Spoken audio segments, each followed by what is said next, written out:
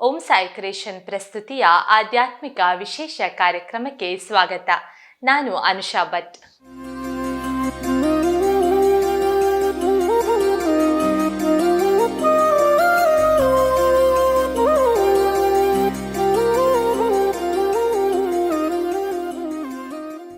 ಶ್ರೀ ಆಂಜನೇಯ ದೇವಸ್ಥಾನ ನಿರ್ಮಾಣ ಸಮಿತಿ ಪರಂಗಿಪೇಟೆ.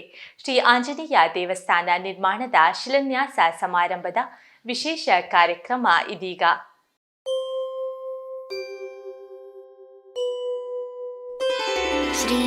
ಶ್ರೀರಾಮ್ ಶ್ರೀರಾಮ್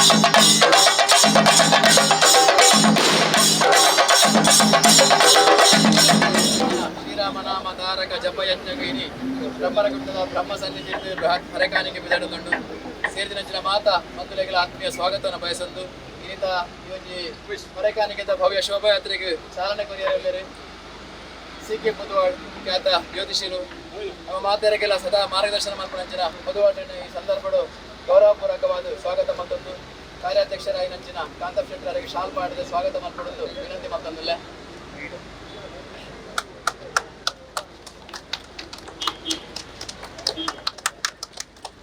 ಅಂಜನೇಯ ಅಂಕಲೊಟ್ಟಿಗೆ ಈ ಒಂದು ಶೋಭಾಯಾತ್ರೆಗೆ ಚಾಲನೆ ಕೊರಿಯರೆ ಬೈದರೆ ಪುರುಷೋತ್ತಮ್ ಶೆಟ್ಟಿ ನುಡಿಯಾರು ಗೊತ್ತು ಯಮುನಾ ಬೋರ್ವೆಲ್ ಎನ್ನ ಡೆವಲಪರ್ ದತ್ತ ಮಾಲಕೇರು ವಿದ್ಯಾಮೇಲು ಪ್ರತಿಭೆತ ಧಾರ್ಮಿಕ ಸಾಮಾಜಿಕ ಕ್ಷೇತ್ರದ ತೊಡಗಿಸಿದ ಗೌರವಾನ್ವಿತ ಯಮುನಾ ಬೋರ್ವೆಲ್ ಮಾಲಕರ ನಂಚಿನ ಪುರುಷೋತ್ತಮ್ ಶೆಟ್ಟಿ ನುಡಿಯಾರು ಗೊತ್ತು ಇವರೆಲ್ಲ ಆತ್ಮೀಯವಾದ ಸ್ವಾಗತ ಮಾತೊಂದಲ್ಲ.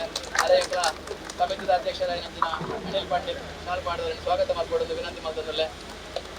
ನಮ್ಮ ಮಾತಾ ವೈದಿಕ ಕಾರ್ಯಕ್ರಮವನ್ನು ನಡಪಾದ ಕೊರಪು ನಂಚಿನ ಗೌರವಾನ್ವಿತ ಕಲದಡಿಮೆ ಮುರಳಿಪಟ್ಟು ನಮ್ಮೊಟ್ಟಿಗೆ ಅರೆಗಳ ಭಕ್ತಿಪೂರ್ವಕವಾದ ಸ್ವಾಗತವನ್ನು ಬಯಸೊಂದು ಅರೆಗೆ ನಿರ್ಮಾಣ ಸಮಿತಿ ಅಧ್ಯಕ್ಷರಾಗಿ ನಂಚಿನ ದೇವಸ್ಯ ಅಜಿತ್ ಚೌಟೇರಿ ಶಾಲಪಾಡು ಸ್ವಾಗತ ಮಾಡಿಕೊಡೊಂದು ಏನೊಂದು ಆ ಮಾತಾ ಸೇರಿದ ನಂಚಿನ ಮಾತಾ ಭಾಗವರದ ಬೈದ ನಂಚಿನ ಇಲ್ಲಿ ಹೊರಕಾನಿಗೆ ಸಮರ್ಪಣೆ ಮಲ್ಪು ನಂಚಿನ ಭಕ್ತಾದಿಲೇನೆ ಶೋಭಾಯಾತ್ರೆ ಪೊರಲು ಮಲ್ಪರೆ ಬೈದ ನಂಚಿನ ಮಾತಾ ದ್ವಿಚಕ್ರ ಚತುರ್ಚಕ್ರ ಮಾತಾ ವಾಹನದ ಮಾಲಕೇರ ಭಕ್ತರೆಲ್ಲ ದರ್ಶನ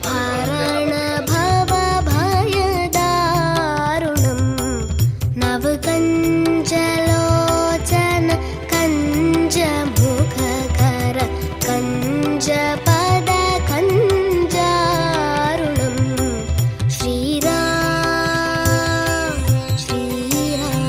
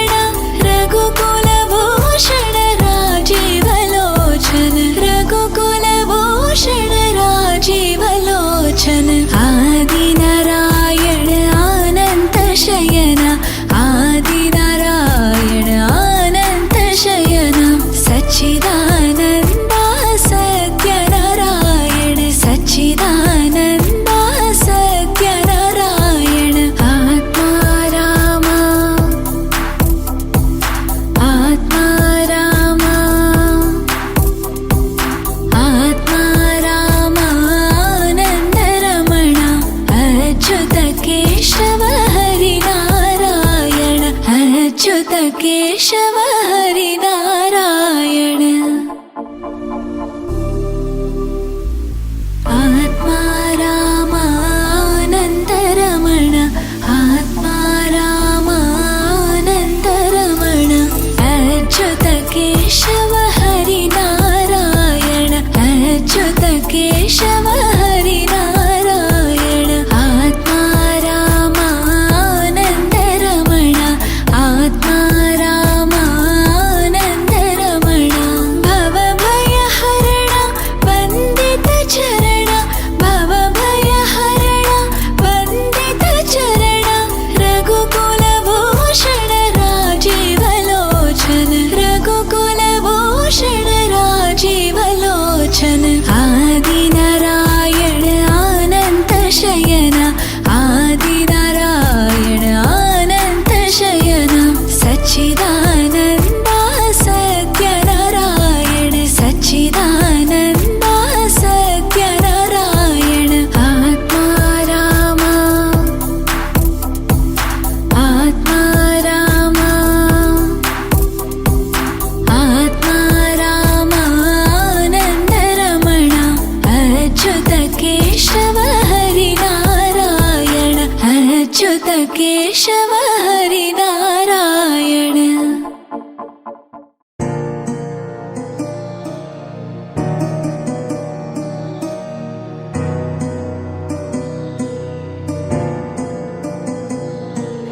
ಇನ್ನಷ್ಟು ಬೇಕೆನ್ನ ಹೃದಯಕ್ಕೆ ರಾಮ ನಿನ್ನಷ್ಟು ನೆಮ್ಮದಿಯು ಎಲ್ಲಿಹುದು ರಾಮ ಇನ್ನಷ್ಟು ಬೇಕೆನ್ನ ಹೃದಯಕ್ಕೆ ರಾಮ ನಿನ್ನಷ್ಟು ನೆಮ್ಮದಿಯು ಎಲ್ಲಿಹುದು ರಾಮ ರಾಮ ರಾಮ ರಾಮ ರಾಮ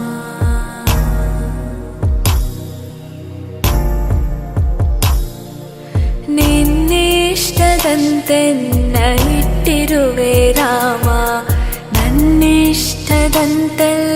ಕೊಟ್ಟಿರುವೆ ರಾಮ ಕಷ್ಟಗಳ ಕೊಡಬೇಡ ಎನ್ನಲಾರೆ ರಾಮ ಕಷ್ಟ ಸಹಿಸುವ ಸಹನೆ ಕೊಡು ನನಗೆ ರಾಮ ಕಷ್ಟ ಸಹಿಸುವ ಸಹನೆ ಇನ್ನಷ್ಟು ರಾಮ ಕಷ್ಟ ಸಹಿಸುವ ಸಹನೆ ನಿನ್ನಷ್ಟು ರಾಮ ರಘುರಾಮ ರಘುರಾಮ ರಘುರಾಮ ರಾಮ ರಘುರಾಮ ರಘುರಾಮ ರಘುರಾಮ ರಾಮ ಇನ್ನಷ್ಟು ಬೇಕೆನ್ನ ಹೃದಯಕ್ಕೆ ರಾಮ ನಿನ್ನಷ್ಟು ನೆಮ್ಮದಿಯು ಎಲ್ಲಿಹುದು ರಾಮ ಇನ್ನಷ್ಟು ಬೇಕೆನ್ನ ಹೃದಯಕ್ಕೆ ರಾಮ ನಿನ್ನಷ್ಟು ನೆಮ್ಮದಿಯು ಎಲ್ಲಿಹುದು ರಾಮ ರಾಮ ರಾಮ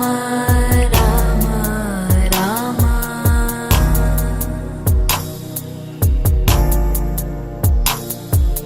ಒಳತಿನಡೆ ಮುನ್ನಡೆವ ಮನವ ಕೊಡು ರಾಮ ಸೆಳೆತಕ್ಕೆ ಸಿಗದಂತೆ ಸ್ಥಿರತೆ ಕೊಡು ರಾಮ ನೆನ್ನೆಗಳ ಪಾಪಗಳ ಸೊನ್ನೆಯಾಗಿಸು ರಾಮ ನಾಳೆಗಳು ಪುಣ್ಯಗಳ ಹಾದಿಯಾಗಲಿ ರಾಮ ನನ್ನ ಬಾಳಿಗೆ ನಿನ್ನ ಹಸಿವ ಕೊಡು ರಾಮ ನನ್ನ ತೋಳಿಗೆ ನಿನ್ನ ಕಸುವ ಕೊಡು ರಾಮ ಕಣ್ಣು ಕಳೆದರು ನಿನ್ನ ಕನಸ ಕೊಡು ರಾಮ ನನ್ನ ಹರಣಕ್ಕೆ ನಿನ್ನ ಚರಣ ಕೊಡು ರಾಮ ಇನ್ನಷ್ಟು ಬೇಕೆನ್ನ ಹೃದಯಕ್ಕೆ ರಾಮ ನಿನ್ನಷ್ಟು ನೆಮ್ಮದಿಯು ಎಲ್ಲಿಹುದು ರಾಮ ಇನ್ನಷ್ಟು ಬೇಕೆನ್ನ ಹೃದಯಕ್ಕೆ ರಾಮ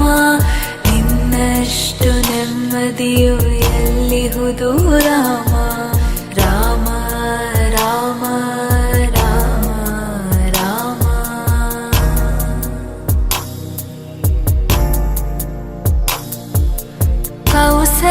ಕೌಸಲ್ಯಯಾಗುವೆನು ಮಡಿಲಲಿರು ರಾಮ ವೈದೇಹಿಯಾಗುವೆನು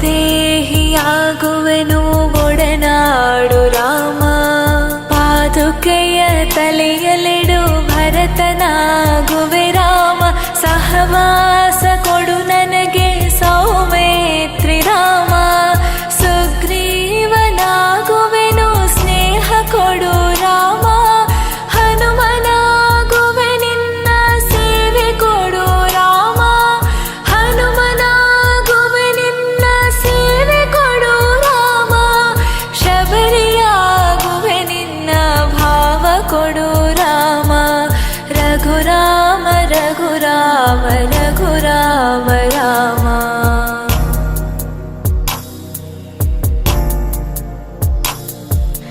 ಇನ್ನಷ್ಟು ಬೇಕೆನ್ನ ಹೃದಯಕ್ಕೆ ರಾಮ, ನಿನ್ನಷ್ಟು ನೆಮ್ಮದಿಯು ಎಲ್ಲಿಹುದು ರಾಮ, ಇನ್ನಷ್ಟು ಬೇಕೆನ್ನ ಹೃದಯಕ್ಕೆ ರಾಮ, ನಿನ್ನಷ್ಟು ನೆಮ್ಮದಿಯು ಎಲ್ಲಿಹುದು ರಾಮ, ರಾಮ ರಾಮ ರಾಮ ರಾಮ.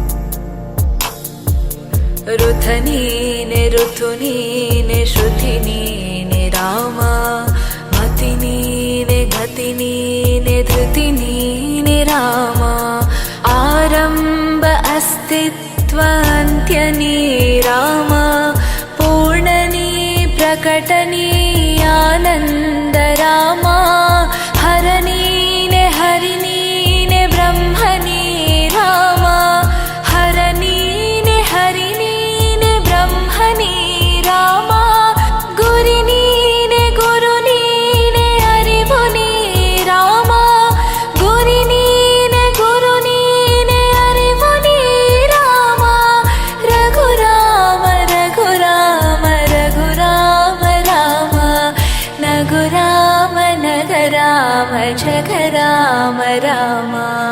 ಇನ್ನಷ್ಟು ಬೇಕೆನ್ನ ಹೃದಯಕ್ಕೆ ರಾಮ, ನಿನ್ನಷ್ಟು ನೆಮ್ಮದಿಯು ಎಲ್ಲಿಹುದು ರಾಮ, ಇನ್ನಷ್ಟು ಬೇಕೆನ್ನ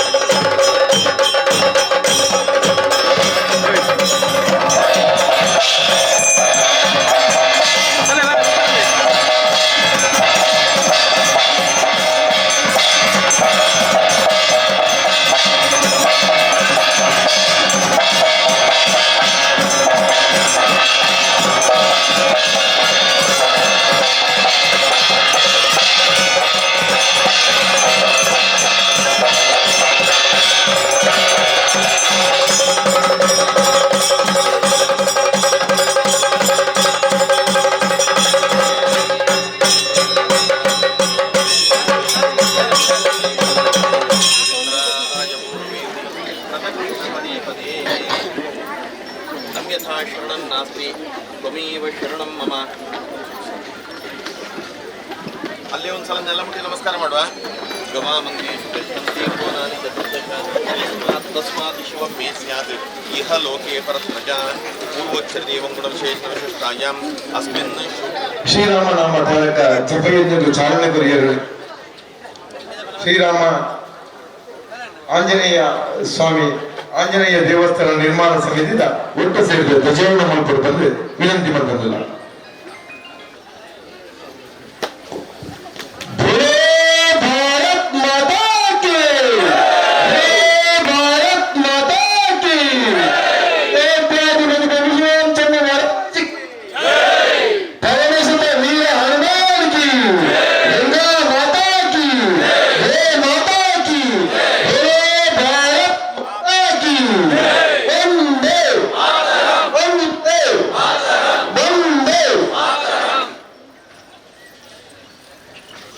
ध्वज प्रणाम 1 2 3 वन्दे मातरं मलयज शीतलं सस्यश्यामलं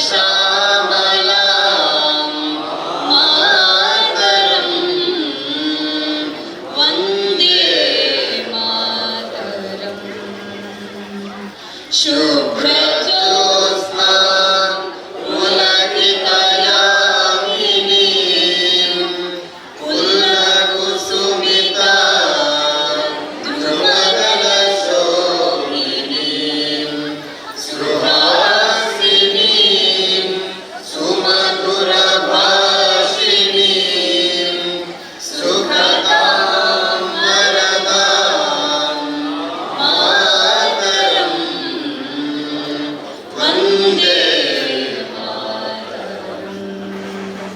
कोटि कोटि कंठ कल कल निनाद कराले कोटि कोटि भुजयधृत कर करवाले अबला तिरुमाय तोबले बहुबलधारिणी नमामि तारिणी रिपुदलवारिणी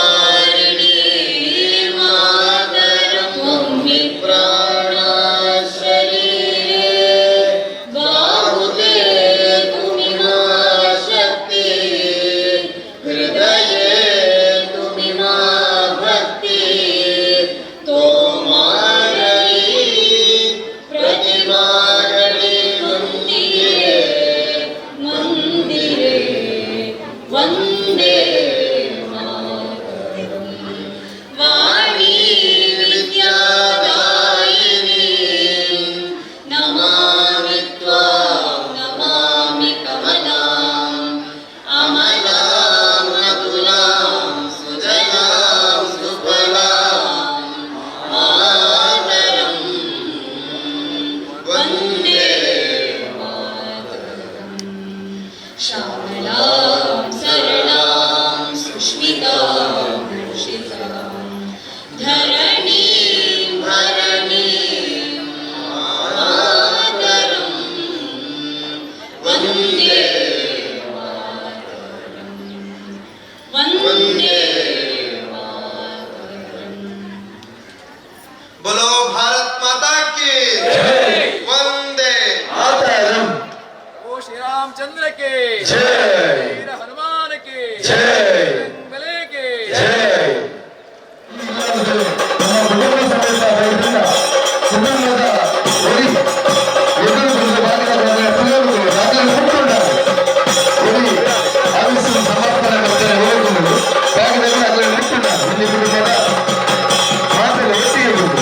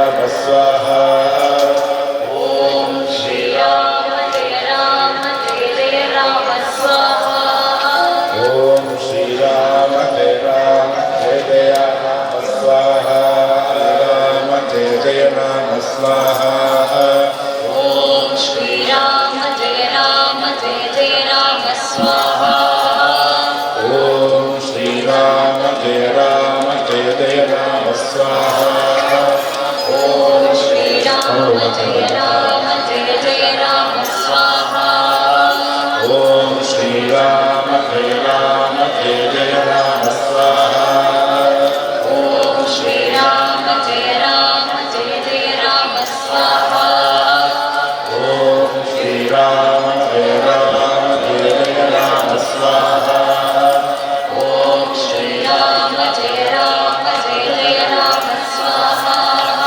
ओम श्री राम जय राम स्वाहा ॐ श्रीराम जय राम जय जय राम स्वाहा ओम श्री राम जय राम स्वाहा ॐ श्रीराम जय राम जय जय राम स्वाहा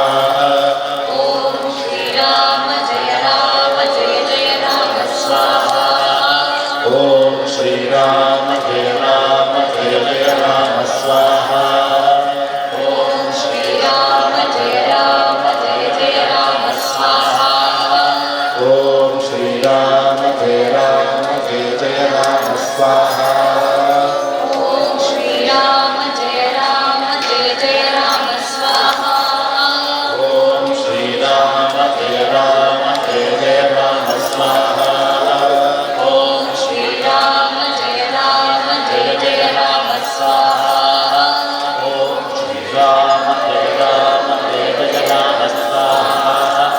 ओम श्री राम जय राम जय जय राम स्वाहा जय राम जय जय राम स्वाहा ओम श्री राम जय राम स्वाहा ॐ श्रीराम जय राम जय जय राम स्वाहा ओम श्री राम श्रीराम जय राम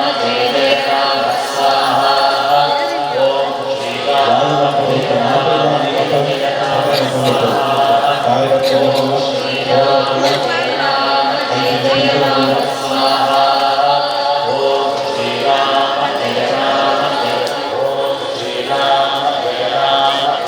राम स्वाहा ॐ श्रीराम जय राम जय जय राम स्वाहा जय राम जय जय राम स्वाहा ओम श्री राम जय राम स्वाहा ॐ श्रीराम जय राम जय जय राम स्वाहा ओम श्री राम जय राम जय जय राम स्वाहा जय जय राम स्वाहा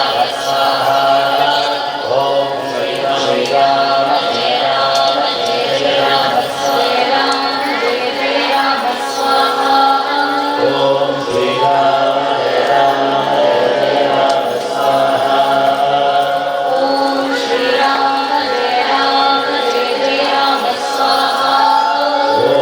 श्री राम जय राम स्वाहा ॐ श्रीराम जय राम जय जय राम स्वाहा ओम श्री राम जय राम स्वाहा ॐ श्रीराम जय राम जय जय राम स्वाहा ओम श्री राम जय राम स्वाहा ॐ श्रीराम जय राम जय जय राम स्वाहा ओम श्री राम जय राम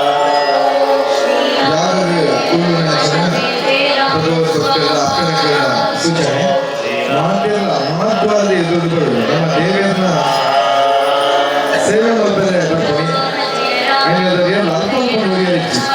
ಮಹಾತ್ವಾದ ಉದಾಹರಣೆ ಬರುವುದು ಅಂಜನೆ ಯಾರು ಕುಂಟಿನದು ಮಹಾತ್ವಾದ ಬರೆಯೋದ್ರಲ್ಲಿ ಈ ಮೇಟು ಬೇಸ ಕೊಟ್ಟೆ ಬೋದು ಬೇಸ ಮೂಜಿ ಮೇಟ ದ್ವಾರದ್ದು ಐಟೆ ಬೋದು ಯಾರು ಕುಂಟಿನದು ಲಕ್ಷಣಗ ಆ ಮೂಜಿ ದ್ವಾರ పోయి ಫಸ್ಟ್ ఎవరికి ತುಳುನಾಡು ಮಹಾತ್ವಾದನೇ ಬರೋದು ಬೇಸ ಬೇಡ ಬರೆಯೋದು ಬಂದು जय जय राम स्वाहा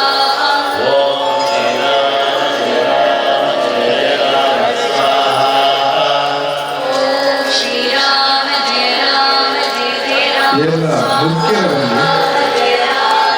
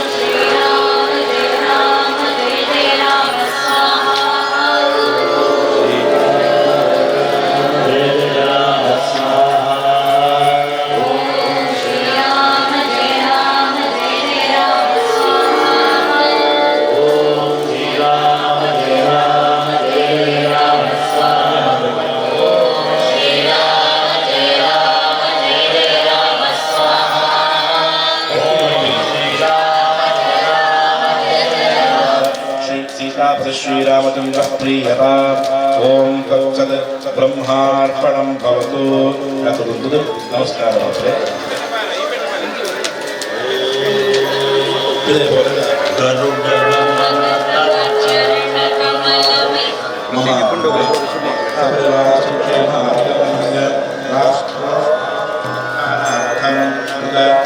जपपूर्वक हवन अर्पण मांगल्यमूर्त श्री श्री दशरथ नंदन राम राम राम दशमुख मर्दन राम राम राम दशरथ नंदन राम राम राम दशमुख मर्दन राम राम राम पशुपति रंजन राम राम राम पाप विमोचन राम राम राम पशुपति रंजन राम राम राम पाप विमोचन राम राम राम राम राम राम राम जय राम राम राम श्री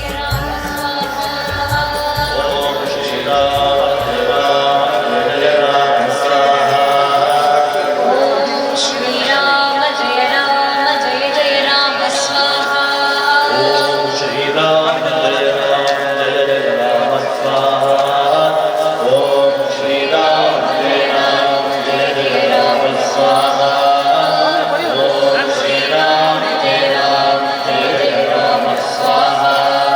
ओम श्री राम जय राम स्वाहा ओम श्री राम जय राम ओम श्री राम जय राम स्वाहा ओम श्री राम जय राम स्वाहा श्री राम जय राम स्वाहा ओम श्री राम जय राम स्वाहा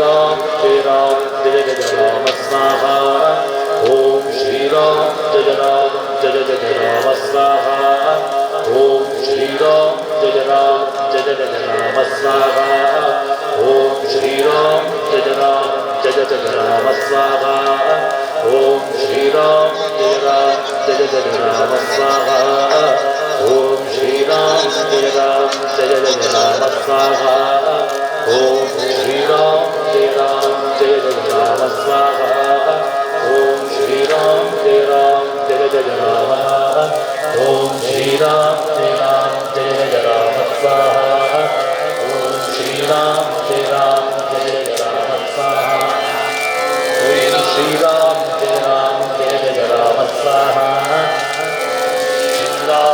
राम जय जय राम स्वाहा ओम श्री राम जय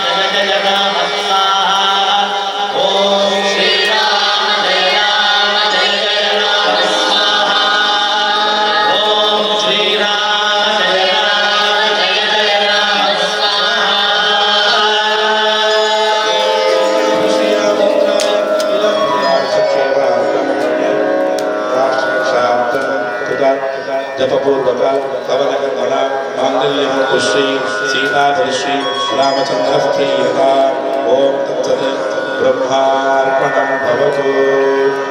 नमस्कार।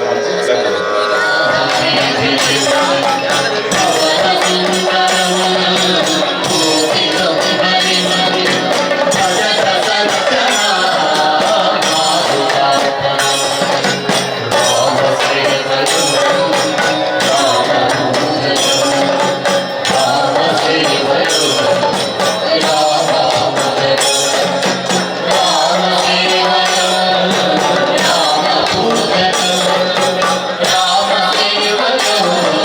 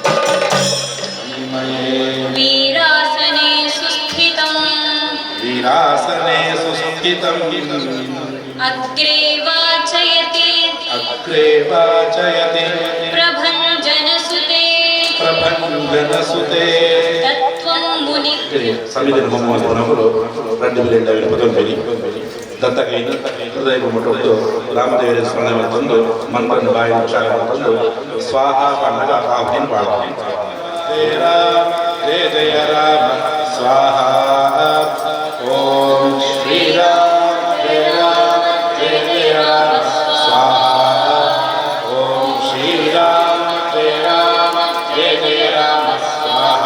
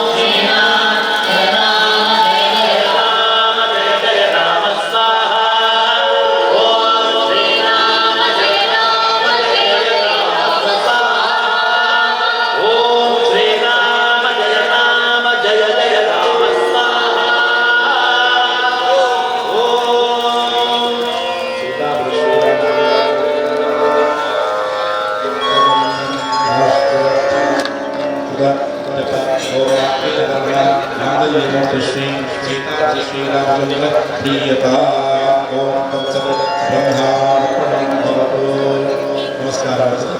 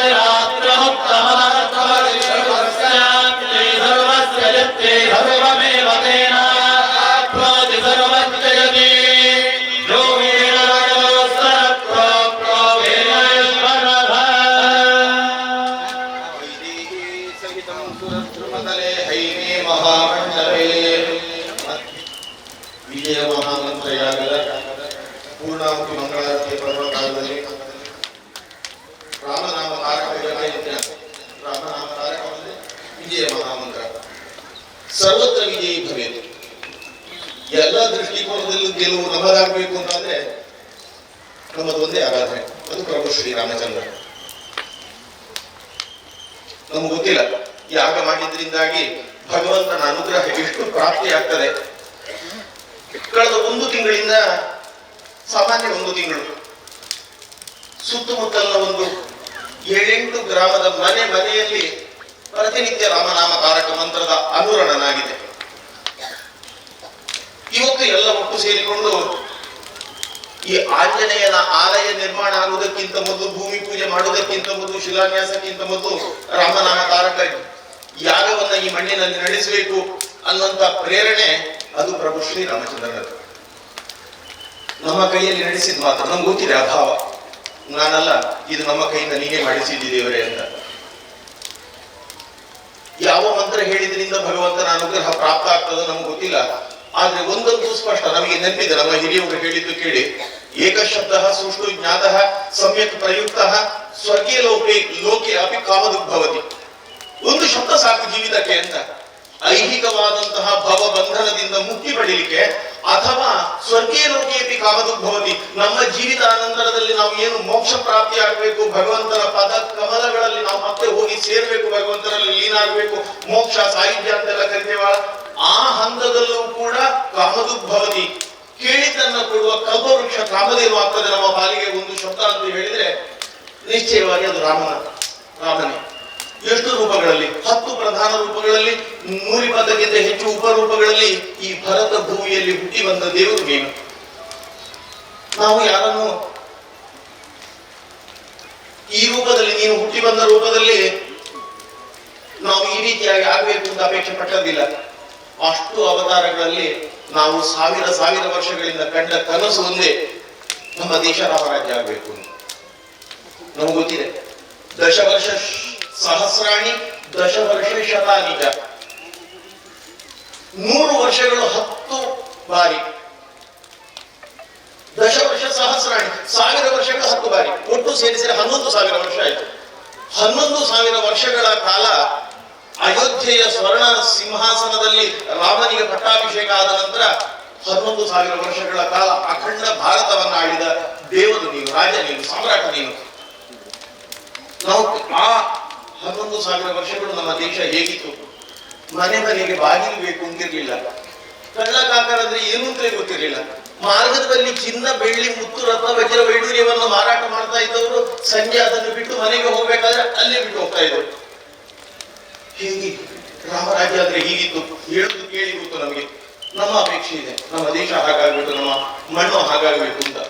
ಅದಕ್ಕೋಸ್ಕರ ಒಂದು 3 ವರ್ಷಗಳಿಗೆ ಒಂದು ಸಲ ರಾಮನಾಮ ಯಜ್ಞ ಮಾಡಬೇಕು ಅಂತ ಸಂಕಲ್ಪ ಮಾಡಿದವರು. ಈ ಸಲ ಮಾತ್ರ ನಮಗೆ 1 ವರ್ಷ 2 ವರ್ಷ ತಡ ಆಯ್ತು ಮಾಡ್ಬೇಕಾದ್ರೆ. 3 ವರ್ಷ ಕಳೆದು ಮತ್ತೆ ಮಾಡುವ ಹಾಗಾಗಿದೆ. ಅದು ಈ ಆಂಜನೇಯನ ಆಲಯ ನಿರ್ಮಾಣದ ಒಂದು ಹೇತು ನಮಗೆ ಸಿಕ್ಕಿದ್ದು. ನಾವು ರಾಮನಾಮ ಯಜ್ಞ ಮಾಡಬೇಕು ಅಂತ ಸಂಕಲ್ಪ ಮಾಡಿದೆವು. ಇಷ್ಟು ಸಂಖ್ಯೆಯಲ್ಲಿ ರಾಮ ಹೀಗೆ ಅನುಗ್ರಹ ಮಾಡ್ತಾನೆ ಗೊತ್ತಿಲ್ಲ ನಮಗೆ. ನಾವೆಲ್ಲಿಯೂ ಕಳೆದ ಸಹ 100 ಜನ 200 ಜನ ಜಪ ಮಾಡಿ ಆಗುವಂತ ಮನಸ್ಸಲ್ಲಿತ್ತು. ಆದ್ರೆ ಏನು ಪ್ರೇರಣೆ ನಮ್ಮ ಕಾರ್ಯಕರ್ತರಿಗೆ ರಾಮ ಕೊಟ್ಟ, ಮನೆಯವರಿಗೆ ಹೋಗಿ ರಾಮನ ಜಪ ಮಾಡಬೇಕು ನೀವು ಅಂತೇಳಿ ಆ ಕರಪತ್ರವನ್ನು ಕೊಟ್ಟು, ಆ ಕೋಷ್ಟವನ್ನು ಕೊಟ್ಟು ನೀವು ಜಪ ಮಾಡಿ ಇದರಲ್ಲಿ ಬರಿಬೇಕು ನಿತ್ಯ ನೀವು ಅಂತ ಎಲ್ಲರಿಗೆ ಹೇಳಿ, ಇದಕ್ಕಿಂತ ಮೊದಲು ಜಪ ದೀಕ್ಷೆ ಕೊಡುವ ಸಂದರ್ಭದಲ್ಲಿ ಹಾಗೆ ಅವತ್ತು ಸೇರಿದ ಸಂಖ್ಯೆ ನೋಡಿದ್ರೆ ಇದು ರಾಮನೇ ತರಿಸಿದೆ ಅನ್ನುವಂತಾಗಿದೆ. ಖಂಡಿತ ನಾವು ಮಾಡಿದ್ದಲ್ಲ, ಮನುಷ್ಯ ಪ್ರಯತ್ನದಿಂದ ಹೀಗೆಲ್ಲ ಮಾಡ್ಲಿಕ್ಕೆ ಆಗುದಿಲ್ಲ. ಭಗವಂತ 50% ಮನುಷ್ಯ ಪ್ರಯತ್ನ ಇದ್ರೆ 50% ವಿಧಿ ದೇವರು ಅಂತ ಕರಿತೇವೆ. ನೀನಾನುಗ್ರಹ ಇದ್ದಾಗ ಮಾತ್ರ ಸಾಧ್ಯ. ಅದು ರಾಮನಾಮ ಜಪದ ಯಜ್ಞ ಆಗಿದೆ. ನಮ್ಗೆ ಗೊತ್ತಿಲ್ಲ ಎಷ್ಟು ಜನ, 10,000, 100,000, 1,000 ಜನ ಕೂತು ಹೋಮ ಮಾಡಿದ್ರು. ಹುಟ್ಟಿನಿಂದ ಯಾವ ಕುಲ ಯಾವ ಜಾತಿ ನಮ್ಗೆ ಹಾಗೆ ಹತ್ತು ಗೊತ್ತಿಲ್ಲ. ಒಂದಂತೂ ಸ್ಪಷ್ಟ ನಮ್ಗೆ ಗೊತ್ತಿದೆ, ಕೃಷ್ಣಾವತಾರದಲ್ಲಿ ನೀನು ಬಂದಿರಬೇಕಾದ್ರೆ ಮೂರ್ತಿಯಾಗಿ ಆ ನಂತರ ನಿನ್ನನ್ನು ಆರಾಧನೆ ಮಾಡಬೇಕಾದ್ರೆ ಅದು ಯಾವ ಜಾತಿ ಕುಲ ಅಂತ ಗೊತ್ತಿಲ್ಲದವು ಹೊರಗೆ ನಿಂತುಕೊಂಡು ಬಾಗಿಲನ್ನು ಸೇರಿದ್ದು ಸೇವೆಯನ್ನು ಕೊಡು ಹರಿ ಅಂತ ಕೇಳಬೇಕಾದ್ರೆ ತಿರುಗಿ ನಿಂತವ ನೀನು. ಅಂದ್ರೆ ಕುಲಗೋತ್ರ ಜಾತಿ ಮತ ಪಂಥ ಯಾವುದೂ ಕೂಡ ರಾಮನಾಮಕ್ಕೆ ಅಡ್ಡಿಯಲ್ಲ ಅನ್ನುವಂಥದ್ದು ಸ್ಪಷ್ಟ. ಎಲ್ಲ ವೇದ ಮಂತ್ರಾದಿಗಳಿಗೆಲ್ಲ ಇದಮಿತ್ತ ಒಂದು ವಿಧಿ ನಿಷೇಧಗಳಲ್ಲಿ ರಾಮನ ಮಂತ್ರಕ್ಕೆ ಯಾವುದಿಲ್ಲ. ರಕಾರ ಧಾರತೆ ಪಾಪ, ನಾವು ಮಾಡಿದ ಜನ್ಮಾಂತರದ ಪಾಪ ಹ್ರಾಸವಾಗಬೇಕು, ತೊಳೆದು ಹೋಗ್ಬೇಕು ಅಂತ ಹೇಳಿದ್ರೆ ರಕಾರ 1 ಅಕ್ಷರ ಸಾಕು. ಮಕಾರ ಪುಣ್ಯ ಸಂಜೆ, ಪುಣ್ಯ ಸಂಜೆ ಆಗ್ಬೇಕು ಅಂತಾರೆ ರಾಮ. ಯಾರೋ ಒಬ್ಬ ವಾಲ್ಮೀಕಿ ರೂಕ್ಷನಾಗಿದ್ದ ರತ್ನಾಕರ ಜಗತ್ತಿನ ಆದಿ ಕವಿ ಆಗಬೇಕು ಅಂತ ಆದ್ರೆ ಅವನಿಗೆ ಸಿಕ್ಕಿದ ಶಬ್ದ ಒಂದೇ, ಅದು ರಾಮ. ರಾಮನಾಮದ ನಿತ್ಯಾನುಸಂಧಾನದಿಂದಾಗಿ ಆದಿಕವಿ ಎನ್ನಿಸಿಕೊಂಡ 24,000 ಶ್ಲೋಕಗಳನ್ನು ಬರೆದು ಆತನೇ ರಾಮಾಯಣವನ್ನು ಬರೆದ. ಅದೆಲ್ಲದಕ್ಕೂ ಕಾರಣ ನಿಂದಿವರ ನಮಗೆ ಗೊತ್ತಿದೆ ಇದೆಲ್ಲ. ಮತ್ತೆ ನೆನಪಿಸಿಕೊಳ್ತಾ ಇದ್ದೇವೆ ಅಷ್ಟೇ. ಏನೋ ನಿನ್ನದೇ ಪ್ರೇರೇಪಣೆ ನಾವೆಲ್ಲ ಒಂದು 5-6-7-8 ಗ್ರಾಮದವರು ಒಟ್ಟು ಸೇರಿ ಈ ಮಣ್ಣಿನಲ್ಲಿ ರಾಮನಾಮ ತಾರಕ ಯಜ್ಞ ಇವತ್ತಿನ ದಿನ ಸಾಂಗವಾಗಿ ನಿನ್ನ ಅನುಗ್ರಹದಿಂದ ನಡೆಯುವ ಹಾಗಾಗಿದೆ. ಏನನ್ನೂ ಕೇಳಿದಾಗ ಗೊತ್ತಿದೆ. ಕೃತಿಸ್ತು ಅಸ್ಮತ್ ಶ್ರೇಯ ಕಿಮಿತಿ ಬಹು ನಾವು ಹೆಚ್ಚಿರೈತೆ. ನಿನ್ನ ಹತ್ರ ಏನು ಕೇಳಬೇಕು ದೇವರೇ, ನಾವು ಏನು ಕೊಡು? ಯಾವುದನ್ನು ಕೇಳಿಕ್ಕಿಲ್ಲ. ನಮ್ಗೆ ಆ ಭಾವ ನಮಗೆ ಸ್ಪಷ್ಟ ಜ್ಞಾಪಕ ಇದೆ. ಹೃದಯಸ್ಥಃ ಎಲ್ಲಿದ್ದಿ ನೀನು ಕೇಳಿದ್ರೆ ನಮ್ಮೊಳಗಡೆ ಆತ್ಮ, ಅಂತರಾತ್ಮ, ಪರಮಾತ್ಮ ಅಂತೆಲ್ಲ ಕರೀತೇವೆ. ನಮ್ಮೊಳಗಡೆ ಇದ್ದಿ ನೀನು ದೇವರು. ಅಸ್ಮತ್ ಶ್ರೇಯ ಕಿಮಿತಿ ಬಹು ನಾವು ಹೆಚ್ಚಿರೈತೆ. ಯಾವುದನ್ನು ಕೊಟ್ಟರೆ ನಮಗೆ ಒಳ್ಳೇದಾಗ್ತದೆ ಅಂತ ನಿನಗೆ ಗೊತ್ತಿದೆಯಲ್ಲ. ನಮ್ಮ ಪ್ರಾಪ್ತಿ, ನಮ್ಮ ಯೋಗ ನೋಡಿಕೊಂಡು ನೀನೇ ಸತ್ಫಲವನ್ನು ಅನುಗ್ರಹ ಮಾಡಿ. ಒಂದು ಕೇಳಲಿಕ್ಕೆ ಶಾಸ್ತ್ರಕಾರರು ಅವಕಾಶ ಕೊಟ್ಟಿದ್ದಾರೆ. ಸನ್ಮತಿಂ ದೇಹಿಮೇ ಸದಾ. ಒಳ್ಳೆ ಬುದ್ಧಿ ಕೊಡು ದೇವರೇ ಅಂತ ದೇವರ ಪ್ರಾರ್ಥನೆ ಮಾಡಬಹುದು. ಅದಲ್ಲದೆ ರಾಮನೇ ಸಾಕ್ಷಾತ್ ಹುಟ್ಟಿ ಬಂದಾಗ ನನ್ನನ್ನು ಪೂಜೆ ಮಾಡಿ ಅಂತ ನೀನು ಹೇಳಿದ್ದಿಲ್ಲ. ಯಾವ ಮಣ್ಣಲ್ಲಿ ಹುಟ್ಟಿದ ಆ ಮಣ್ಣನ್ನು ಪ್ರೀತಿ ಮಾಡು, ಆ ಮಣ್ಣನ್ನು ಪ್ರೀತಿಸು, ನಿನ್ನ ದೇಶವನ್ನು ಪ್ರೀತಿಸು, ಅದು ನನ್ನ ಪೂಜೆ. ಸ್ವರ್ಗ ಅದ ಬಿಗರಿಯತಿ, ಅದು ರಾಮನ ಮಾತಲ್ಲ. ಸ್ವರ್ಗಕ್ಕಿಂತ ಶ್ರೇಷ್ಠವಾದ ಹೆತ್ತನ ತಾಯ್ನಾಡು. ನಮ್ಮ ಇಚ್ಛೆ ಇಷ್ಟೇ. ಅನಿವಾರ್ಯವಾದ ಒಂದು ಸಂಕ್ರಮಣದ ಕಾಲದಲ್ಲಿ ಜೀವನ ಮಾಡ್ತಾ ಇದ್ದೇವೆ. ಎಲ್ಲಿಯೋ ನಮಗೆ ಬಂದಂತಹ ಹುಟ್ಟಿದ ಕಿಡಿ ದೀಪವಾಗಿ ನಮ್ಮ ದೇಶವನ್ನು ಜಗದಗಲದಲ್ಲಿ ಬೆಳಗಿಸ್ತಾ ಇದೆ ಅಂತಾದ್ರೆ ಎಲ್ಲಿಯೋ ನಮ್ಮ ದೇಶ ರಾಮರಾಜ್ಯ ಆಗ್ತಾ ಇದೆ. ಅಲ್ಲಿ ಟೈಮ್ಸ್ ಸ್ಕ್ವೇರ್ನಲ್ಲಿ ರಾಮನಿಗೆ ಇಲ್ಲಿ ಬೆಳ್ಳಿಯ ಇಟ್ಟಿಗೆಯಿಂದ ಶಿಲಾನ್ಯಾಸ ಮಾಡಬೇಕಾದ್ರೆ ಅವರು ವಿದೇಶಿಯರೆಲ್ಲ ಕುಣಿದಾಡಿದ್ರಲ್ಲ, ಮತ್ತೆ ರಾಮ ಬರ್ತಾ ಇದ್ದಾನೆ ಅಂತ ಅವರೇ ಹೆಮ್ಮೆ ಪಡ್ತಾ ಇದ್ದಾರೆ. ರಾಮ ಬರ್ತಾನೆ ಅಂತ ನಮ್ಗೆ ಎಷ್ಟು ಹೆಮ್ಮೆ ಅಂತ ಅನಿಸ್ಬೇಕು. ನಮ್ಮ ಹಿಂದಿನ 14 ತಲೆಮಾರಿನವರಿಗೆ ಕಾಣಲಿಕ್ಕೆ ಸಾಧ್ಯ ಆಗ್ಲಿಲ್ಲ, ಇನ್ನು ಮುಂದಿನ ತಲೆಮಾರಿನವರಿಗೆ ಯೋಗ ಇಲ್ಲ. ನಮ್ಮ ಹಣೆಯಲ್ಲಿ ದೇವರು ಬರ್ತಿದ್ದಾರೆ. ಅಲ್ಲಿ ಹುಟ್ಟಿದ ಜಾಗೆಯಲ್ಲಿ ಮತ್ತೆ ಪ್ರಭು ಶ್ರೀರಾಮಚಂದ್ರನ ಆಲಯ ನಿರ್ಮಾಣ ಆಗ್ತದೆ. ಬರೀ ಆಲಯ ನಿರ್ಮಾಣ ಅಲ್ಲ, ಅದರಿಂದಾಗಿ ರಾಮತ್ವ ಬರ್ತದೆ. ಮನೆಯಲ್ಲಿ ರಾಮತ್ವ ಬರಬೇಕು. ರಾಮನಂತಹ ಅಣ್ಣ ಬೇಕು, ರಾಮನಂತಹ ತಮ್ಮ ಬೇಕು, ರಾಮನಂತಹ ಗಂಡ ಬೇಕು, ರಾಮನಂತ ಮಿತ್ರ ಬೇಕು, ಕೊನೆಗೆ ರಾಮನಂತ ಶತ್ರು ಬೇಕು. ನಮಗೆ ಎಲ್ಲವೂ ರಾಮನ ಹಾಗಾಗಬೇಕು. ಅಂತಹ ರಾಮನಾಮದಿಂದ ಭೂತವಾದಂತಹ ಭೂಮಿ ಪುಣ್ಯ ಮಣ್ಣು ನಮ್ಮದಾಗಬೇಕು ಅನ್ನುವ ಇಚ್ಛೆಯಿಂದ ಇವತ್ತು ಮಾಡಿಕೊಂಡಂತಹ ರಾಮನಾಮ ಯಜ್ಞದಿಂದಾಗಿ ಪ್ರಭು ಶ್ರೀರಾಮಚಂದ್ರನ ಪೂರ್ಣ ಅನುಗ್ರಹ ಎಲ್ಲ ಭಕ್ತರ ಪಾಲಿಗಾಗಲಿ. ಯಾವ ಅನುಷ್ಠಾನವನ್ನು ಉಳಿಸಿಕೊಂಡು ರಾಮನಾಮ ಜಪವನ್ನು ಇಷ್ಟು ದಿನಗಳ ಕಾಲ ನಡೆಸಿಕೊಂಡು ಬಂದಿದ್ದೇವೋ ನಿತ್ಯ ನಿರಂತರ ಅದರ ಅನುರಣನ ಮನೆಯಲ್ಲಿ ಆಗಬೇಕು. ಅವರು 4-5 ಜನ ಹೇಳಿದ್ರು, ಇವತ್ತು ರಾಮನಾಮ ಯಜ್ಞ ಮಾಡಿದ್ರೆ ಇವತ್ತಿಗೆ ಕೊನೆ ಅಲ್ಲ. ಇಲ್ಲಿ ಆಂಜನೇಯನ ದೇವಾಲಯದ ನಿರ್ಮಾಣ ಆಗಿ ಹನುಮಂತನಿಗೆ ಪ್ರಾಣ ಪ್ರತಿಷ್ಠೆ ಆಗುವ ತನಕ ನಾವು ನಿತ್ಯ ರಾಮನಾಮ ಜಪ ಮಾಡಬೇಕು ಅಂತ ಆ ಶಕ್ತಿಯನ್ನ ರಾಮನೇ ನಮಗೆಲ್ಲ ಅನುಗ್ರಹ ಮಾಡಿ. ನಮ್ಗೆ ಗೊತ್ತಿದೆ ಇದು ರಾಜರಾಜೇಶ್ವರಿ ತನ್ನಿಧಿ. ಆ ತಾಯಿದು ಯಾವತ್ತೂ ನೆನಪಾಗ್ತದೆ. ಯಾಕೆ ಕೇಳಿದ್ರೆ ನಮ್ಮ ಸೀಮೆಗೆ ಒಳತಿಗಳು ಅವರ ಮಾತು ಮತ್ತೆ ನೆನಪಿಸಿಕೊಳ್ಬೇಕು. ದೇವಿ ಮಹಾತ್ಮೆಯಲ್ಲಿ ಬಂದ ಮಾತು, ಅತುಲಂ ತತ್ರ ತೇಜ ಸರ್ವ ದೇವ ಶರೀರಜಂ ಏತಸ್ತಂ ತದಭೂ ನಾರಿ ವ್ಯಾಪ್ಯ ಲೋಕತ್ರಯಂ ದ್ವೇಷ. ಆ ತಾಯಿ ಹುಟ್ಟಿ ಪ್ರಾದುರ್ಭಾವ ಹೇಗೆ ತಾಯಿದು ಎಂದು ಕೇಳಿದ್ರೆ ದುಷ್ಟರನ್ನ ಸಂಹಾರ ಮಾಡಲಿಕ್ಕೆ ತಾಯಿ ಹುಟ್ಟಿ ಬಂದದ್ದಲ್ಲ, ಅದು ನಮ್ಮೊಳಗಿನ ಶಕ್ತಿ. ಅದು ದೇವತೆಗಳು 10,000, 100,000, 1,000 ಕೋಟ್ಯಂತರ ಸಂಖ್ಯೆಯಲ್ಲಿ ಒಬ್ಬೊಬ್ಬರು ಹೋರಾಟ ಮಾಡಿ ಏನೂ ಸಾಧಿಸಲಿಕ್ಕೆ ಸಾಧ್ಯ ಇಲ್ಲ ಅಂತ ಆದ ದಿನದಲ್ಲಿ ಅನಿವಾರ್ಯವಾಗಿ ಎಲ್ಲರೂ ಒಗ್ಗಟ್ಟಾಗಿ ಪ್ರಾರ್ಥನೆ ಮಾಡಿದಾಗ ಬ್ರಹ್ಮ ವಿಷ್ಣು ಮಹೇಶ್ವರರ ಮುಖದಿಂದ ದೇವತೆಗಳ ಶರೀರದಿಂದ ಬಂದಂತಹ ಬೆಳಕು ಅದು ತಾಯಿಯಾದ್ದು. ಅಂದ್ರೆ ಅವರ ಒಳಗಿದ್ದ ಶಕ್ತಿಯೇ ಅದು ತಾಯಿಯಾಗಿ ಅವರಿಗೆ ಕಂಡದ್ದಷ್ಟೇ. ಶಕ್ತಿ ಯಾವುದು ಕೇಳಿದ್ರೆ ಸೋಲು ಎಲ್ಲಿಲ್ಲ ಅಂತ ಕೇಳಿದ್ರೆ ಯಾವತ್ತೂ ಹೇಳುವಂತ ಮಾತಿದೆ ನಾವು, ಸಂಘೆ ಶಕ್ತಿ ಹಿತಲವಿವೆ, ಸಂಘಟನೆಯಲ್ಲಿ ಶಕ್ತಿ ಇರುವುದು ಅಂತ. ನಮ್ಮ ಜಾತಿ ಮತ ಪಂಥವನ್ನ ಮೀರಿ ನಾವೆಲ್ಲ ಈ ಯಾಗಕ್ಕೆ ಹೇಗೆ ನಮ್ಮನ್ನು ನಾವು ತೊಡಗಿಸಿಕೊಂಡೇವೋ ಅದೇ ರೀತಿಯಾಗಿ ದೇಶದ ಕೆಲಸ ಇರಲಿ, ಸಮಾಜದ ಕೆಲಸ ಇರಲಿ, ಏಕಮಾತೃತ್ವ ಭಾವೇನ ನಿಜಾರ್ಥದಲ್ಲಿ ಒಂದು ತಾಯಿಯ ಮಕ್ಕಳು ಅಂದ್ರೆ ಹೇಗಿರ್ಬೇಕೋ ಆ ರೀತಿಯಲ್ಲಿ ನಾವೆಲ್ಲ ಒಟ್ಟು ಸೇರಿ ಧರ್ಮದ ಕಾರ್ಯ, ದೇಶದ ಕಾರ್ಯವನ್ನ ನಿಷ್ಠೆಯಿಂದ ನಡೆಸಿಕೊಂಡು ಬರಲಿಕ್ಕೆ ಬೇಕಾದಂತಹ ಶಕ್ತಿ, ಸಾಮರ್ಥ್ಯ, ಅನುಕೂಲತೆಯನ್ನು ನಮಗೆಲ್ಲ ಅನುಗ್ರಹ ಮಾಡಿ ರಾಮನಾಮ ತಾರಕ ಮಂತ್ರವನ್ನು ಜಪ ಮಾಡಿದ ಎಲ್ಲರಿಗೂ ಕೂಡ ಅವರವರ ಮನಸ್ಸಿನ ಸದಭಿಷ್ಟ ದೇವತೆಯನ್ನ ಪ್ರಭು ಶ್ರೀರಾಮಚಂದ್ರ ಅನುಗ್ರಹ ಮಾಡಿಕೊಳ್ಳಿ. ನಾಳೆಯ ದಿನ ಆಗುವಂತಹ ಶಿಲಾನ್ಯಾಸ ನಿರ್ವಿಘ್ನವಾಗಿ ನೆರವೇರಿ ಅಮೃತ ಗಳಿಗೆಯ ಶುಭ ಫಲವನ್ನ ಆ ಶಿಲಾನ್ಯಾಸದ ಒಟ್ಟಿಗೆ ಸಪರಿವಾರ ಪ್ರಭು ಶ್ರೀರಾಮಚಂದ್ರ ಅನುಗ್ರಹ ಮಾಡಲಿ. ಆದಷ್ಟು ಬೇಗ ಆಲಯದ ನಿರ್ಮಾಣ ಆಗಿ ಆ ಆಂಜನೇಯನ ಪ್ರಾಣ ಪ್ರತಿಷ್ಠೆ ಆಗುವ ಸುಯೋಗವನ್ನ ನಮ್ಮೆಲ್ಲ ಕಣ್ಣು ತುಂಬಿಕೊಳ್ಳುವಂತಹ ಯೋಗವನ್ನ ನಮಗೆ ಅನುಗ್ರಹ ಮಾಡಿ ಈ ಕ್ಷೇತ್ರದ ಮುಖಾಂತರವಾಗಿ ಸಮಾಜ ಕಟ್ಟಲಿಕ್ಕೆ ಬೇಕಾದ ಶಕ್ತಿಯನ್ನು ನನಗೆ ಕೊಡುವುದೇವ್ರೆ. ಸಮಾಜಕ್ಕೆ ಸರ್ವಸ್ವ ಅಂತ ಬೇಡ, ಸಮಾಜಕ್ಕೆ ಸ್ವಲ್ಪ ಅಲ್ಲ, ಸ್ವಂತಕ್ಕೆ ಸರ್ವಸ್ವ ಇಟ್ಟುಕೊಳ್ಳುವ, ಸಮಾಜಕ್ಕೆ ಸ್ವಲ್ಪ ಆದ್ರೂ ಕೊಡ್ಬೇಕಲ್ಲ. ಆ ಭಾವ ನಮ್ಮೊಳಗೆ ಸಾಹಿಯಾಗಿ ಉಳಿಸಿಕೊಳ್ಳುವ ಹಾಗೆ ಸಪರಿವಾರ ಶ್ರೀರಾಮಚಂದ್ರ ನಮ್ಗೆಲ್ಲ ಅನುಗ್ರಹ ಮಾಡುತ್ತೇವ್ರೆ ಅಂತ ಈ ಏಕ ಬುದ್ಧಿಯಿಂದ ಏಕ ಮನಸ್ಸಿಂದ ದೇವರ ಸನ್ನಿಧಿಯಲ್ಲಿ ಪೂರ್ಣಾಹುತಿ ಮಂಗಳಾರತಿಯ ಪರ್ವಕಾಲದಲ್ಲಿ ಪ್ರಾರ್ಥನೆ ಮಾಡ್ತೇವೆ. ಸಪರಿವಾರ ಶ್ರೀರಾಮಚಂದ್ರ ದೇವರ ಪಾದಾರವಿಂದಕ್ಕೆ ಗೋವಿಂದ ಗೋವಿಂದ.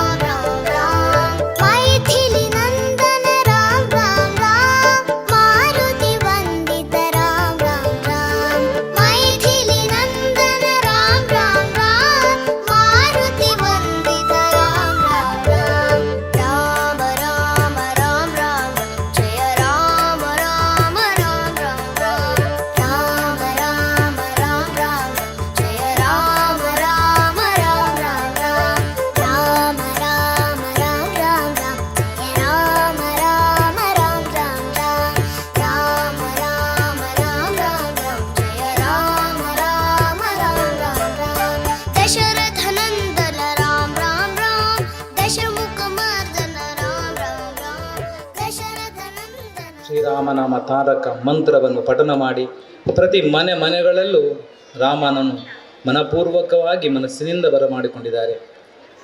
ಅಂಥ ಒಂದು ಪವಿತ್ರವಾದಂಥ ಸಮಯದಲ್ಲಿ ನಾವಿದ್ದೇವೆ ಎಂದು ಇಲ್ಲೂ ಬಂದು ಸೇರಿರುವಂತಹ ವೇದಿಕೆಯಲ್ಲಿ ಆಸೀನರಾಗಿರುವಂತಹ ನಿರ್ಮಾಣ ಸಮಿತಿಯ ಅಧ್ಯಕ್ಷರಾದಂತಹ ಶ್ರೀಯುತ ಅಜಿತ್ ಚೌಟ್ಯ ದೇವಸ್ಸೆ ಇವರಿಗೆ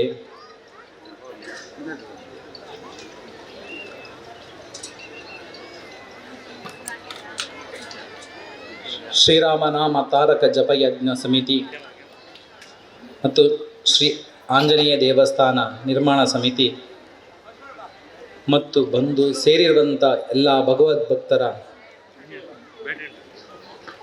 ಪ್ರತೀಕವಾಗಿ ಅವರನ್ನು ಸ್ವಾಗತಿಸುತ್ತೇನೆ. ಶ್ರೀಯುತರಿಗೆ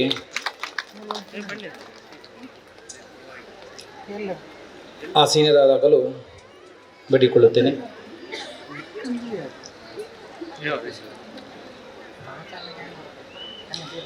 ಇಂದಿನ ಈ ಕಾರ್ಯಕ್ರಮದ ಅಧ್ಯಕ್ಷರಾದಂತಹ ನಮಗೆಲ್ಲ ತಿಳಿದಿರುವಂಥ ಎಕ್ಸ್ಪರ್ಟ್ ವಿದ್ಯಾಸಂಸ್ಥೆಗಳ ಅಧ್ಯಕ್ಷರು ಶ್ರೀಯುತ ನರೇಂದ್ರ ನಾಯ್ಕ್ ಇವರಿಗೆ ಶ್ರೀರಾಮನಾಮ ತಾರಕ ಜಪಯಜ್ಞ ಸಮಿತಿ ಮತ್ತು ಶ್ರೀ ಆಂಜನೇಯ ದೇವಸ್ಥಾನ ನಿರ್ಮಾಣ ಸಮಿತಿಯ ಪರವಾಗಿ ಸ್ವಾಗತ ಬಯಸುತ್ತೇನೆ. ಇವತ್ತಿನ ಕಾರ್ಯಕ್ರಮದ ಅಧ್ಯಕ್ಷತೆಯನ್ನು ವಹಿಸಿ ಸಭೆಯನ್ನು ಚಂದಗಾಣಿಸಿರುವಂತಹ ಶ್ರೀ ನರೇಂದ್ರ ನಾಯ್ಕ್ ಅಧ್ಯಕ್ಷರು, ಎಕ್ಸ್ಪರ್ಟ್ ವಿದ್ಯಾಸಂಸ್ಥೆ ಮಂಗಳೂರು. ಇವರು ಮೂಲತಃ ಕುಂದಾಪುರದವರು. ಶ್ರೀರಾಮನಾಮ ಜಪಯಜ್ಞ ಸಮಿತಿಯ ಪ್ರಧಾನ ಕಾರ್ಯದರ್ಶಿಯಾದ ಸಂತೋಷ್ ಕುಮಾರ್ ಇವರು ಸಾಲು ಹಾಕಿ ಗೌರವಿಸಬೇಕಾಗಿ ವಿನಂತಿಸಿಕೊಳ್ತಾ ಇದ್ದೇನೆ.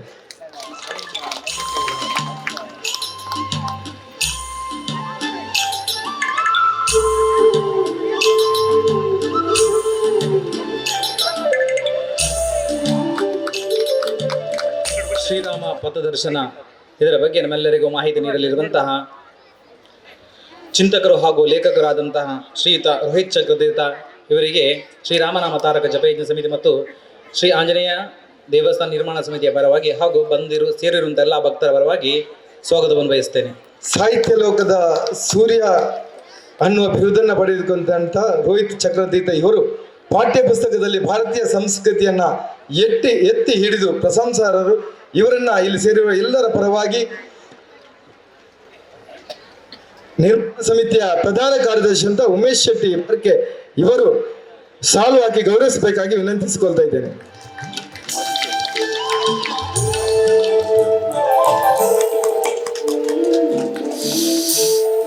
ಕರ್ನಾಟಕದ ಹಿಂದೂ ಸಮಾಜದ ಸಿಂಹ, ನಿಮ್ಮೆಲ್ಲರ ಕಣ್ಮಣಿ ಡಾಕ್ಟರ್ ಪ್ರಭಾಕ್ ಭಟ್ ಇವರನ್ನು ಆಂಜನೇಯ ದೇವಸ್ಥಾನ ನಿರ್ಮಾಣ ಸಮಿತಿ ಹಾಗೂ ಶ್ರೀರಾಮ ಜಪತಾರಕ ಸಮಿತಿಯ ಪರವಾಗಿ ಸ್ವಾಗತವನ್ನು ಬಯಸುತ್ತೇನೆ.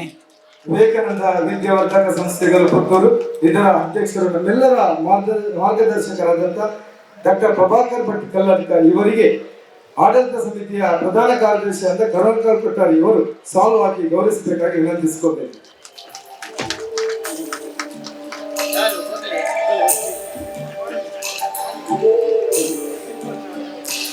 ದೇವಸ್ಥಾನ ನಿರ್ಮಾಣ ಸಮಿತಿಯ ಗೌರವಾಧ್ಯಕ್ಷರಾದಂತಹ ಐತಪ್ ಆಳ್ವ ಸುಜಿರುಗುತಿ ಇವರನ್ನು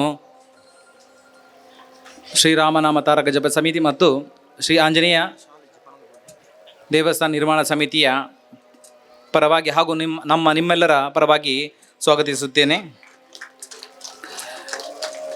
ಹಾಗೆ ದೇವಸ್ಥಾನ ನಿರ್ಮಾಣದ ಕಾರ್ಯಾಧ್ಯಕ್ಷರಾದಂಥ ಕೊಡ್ಮನ್ ಕಾಂತಪ್ಪ ಶೆಟ್ಟಿ ಇವರನ್ನು ಕೂಡ ಈ ಕಾರ್ಯಕ್ರಮಕ್ಕೆ ನಿಮ್ಮೆಲ್ಲರ ಪರವಾಗಿ ಸ್ವಾಗತಿಸುತ್ತೇನೆ. ಅದೇ ಪ್ರಕಾರ ಕಾರ್ಯಾಧ್ಯಕ್ಷರಾದಂಥ ದೇವಸ್ಥಾನ ನಿರ್ಮಾಣ ಕಾರ್ಯಾಧ್ಯಕ್ಷರಾದಂತಹ ಮಹಾಬಲ್ ಕೊಟ್ಟಾರಿ ಮುನ್ನೂರು ಇವರನ್ನು ಕೂಡ ಸ್ವಾಗತಿಸುತ್ತೇನೆ. ದೇವಸ್ಥಾನ ನಿರ್ಮಾಣ ಸಮಿತಿಯ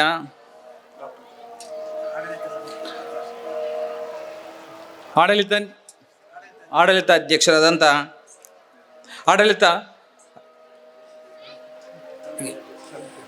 ಸಂಚಾಲಕರಾದಂತಹ KG ವಿಠಲ್ ಆಳ್ವ ಇವರನ್ನು ಕೂಡ ಸ್ವಾಗತಿಸುತ್ತೇನೆ.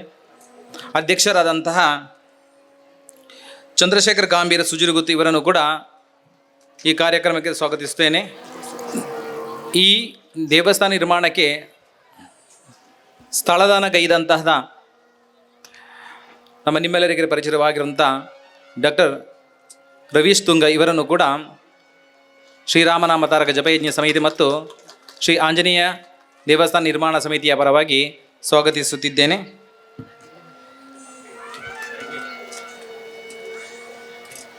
ವೇದಿಕೆಯಲ್ಲಿ ಇರುವಂಥ ಹಾಗೂ ವೇದಿಕೆಯ ಮುಂಭಾಗದಲ್ಲಿರುವಂಥ ಸಮಸ್ತ ಶ್ರೀರಾಮ ಭಗವದ್ ಭಕ್ತರನ್ನು ಸ್ವಾಗತಿಸುತ್ತೇನೆ. ಅದೇ ಪ್ರಕಾರ ಮಾಧ್ಯಮದವರು ಮತ್ತು ವರದಿಗಾರರು, ವೇದಿಕೆಯಲ್ಲಿ ಮುಂಭಾಗದಲ್ಲಿರುವಂಥ ಸೇರಿರುವ ಸಮಸ್ತ ಗೌರವಾನ್ವಿತರನ್ನೆಲ್ಲರನ್ನು ಈ ಒಂದು ಶುಭ ಸಮಾರಂಭಕ್ಕೆ ಆದರಪೂರ್ವಕವಾಗಿ ಸ್ವಾಗತಿಸುತ್ತಿದ್ದೇನೆ.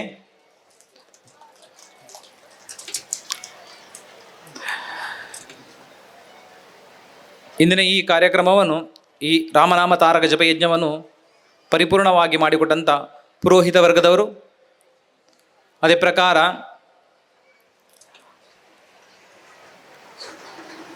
ಈ ಕಾರ್ಯವನ್ನು ಚಂದನಗಾಣಿಸಲು ಸಹಕರಿಸಿದ ಎಲ್ಲ ಸ್ವಯಂ ಸೇವಕ ಪದಾಧಿಕಾರಿಗಳನ್ನು, ಪ್ರತ್ಯಕ್ಷವಾಗಿ ಮತ್ತು ಪರೋಕ್ಷವಾಗಿ ಸಹಕರಿಸಿದ ಎಲ್ಲರನ್ನೂ ಈ ಕಾರ್ಯಕ್ರಮಕ್ಕೆ ಸ್ವಾಗತಿಸುತ್ತಾ ಅವಕಾಶಕ್ಕಾಗಿ ವಂದಿಸುತ್ತಿದ್ದೇನೆ. ಕೃಷ್ಣಾರ್ಪಣಮಸ್ತು. ಎಲ್ಲರನ್ನ ಪ್ರೀತಿಯ ಮಾತುಗಳಿಂದ ಸ್ವಾಗತಿಸಿದಂಥ ಶ್ರೀರಾಮನಾಮ ತಾರಕ ಜಪಯಜ್ಞ ಸಮಿತಿಯ ಅಧ್ಯಕ್ಷರಾದಂಥ ಅನಿಲ್ ಪಂಡಿತ್ ನಿಮಗೂ ಸ್ವಾಗತ. ಈಗ ಕಾರ್ಯಕ್ರಮದ ಮುಂದುವರಿದ ಭಾಗ ವೈಯಕ್ತಿಕ ಗೀತೆಯನ್ನು ಆಡಲಿಕ್ಕಿದ್ದಾರೆ ಕಿಶೋರ್ ಪಲ್ಲಿಪಾಡಿ ಮತ್ತು ಬಳಗದವರಿಂದ. ರಾಮನ ನೆಲದಿಂದ ಧರ್ಮದ ನೆಲೆಯಿಂದ ಬೆಳಗಲಿ ಭುವಿಯಂಗಳ, ರಾಮನಾಮದಿ ಬೆಳಗಲಿ ಭುವಿಯಂಗಳ. ಕಾರ್ಮೋಡಗಳ ಸೀಳಿ ಕೋಲ್ಮಿಂಚು ಮೈದಾಡಿ ಹುಡುಗಿತು ನಭೋಮಂಡಲ. ರಾಮನ ನೆಲದಿಂದ ಧರ್ಮದ ನೆಲೆಯಿಂದ ಬೆಳಗಲಿ ಭುವಿಯಂಗಳ, ರಾಮನಾಮದಿ ಬೆಳಗಲಿ ಭುವಿಯಂಗಳ. ಸಾಮಗಾನದ ಶ್ರುತಿ ಬಿಹುದೇಲಯ, ಸಾಮರಸ್ಯದ ಕೃತಿ ಎಲ್ಲಿ ಅಕ್ಷಯ. ವಿಷಮದ ವ್ಯಾಪಾರ ವಿಶ್ವದಿನ ಶ್ರೀಸಲಿ, ವಿಷಮದ ವ್ಯಾಪಾರ ವಿಶ್ವದಿನ ಶ್ರೀಸಲಿ. ರಸಪೂರ್ಣವೆನಿಸಲಿ ಈ ತಾಯ್ನೆಲ, ರಾಮನ ನೆಲದಿಂದ ಧರ್ಮದ ನೆಲೆಯಿಂದ ಬೆಳಗಲಿ ಭುವಿಯಂಗಳ, ರಾಮನಾಮದಿ ಬೆಳಗಲಿ ಭುವಿಯಂಗಳ. ಜಡತೆಯ ವಂಶಕ್ಕೆ ವಜ್ರಘಾತ, ಜಾಗೃತ ಜ್ವಾಲೆಗೆ ಜಂಜಾವಾತ. ಜಡತೆಯ ವಂಶಕ್ಕೆ ವಜ್ರಘಾತ, ಜಾಗೃತ ಜ್ವಾಲೆಗೆ ಜಂಜಾವಾತ. ನಿದ್ರೆಯ ಮುದ್ರೆಯ ಓದೋಡಿಸುತ್ತ, ಸದ್ದನು ಮರೆಯಲಿ ಸ್ವರ ಸಂಕುಲ. ರಾಮನ ನೆಲದಿಂದ ಧರ್ಮದ ನೆಲೆಯಿಂದ ಬೆಳಗಲಿ ಭುವಿಯಂಗಳ, ರಾಮನಾಮದಿ ಬೆಳಗಲಿ ಭುವಿಯಂಗಳ. ಉಜ್ವಲ ಸಂಸ್ಕೃತಿ ಉದ್ದೀಪಿಸಿದೆ, ಉತ್ಕರ್ಷಕ್ಕೆ ಜಗ ಉಡ್ಡಯಿಸುತ್ತಿದೆ. ಉಜ್ವಲ ಸಂಸ್ಕೃತಿ ಉದ್ದೀಪಿಸಿದೆ, ಉತ್ಕರ್ಷಕ್ಕೆ ಜಗ ಉಡ್ಡಯಿಸುತ್ತಿದೆ. ಉತ್ಥಾನದುತ್ಸಾಹ ಜನರದೆ ತುಂಬಿದೆ, ಉಜ್ಜಗಿಸುತ್ತಲಿದೆ ಸನ್ಮಂಗಳ. ರಾಮನ ನೆಲದಿಂದ ಧರ್ಮದ ನೆಲೆಯಿಂದ ಬೆಳಗಲಿ ಭುವಿಯಂಗಳ, ರಾಮನಾಮದಿ ಬೆಳಗಲಿ ಭುವಿಯಂಗಳ, ರಾಮನಾಮದಿ ಬೆಳಗಲಿ ಭುವಿಯಂಗಳ. ದೇವಸ್ಥಾನ ನಿರ್ಮಾಣ ಮಾಡಬೇಕು ಅನ್ನುವ ಸಂದರ್ಭದಲ್ಲಿ ಯಾವ ರೀತಿ ಒಬ್ಬರು ಸ್ವಾಮೀಜಿಗಳು ಶಾಲೆ ಬಿಟ್ಟ ನಂತರ ಯಾರಿಗೆಲ್ಲ ಆಸಕ್ತಿ ಇದೆಯೋ ಅವರಿಗೆ ನಾನು ಭಗವದ್ಗೀತೆ ಕಲಿಸ್ತೇನೆ ಅನ್ನುವಂಥ ಸಂದರ್ಭದಲ್ಲಿ ಆ ಭಗವದ್ಗೀತೆಯನ್ನು ಹರಿದು ಹಾಕಿದರು. ಅದೇ ರೀತಿ ಈ ದೇಶದ ಅಭಿವೃದ್ಧಿಯನ್ನು ಸಹಿಸಲಾಗದಂಥವರು ರೋಹಿತ್ ಚಕ್ರತೀರ್ಥರವರು ಈ ರೀತಿಯ ಪ್ರಯತ್ನ ಮಾಡುವಾಗ ಅದಕ್ಕೂ ಕೂಡ ಅಪಸ್ವರವನ್ನು ಎತ್ತಿದ್ದನ್ನು ನಾವು ನೋಡಿದ್ದೇವೆ. ಅದಕ್ಕೆ ವಿಚಲಿತರಾಗದೆ ತನ್ನ ಹಿಡಿದ ಕಾರ್ಯವನ್ನು ಮಾಡಿಯೇ ಸಿದ್ಧ ಅನ್ನುವ ಮೂಲಕ ಈ ದೇಶದ ಚಿಂತನೆಯನ್ನು ಜನಮಾನಸಕ್ಕೆ ತಿಳಿಸುವಂಥ ದೊಡ್ಡ ಪ್ರಯತ್ನವನ್ನು ಮಾಡುವಂತಹ ಸಾಹಿತ್ಯ ಲೋಕದ ಸೂರ್ಯ, ಸಾಹಿತ್ಯ ಲೋಕದ ದಿಗ್ಗಜ ಚಿಂತಕರು, ಖ್ಯಾತ ಲೇಖಕರಾದಂತಹ ಶ್ರೀ ರೋಹಿತ್ ಚಕ್ರತೀರ್ಥ ನಮಗೀಗ ಶ್ರೀರಾಮ ಪಥದರ್ಶನದ ಮೂಲಕ ಮಾರ್ಗದರ್ಶನ ಮಾಡಲಿಕ್ಕಿದ್ದಾರೆ. ಸೀತೆಯ ಬಳಿ ಹೋದಾಗ ಸೀತೆ ಕೇಳ್ತಾಳೆ, ನೀನು ಯಾರು, ಎಲ್ಲಿಂದ ಬಂದೆ ಅಂತ ಕೇಳ್ತಾಳೆ. ಈ ಮಾತಿನಲ್ಲಿ ಒಂದು ಧ್ವನಿ ಇದೆ.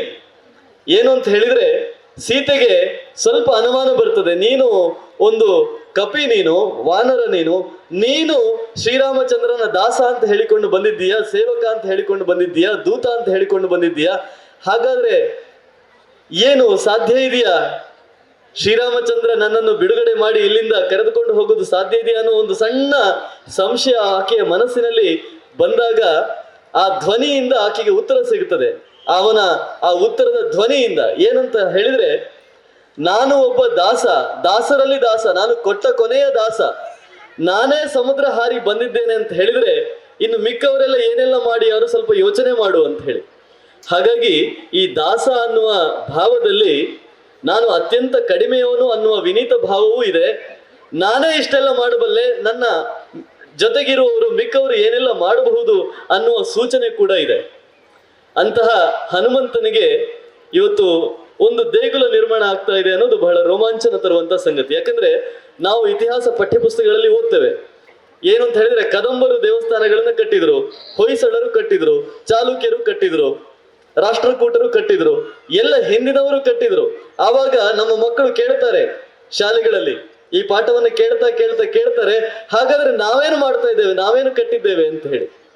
ಯಾಕೆಂತ ಹೇಳಿದ್ರೆ ಕಳೆದ 100-200 ವರ್ಷಗಳ ಇತಿಹಾಸವನ್ನು ನೋಡಿದ್ರೆ ನಮ್ಮವರು ಎಲ್ಲ ಆಧುನಿಕ ತಂತ್ರಜ್ಞಾನ, ಎಲ್ಲ ಆರ್ಥಿಕ ಸಂಪನ್ಮೂಲ ಎಲ್ಲವೂ ಇದ್ದು ಕೂಡ ದೇವಸ್ಥಾನಗಳನ್ನು ಕಟ್ಟಿದ ಇತಿಹಾಸ ಬಹಳ ಬಹಳ ಕಡಿಮೆ.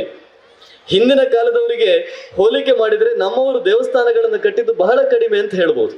ಹಾಗಾಗಿ ನಮ್ಮ ರಾಷ್ಟ್ರ ನಾಯಕರು ಒಂದು ಸೂಚನೆ ಕೊಟ್ಟಿದ್ದಾರೆ, ತನ್ನ ಕೆಲಸದ ಮೂಲಕ ಸೂಚನೆಯನ್ನು ಕೊಟ್ಟಿದ್ದಾರೆ. ಏನು ಅಂತ ಹೇಳಿದ್ರೆ, ದೇವಸ್ಥಾನಗಳನ್ನು ಕಟ್ಟಬೇಕು ಅಂತ.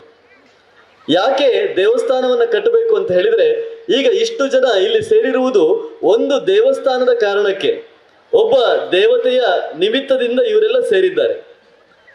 ದೇವಸ್ಥಾನ ಅಂತ ಹೇಳಿದ್ರೆ ಕೇವಲ ಧಾರ್ಮಿಕ ಕೇಂದ್ರ ಅಲ್ಲ, ಒಬ್ಬ ದೇವರನ್ನ ಅಲ್ಲಿ ಪ್ರತಿಷ್ಠಾಪನೆ ಮಾಡಿ ಅವರಿಗೆ ಸುತ್ತು ಬರುವುದು ಮಾತ್ರ ಅಲ್ಲ, ಅವರಿಗೆ ಪೂಜೆ ಮಾಡುವುದು ಮಾತ್ರ ಅಲ್ಲ. ದೇವಸ್ಥಾನ ಅಂತ ಹೇಳಿದ್ರೆ ಒಂದು ಸಾಂಸ್ಕೃತಿಕ ಕೇಂದ್ರ. ಒಂದು ಊರಿನಲ್ಲಿ, ಒಂದು ಪಟ್ಟಣದಲ್ಲಿ, ಒಂದು ನಗರದಲ್ಲಿ ಆ ಇಡೀ ನಗರದ ಸಂಸ್ಕೃತಿಯನ್ನ ಉಳಿಸುವಂತ ಒಂದು ಕೇಂದ್ರ ಇದ್ರೆ ಅದು ದೇವಸ್ಥಾನ. ನಾವು ಭೂಕಂಪಗಳಲ್ಲಿ ಎಪಿ ಸೆಂಟರ್ ಅಂತ ಹೇಳ್ತೇವಲ್ಲ, ಆ ರೀತಿ ಯಾವುದೋ ಒಂದು ದೊಡ್ಡ ಸಂಚಲನವನ್ನ ಹುಟ್ಟು ಹಾಕುವಂತ ಅದರ ಮೂಲ ಸ್ಥಾನ ಯಾವುದು ಅಂದ್ರೆ ಅದು ದೇವಸ್ಥಾನ. ದೇವಸ್ಥಾನಗಳು ಇರುವುದರಿಂದ ನಮ್ಮ ಕಲೆ ಉಳಿದಿದೆ, ದೇವಸ್ಥಾನಗಳು ಇರುವುದರಿಂದ ನಮ್ಮ ಶಿಲ್ಪದ ಒಂದು ವೈಭವ ಉಳಿದಿದೆ, ಇತಿಹಾಸ ಉಳಿದಿದೆ. ನಮಗೆ ಇವತ್ತು ಮಕ್ಕಳಿಗೆ ಇತಿಹಾಸವನ್ನು ತೋರಿಸಬೇಕಾದ್ರೆ, ನಮ್ಮ ಹಿಂದಿನವರು ಏನೆಲ್ಲ ಮಾಡಿದ್ರು ಅನ್ನೋದನ್ನು ತೋರಿಸಬೇಕಾದ್ರೆ ನಾವು ತೋರಿಸಬಹುದಾದ ಒಂದು ಕಟ್ಟಡ ಇದ್ರೆ ಅದು ದೇವಸ್ಥಾನ. ನಮ್ಮನ್ನು ಎಷ್ಟೋ ಮಂದಿ ರಾಜರು ಆಳಿ ಹೋಗಿದ್ದಾರೆ, ಆದ್ರೆ ರಾಜರುಗಳ ಅರಮನೆ ಎಲ್ಲಿದೆ ಅಂತ ಕೇಳಿದ್ರೆ ನಮಗೆ ತೋರಿಸ್ಲಿಕ್ಕೆ ಸಿಗೋದಿಲ್ಲ. ನಮ್ಮನ್ನು ಎಷ್ಟೋ ದೊಡ್ಡ ದೊಡ್ಡ ವ್ಯಕ್ತಿಗಳೆಲ್ಲ ಆಳಿ ಹೋಗಿದ್ದಾರೆ, ಅವರ ಮನೆಗಳು ಸಿಗೋದಿಲ್ಲ. ಆದ್ರೆ ಅವರು ಕಟ್ಟಿದ ದೇವಸ್ಥಾನಗಳನ್ನು ನಾವಿವತ್ತು ಮಕ್ಕಳಿಗೆ ತೋರಿಸಿ ಇದು ನನ್ನ ಇತಿಹಾಸ, ಇದು ನನ್ನ ಹಿಂದುತ್ವ, ಇದು ನನ್ನ ಸಂಸ್ಕೃತಿ ಅಂತ ಹೇಳುವುದಕ್ಕೆ ಸಾಧ್ಯವಾಗಿದ್ರೆ ಅದಕ್ಕೆ ಕಾರಣವಾಗಿರುವಂಥದ್ದು ನಮ್ಮ ಹಿರಿಯರ ವಿಶಾಲ ದೃಷ್ಟಿಕೋನ. ದೇವಸ್ಥಾನಗಳನ್ನ ಸಾವಿರಾರು ವರ್ಷಗಳ ಕಾಲ ಉಳಿಸಬೇಕು ಅಂತ ಹೇಳುವಂತ ಒಂದು ಪ್ರಜ್ಞೆ. ಅದು ಇದು ತಮಿಳುನಾಡಿನ ಬೃಹದೀಶ್ವರ ದೇವಸ್ಥಾನ ಇರಬಹುದು, ಕೇರಳದ ಅನಂತ ಪದ್ಮನಾಭ ಇರಬಹುದು, ಕರ್ನಾಟಕದ ಶೃಂಗೇರಿ ಅಥವಾ ನಂಜನಗೂಡು ಇರಬಹುದು. ಈ ಎಲ್ಲ ದೇವಸ್ಥಾನಗಳು ಸಾವಿರಾರು ವರ್ಷಗಳಿಂದ ಆ ಇತಿಹಾಸವನ್ನು ನಮಗೆ ಹೇಳ್ತಾ ಇವೆ. ನಮ್ಮ ಪುಸ್ತಕಗಳು ಹೋಗಿರಬಹುದು, ಹರಿದು ಹೋಗಿರಬಹುದು, ಸುಟ್ಟು ಹೋಗಿರಬಹುದು, ಆದ್ರೆ ನಮ್ಮ ಎಷ್ಟೋ ದೊಡ್ಡ ದೊಡ್ಡ ದಾಳಿಕೋರರಿಗೂ ಕೂಡ ನಾಶ ಮಾಡಲಿಕ್ಕೆ ಆಗದೆ ಇದ್ದಂತಹ ಕುರುಹುಗಳು, ಇತಿಹಾಸದ ಕುರುಹುಗಳು ಯಾವುದು ಅಂತ ಹೇಳಿದ್ರೆ ದೇವಸ್ಥಾನಗಳು. ನಾವು ಇತಿಹಾಸದಲ್ಲಿ ಬಹಳ ಸುಳ್ಳುಗಳನ್ನು ಹೇಳಿದ್ದೇವೆ ಇತಿಹಾಸ ಟೆಕ್ಸ್ಟ್ ಬುಕ್ಗಳಲ್ಲಿ. ಔರಂಗಜೇಬ ದಕ್ಷಿಣಕ್ಕೆ ಬರ್ತಾನೆ, ದಕ್ಷಿಣಕ್ಕೆ ಬಂದು ಅಲ್ಲೊಂದು ಔರಂಗಾಬಾದ್ ಅನ್ನುವ ನಗರವನ್ನ ಕಟ್ಟಿದ ಅಂತ ಹೇಳಿ ಸುಳ್ಳನ್ನ ಹೇಳ್ತಾ ಬಂದಿದ್ದೇವೆ. ಔರಂಗಾಬಾದ್ ಅನ್ನುವ ನಗರವನ್ನು ಅವನು ಯಾಕೆ ಕಟ್ಟಿದ ಅಂತ ಹೇಳಿದ್ರೆ ಅಲ್ಲೊಂದು ದೇವಸ್ಥಾನ ಇತ್ತು. ರಾಷ್ಟ್ರಕೂಟರ ಕೃಷ್ಣ ಒಂದು ದೇವಸ್ಥಾನವನ್ನ, ಕೈಲಾಸ ದೇವಸ್ಥಾನ ಅಂತ ಹೇಳಿ ಒಂದು ದೇವಸ್ಥಾನವನ್ನ ಶಿಲೆಯನ್ನ ಮೇಲಿಂದ ಕೊರಿತಾ ಕೆಳಗೆ ಬಂದು ಆ ಒಂದು ವಿಚಿತ್ರವಾದ ಮಾದರಿಯಲ್ಲಿ ಅವನು ಕಟ್ಟಿದ. ನಾವು ಕೆಳಗಿನಿಂದ ಪಂಚಾಂಗದಿಂದ ಮೇಲಕ್ಕೆ ಹೋಗಿ ಶಿಖರಕ್ಕೆ ಮುಟ್ಟುವ ಉದಾಹರಣೆ ಬೇಕಾದಷ್ಟಿದೆ. ಆದರೆ ಶಿಖರದಿಂದ ಶುರು ಮಾಡಿ ತಳಪಾಯಕ್ಕೆ ಬರುವಂತಹ ಉದಾಹರಣೆ ನಮ್ಮ ಭಾರತದಲ್ಲಿ ಸಿಗುವುದು ಬಹಳ ಕಡಿಮೆ. ಅದರಲ್ಲಿ ಒಂದು ಕೈಲಾಸ ದೇವಸ್ಥಾನ ಮಹಾರಾಷ್ಟ್ರದಲ್ಲಿದೆ. ಆ ದೇವಸ್ಥಾನವನ್ನು ಒಡೆಯಬೇಕು ಅಂತ ಹೇಳಿ ಸುಮಾರು 50 ವರ್ಷಗಳ ಕಾಲ ನಿರಂತರವಾಗಿ ಸೈನಿಕರನ್ನ ನಿಯೋಜನೆ ಮಾಡಿದ. ಆ ಸೈನಿಕರಿಗೆ ಊಟ ತಿಂಡಿಯ ವ್ಯವಸ್ಥೆ ಮಾಡಲಿಕ್ಕೆ ಔರಂಗಾಬಾದ್ ಅನ್ನುವ ನಗರವನ್ನು ಕಟ್ಟಿದ. ಇಂತಹ ಇತಿಹಾಸ ಇರುವ ಈ ದಾಳಿಕೋರರು ನಮ್ಮ ದೇಶದಲ್ಲಿ ಉದ್ದಗಲಕ್ಕೂ ಮಾಡಿದ್ದು ನಾವು ಕಟ್ಟಿದ್ದನ್ನು ಒಡೆದದ್ದು. ಅದು ವಿಗ್ರಹಗಳಿರಬಹುದು, ಅಥವಾ ಆ ಹೊರಗಿನ ಶಿಲ್ಪಗಳಿರಬಹುದು, ಆ ದೇವಸ್ಥಾನಗಳ ಗೋಡೆ ಚಾವಣಿ ಇರಬಹುದು, ಅವುಗಳ ತಳಪಾಯ ಇರಬಹುದು, ಎಲ್ಲವನ್ನೂ ಕೂಡ ಒಡೆದು ಅವರು ತಮ್ಮ ಇತಿಹಾಸವನ್ನ ಅದರ ಮೇಲೆ ಕಟ್ಟಿದ್ರು. ಆದ್ರೆ ಯಾವುದನ್ನು ಕೂಡ ಅವರಿಗೆ ಹೊಸದಾಗಿ ಸೃಷ್ಟಿ ಮಾಡ್ಲಿಕ್ಕೆ ಆಗ್ಲಿಲ್ಲ.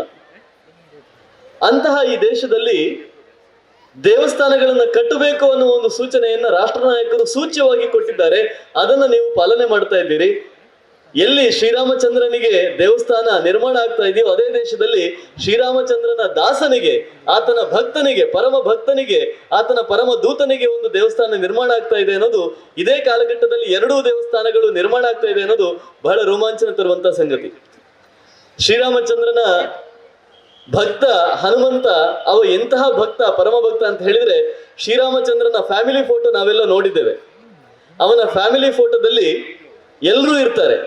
ಲಕ್ಷ್ಮಣ, ಸೀತೆ, ಭರತ, ಶತ್ರುಘ್ನ ಎಲ್ಲರೂ ಇರ್ತಾರೆ. ಈವನ್ ವಿಭೀಷಣನನ್ನು ಕೂಡ ನೋಡ್ತೇವೆ, ಸುಗ್ರೀವನನ್ನು ನೋಡ್ತೇವೆ. ಆದ್ರೆ ಇವರೆಲ್ಲರೂ ಕೂಡ ಕ್ಯಾಮರಾ ಮ್ಯಾನಿಗೆ ಅವರು ಪೋಸ್ ಕೊಟ್ಟುಕೊಂಡು ಕೂತಿದ್ದಾರೆ. ನನಗೆ ಕ್ಯಾಮರಾದ ಅಗತ್ಯವೇ ಇಲ್ಲ, ನನಗೆ ರಾಮನನ್ನು ನೋಡಿದ್ರೆ ಸಾಕು ಅಂತ ಹೇಳಿ ಆ ಇಡೀ ಫೋಟೋಗೆ ಬೆನ್ನು ತೋರಿಸಿ ಕೂತಿದ್ದವನು ಯಾರು ಅಂತ ಹೇಳಿದ್ರೆ ಅವನು ಹನುಮಂತ ಮಾತ್ರ. ಅಂದ್ರೆ ಆತನಿಗೆ ರಾಮಚಂದ್ರನನ್ನ ನೋಡಿದ್ರೆ ಸಾಕು, ಮಿಕ್ಕಿದ್ದು ಯಾವುದೂ ಬೇಕಾಗಿಲ್ಲ ಅನ್ನುವಷ್ಟು ಪರಮ ಭಕ್ತಿ. ರಾಮಚಂದ್ರನ ಆ ಉಂಗುರವನ್ನು ಕೊಟ್ಟು ಆನಂದ ರಾಮಾಯಣದಲ್ಲಿ ಒಂದು ಬರುವ ಪ್ರಸಂಗ ನನಗೆ ಬಹಳ ಇಷ್ಟವಾದ ಪ್ರಸಂಗ. ಏನು ಅಂತ ಹೇಳಿದ್ರೆ, ರಾಮಚಂದ್ರನ ಆ ಉಂಗುರ ಮುದ್ರೆಯನ್ನ ಕೊಟ್ಟು ಸೀತೆಯ ಮುದ್ರೆ ಉಂಗುರವನ್ನ ತಗೊಂಡು ವಾಪಸ್ ಬರ್ತಾ ಇದ್ದಾಗ ಸ್ವಲ್ಪ ಆತ ಏನು ಸಮುದ್ರವನ್ನ ಹಾರಿ ಈ ಕಡೆ ಬಂದಿದ್ದಾನೆ. ಬಂದ ಮೇಲೆ ಸ್ವಲ್ಪ ನೀರಡಿಕೆ ಆಯ್ತು, ಬಾಯಾರಿಕೆ ಆಯ್ತು. ಎಲ್ಲಾದ್ರೂ ನೀರು ಕುಡಿಬೇಕಲ್ಲ ಅಂತ ಹೇಳುವಾಗ ಒಂದು ಬಾವಿಯ ಒಂದು ಕೊಡಪಾನ ಕಾಣಿಸಿತು. ಆ ಕೊಡಪಾನಕ್ಕೆ ಆತ ಕೈ ಹಾಕಿ ನೀರು ಕುಡಿಬೇಕು ಅಂತ ಹೇಳುವಾಗ ಆ ಉಂಗುರ ಬಿದ್ದು ಹೋಯ್ತಂತೆ. ಸೀತೆಯ ಕೈಯಿಂದ ಪಡೆದ ಮುದ್ರೆ ಉಂಗುರ ಬಹಳ ಗಟ್ಟಿಯಾಗಿ ಹಿಡಿದುಕೊಂಡಿದ್ದಾನೆ. ಕಪಿಮುಷ್ಟಿ ನಿಮ್ಗೆ ಗೊತ್ತಿದೆ. ಅಂತಹ ಗಟ್ಟಿಯಾಗಿ ಹಿಡಿದುಕೊಂಡ ಉಂಗುರ ಆ ಕೊಡಪಾನಕ್ಕೆ ಕೈ ಹಾಕಿದಾಗ ಬಿದ್ದು ಹೋಯ್ತು. ತಕ್ಷಣ ಅದನ್ನು ಹಿಡ್ಕೊಳ್ಬೇಕು ಅಂತ ಹೇಳಿ ಅದಕ್ಕೆ ಕೈ ಹಾಕಿದಾಗ ಆತನಿಗೆ ಒಂದಲ್ಲ ಹಲವು ಉಂಗುರಗಳು ಸಿಕ್ಕಿತಂತೆ. ಆವಾಗ ಆತ ಅಂದುಕೊಂಡ, ರಾಮಾಯಣ ಬಹಳ ಸಲ ಈ ನೆಲದಲ್ಲಿ ನಡೆದಿದೆ, ರಾಮ ಬಹಳ ಸಲ ಬಂದು ಹೋಗಿದ್ದಾನೆ, ಹನುಮಂತರು ಬಹಳ ಸಲ ಸೀತೆಯನ್ನ ಭೇಟಿ ಮಾಡಿ ಬಂದಿದ್ದಾರೆ, ನಾನು ಒಬ್ಬನೇ ಮೊದಲಿಗೆ ಅಲ್ಲ, ನನ್ನ ಹಿಂದೆ ಬಹಳಷ್ಟು ಮಂದಿ ಹೋಗಿ ಬಂದಿದ್ದಾರೆ ಅನ್ನೋ ಒಂದು ವಿನೀತ ಭಾವ ಬಂತು ಅಂತ ಹೇಳಿ ಆನಂದ ರಾಮಾಯಣದಲ್ಲಿ ಒಂದು ಸಣ್ಣ ಕತೆ. ಈ ವಿನೀತ ಭಾವವನ್ನು ಅವನು ಯಾವತ್ತೂ ಕೂಡ ಬಿಟ್ಟವನಲ್ಲ. ಇಂತಹ ಭಕ್ತನನ್ನ, ಇಂತಹ ದೂತನನ್ನ, ಮತ್ತು ಆತ ದೊಡ್ಡ ಪ್ರಾಜ್ಞ ಕೂಡ. ಯಾಕೆಂತ ಹೇಳಿದ್ರೆ, ವಿಭೀಷಣ ರಾಮನ ಹತ್ರ ಬರಬೇಕು ಅಂತ ಹೇಳಿ ರಾವಣನನ್ನ ಧಿಕ್ಕರಿಸಿ ಬಂದಾಗ ಒಂದು ದೊಡ್ಡ ಸಭೆ ಆಗ್ತದೆ. ಬಹುಶಃ ನಮ್ಮ ದೇಶದಲ್ಲಿ ನಡೆದ ಮೊದಲ ಪ್ರಜಾಪ್ರಭುತ್ವ ಮಾದರಿಯ ಸಭೆ. ಈತನನ್ನ ನಮ್ಮ ಪಕ್ಷಕ್ಕೆ ಸೇರಿಸಿಕೊಳ್ಬೇಕಾ ಬೇಡುವ ಅಂತ ಹೇಳಿ ರಾಮ ಎಲ್ಲರನ್ನು ಕೇಳಿಕೊಂಡು ಬರ್ತಾನೆ. ಕೋತಿಗಳನ್ನು ಕೇಳ್ತಾನೆ, ಅಲ್ಲಿದ್ದ ದೊಡ್ಡ ಹಿರಿಯರನ್ನು ಕೇಳ್ತಾನೆ, ಲಕ್ಷ್ಮಣನನ್ನು ಕೇಳ್ತಾನೆ. ಆಗ ಎಲ್ಲರೂ ಕೂಡ ಹೇಳುವ ಮಾತು ಒಂದೇ, ವಿಭೀಷಣ ಬಂದದ್ದು ಯಾರ ಕಡೆಯಿಂದ? ರಾವಣನ ಕಡೆಯಿಂದ, ಶತ್ರು ಕಡೆಯಿಂದ ಬಂದಿದ್ದಾನೆ. ಅವನನ್ನು ನಾವು ಸೇರಿಸಿಕೊಂಡ್ರೆ ನಮ್ಮ ತಲೆಗೆ ಚಪ್ಪಡಿ ಹಾಕೊಂಡ ಹಾಗೆ, ಖಂಡಿತವಾಗಿ ಸೇರಿಸಿಕೊಳ್ಬಾರ್ದು ಅಂತ ಎಲ್ಲರೂ ಉಗ್ರವಾಗಿ ಭಾಷಣ ಮಾಡ್ತಾರೆ. ಆಗ ಎಲ್ಲರ ಮಾತುಗಳನ್ನು ಕೇಳಿ ಕೊನೆಗೆ ರಾಮ ಹನುಮಂತನ ಹತ್ರ ಕೇಳ್ತಾನೆ, ನಿನ್ನ ಅಭಿಪ್ರಾಯ ಏನಿದೆ ಅಪ್ಪ ಅಂತ. ಆವಾಗ ಹನುಮಂತ ಹೇಳ್ತಾನೆ, ನೀನು ಬಹಳ ಚಾಲಾಕಿ ಇದ್ದಿ, ನೀನು ಬಹಳ ಶಾಣ್ಯ ಇದ್ದಿ ನೀನು. ಯಾಕೆ ಅಂದ್ರೆ ನಿನಗೆ ಎಲ್ಲವೂ ಗೊತ್ತಿದೆ. ಇಲ್ಲಿರುವ ಇಷ್ಟೂ ಮಂದಿಯ ಬುದ್ಧಿವಂತಿಕೆಗಿಂತ ನಿನ್ನ ಬುದ್ಧಿವಂತಿಕೆ ಜಾಸ್ತಿ, ಅದು ನಿನಗೂ ಗೊತ್ತು, ನಮಗೂ ಗೊತ್ತು. ಆದರೂ ಕೂಡ ನಮ್ಮ ಎಲ್ಲರ ಅಭಿಪ್ರಾಯವನ್ನ ಕೇಳಿ ನೀನು ಆಮೇಲೆ ನಿರ್ಣಯ ತಗೋಬೇಕು ಅಂತ ಇದ್ದೀಯಾ, ನಿನಗೆ ಗೊತ್ತಿಲ್ಲದ ಏನಿದೆ ಅಂತ ಹೇಳಿ ವಿಭೀಷಣ ನಮ್ಮ ತಂಡಕ್ಕೆ ಬಂದರೆ ಒಳ್ಳೆಯದು ಅಂತ ಹೇಳಿ ರಾಮನ ಅಭಿಪ್ರಾಯಕ್ಕೆ ಸಹಮತ ತೋರಿಸಿದ ವ್ಯಕ್ತಿ ಹನುಮಂತ.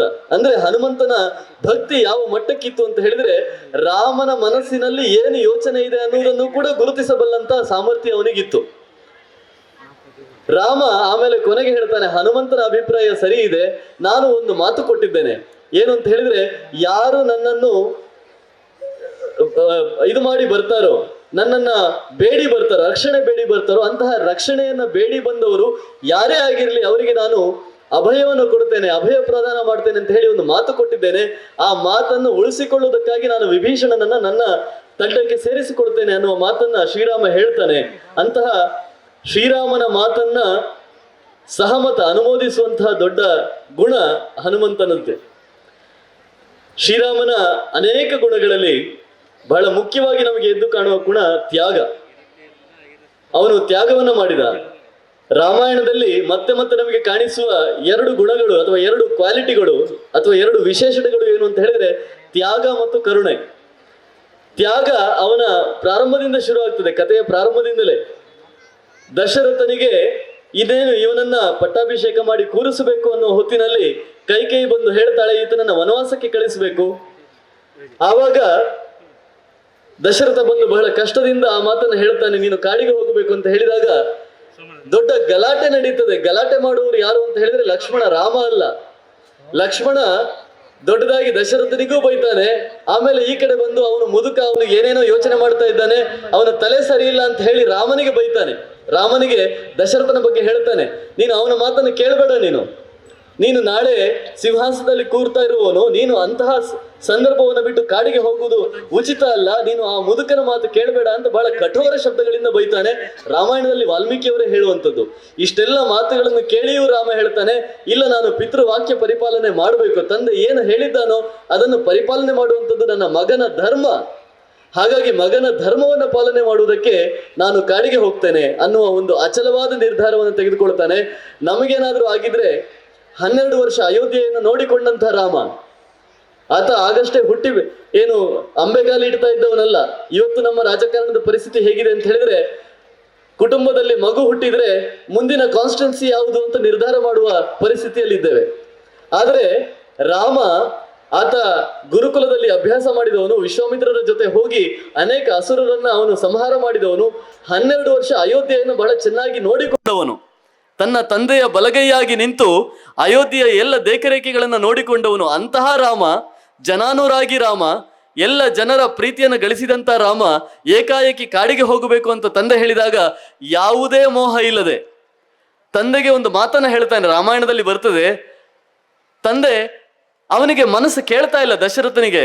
ಯಾಕೆ ಅಂತ ಹೇಳಿದ್ರೆ ವಚನಬದ್ಧನಾಗಬೇಕು, ಹೆಂಡತಿ ಹೇಳಿದ ಮಾತನ್ನು ಉಳಿಸಿಕೊಳ್ಬೇಕು ಅನ್ನೋ ಕಾರಣಕ್ಕೆ ಕಾಡಿಗೆ ಕಳಿಸ್ತಿದ್ದೇನೆ ಅನ್ನೋದು ಬಿಟ್ರೆ ನನಗೆ ಮನಸ್ಸಿಲ್ಲ ಕಾಡಿಗೆ ಕಳಿಸುವುದಕ್ಕೆ.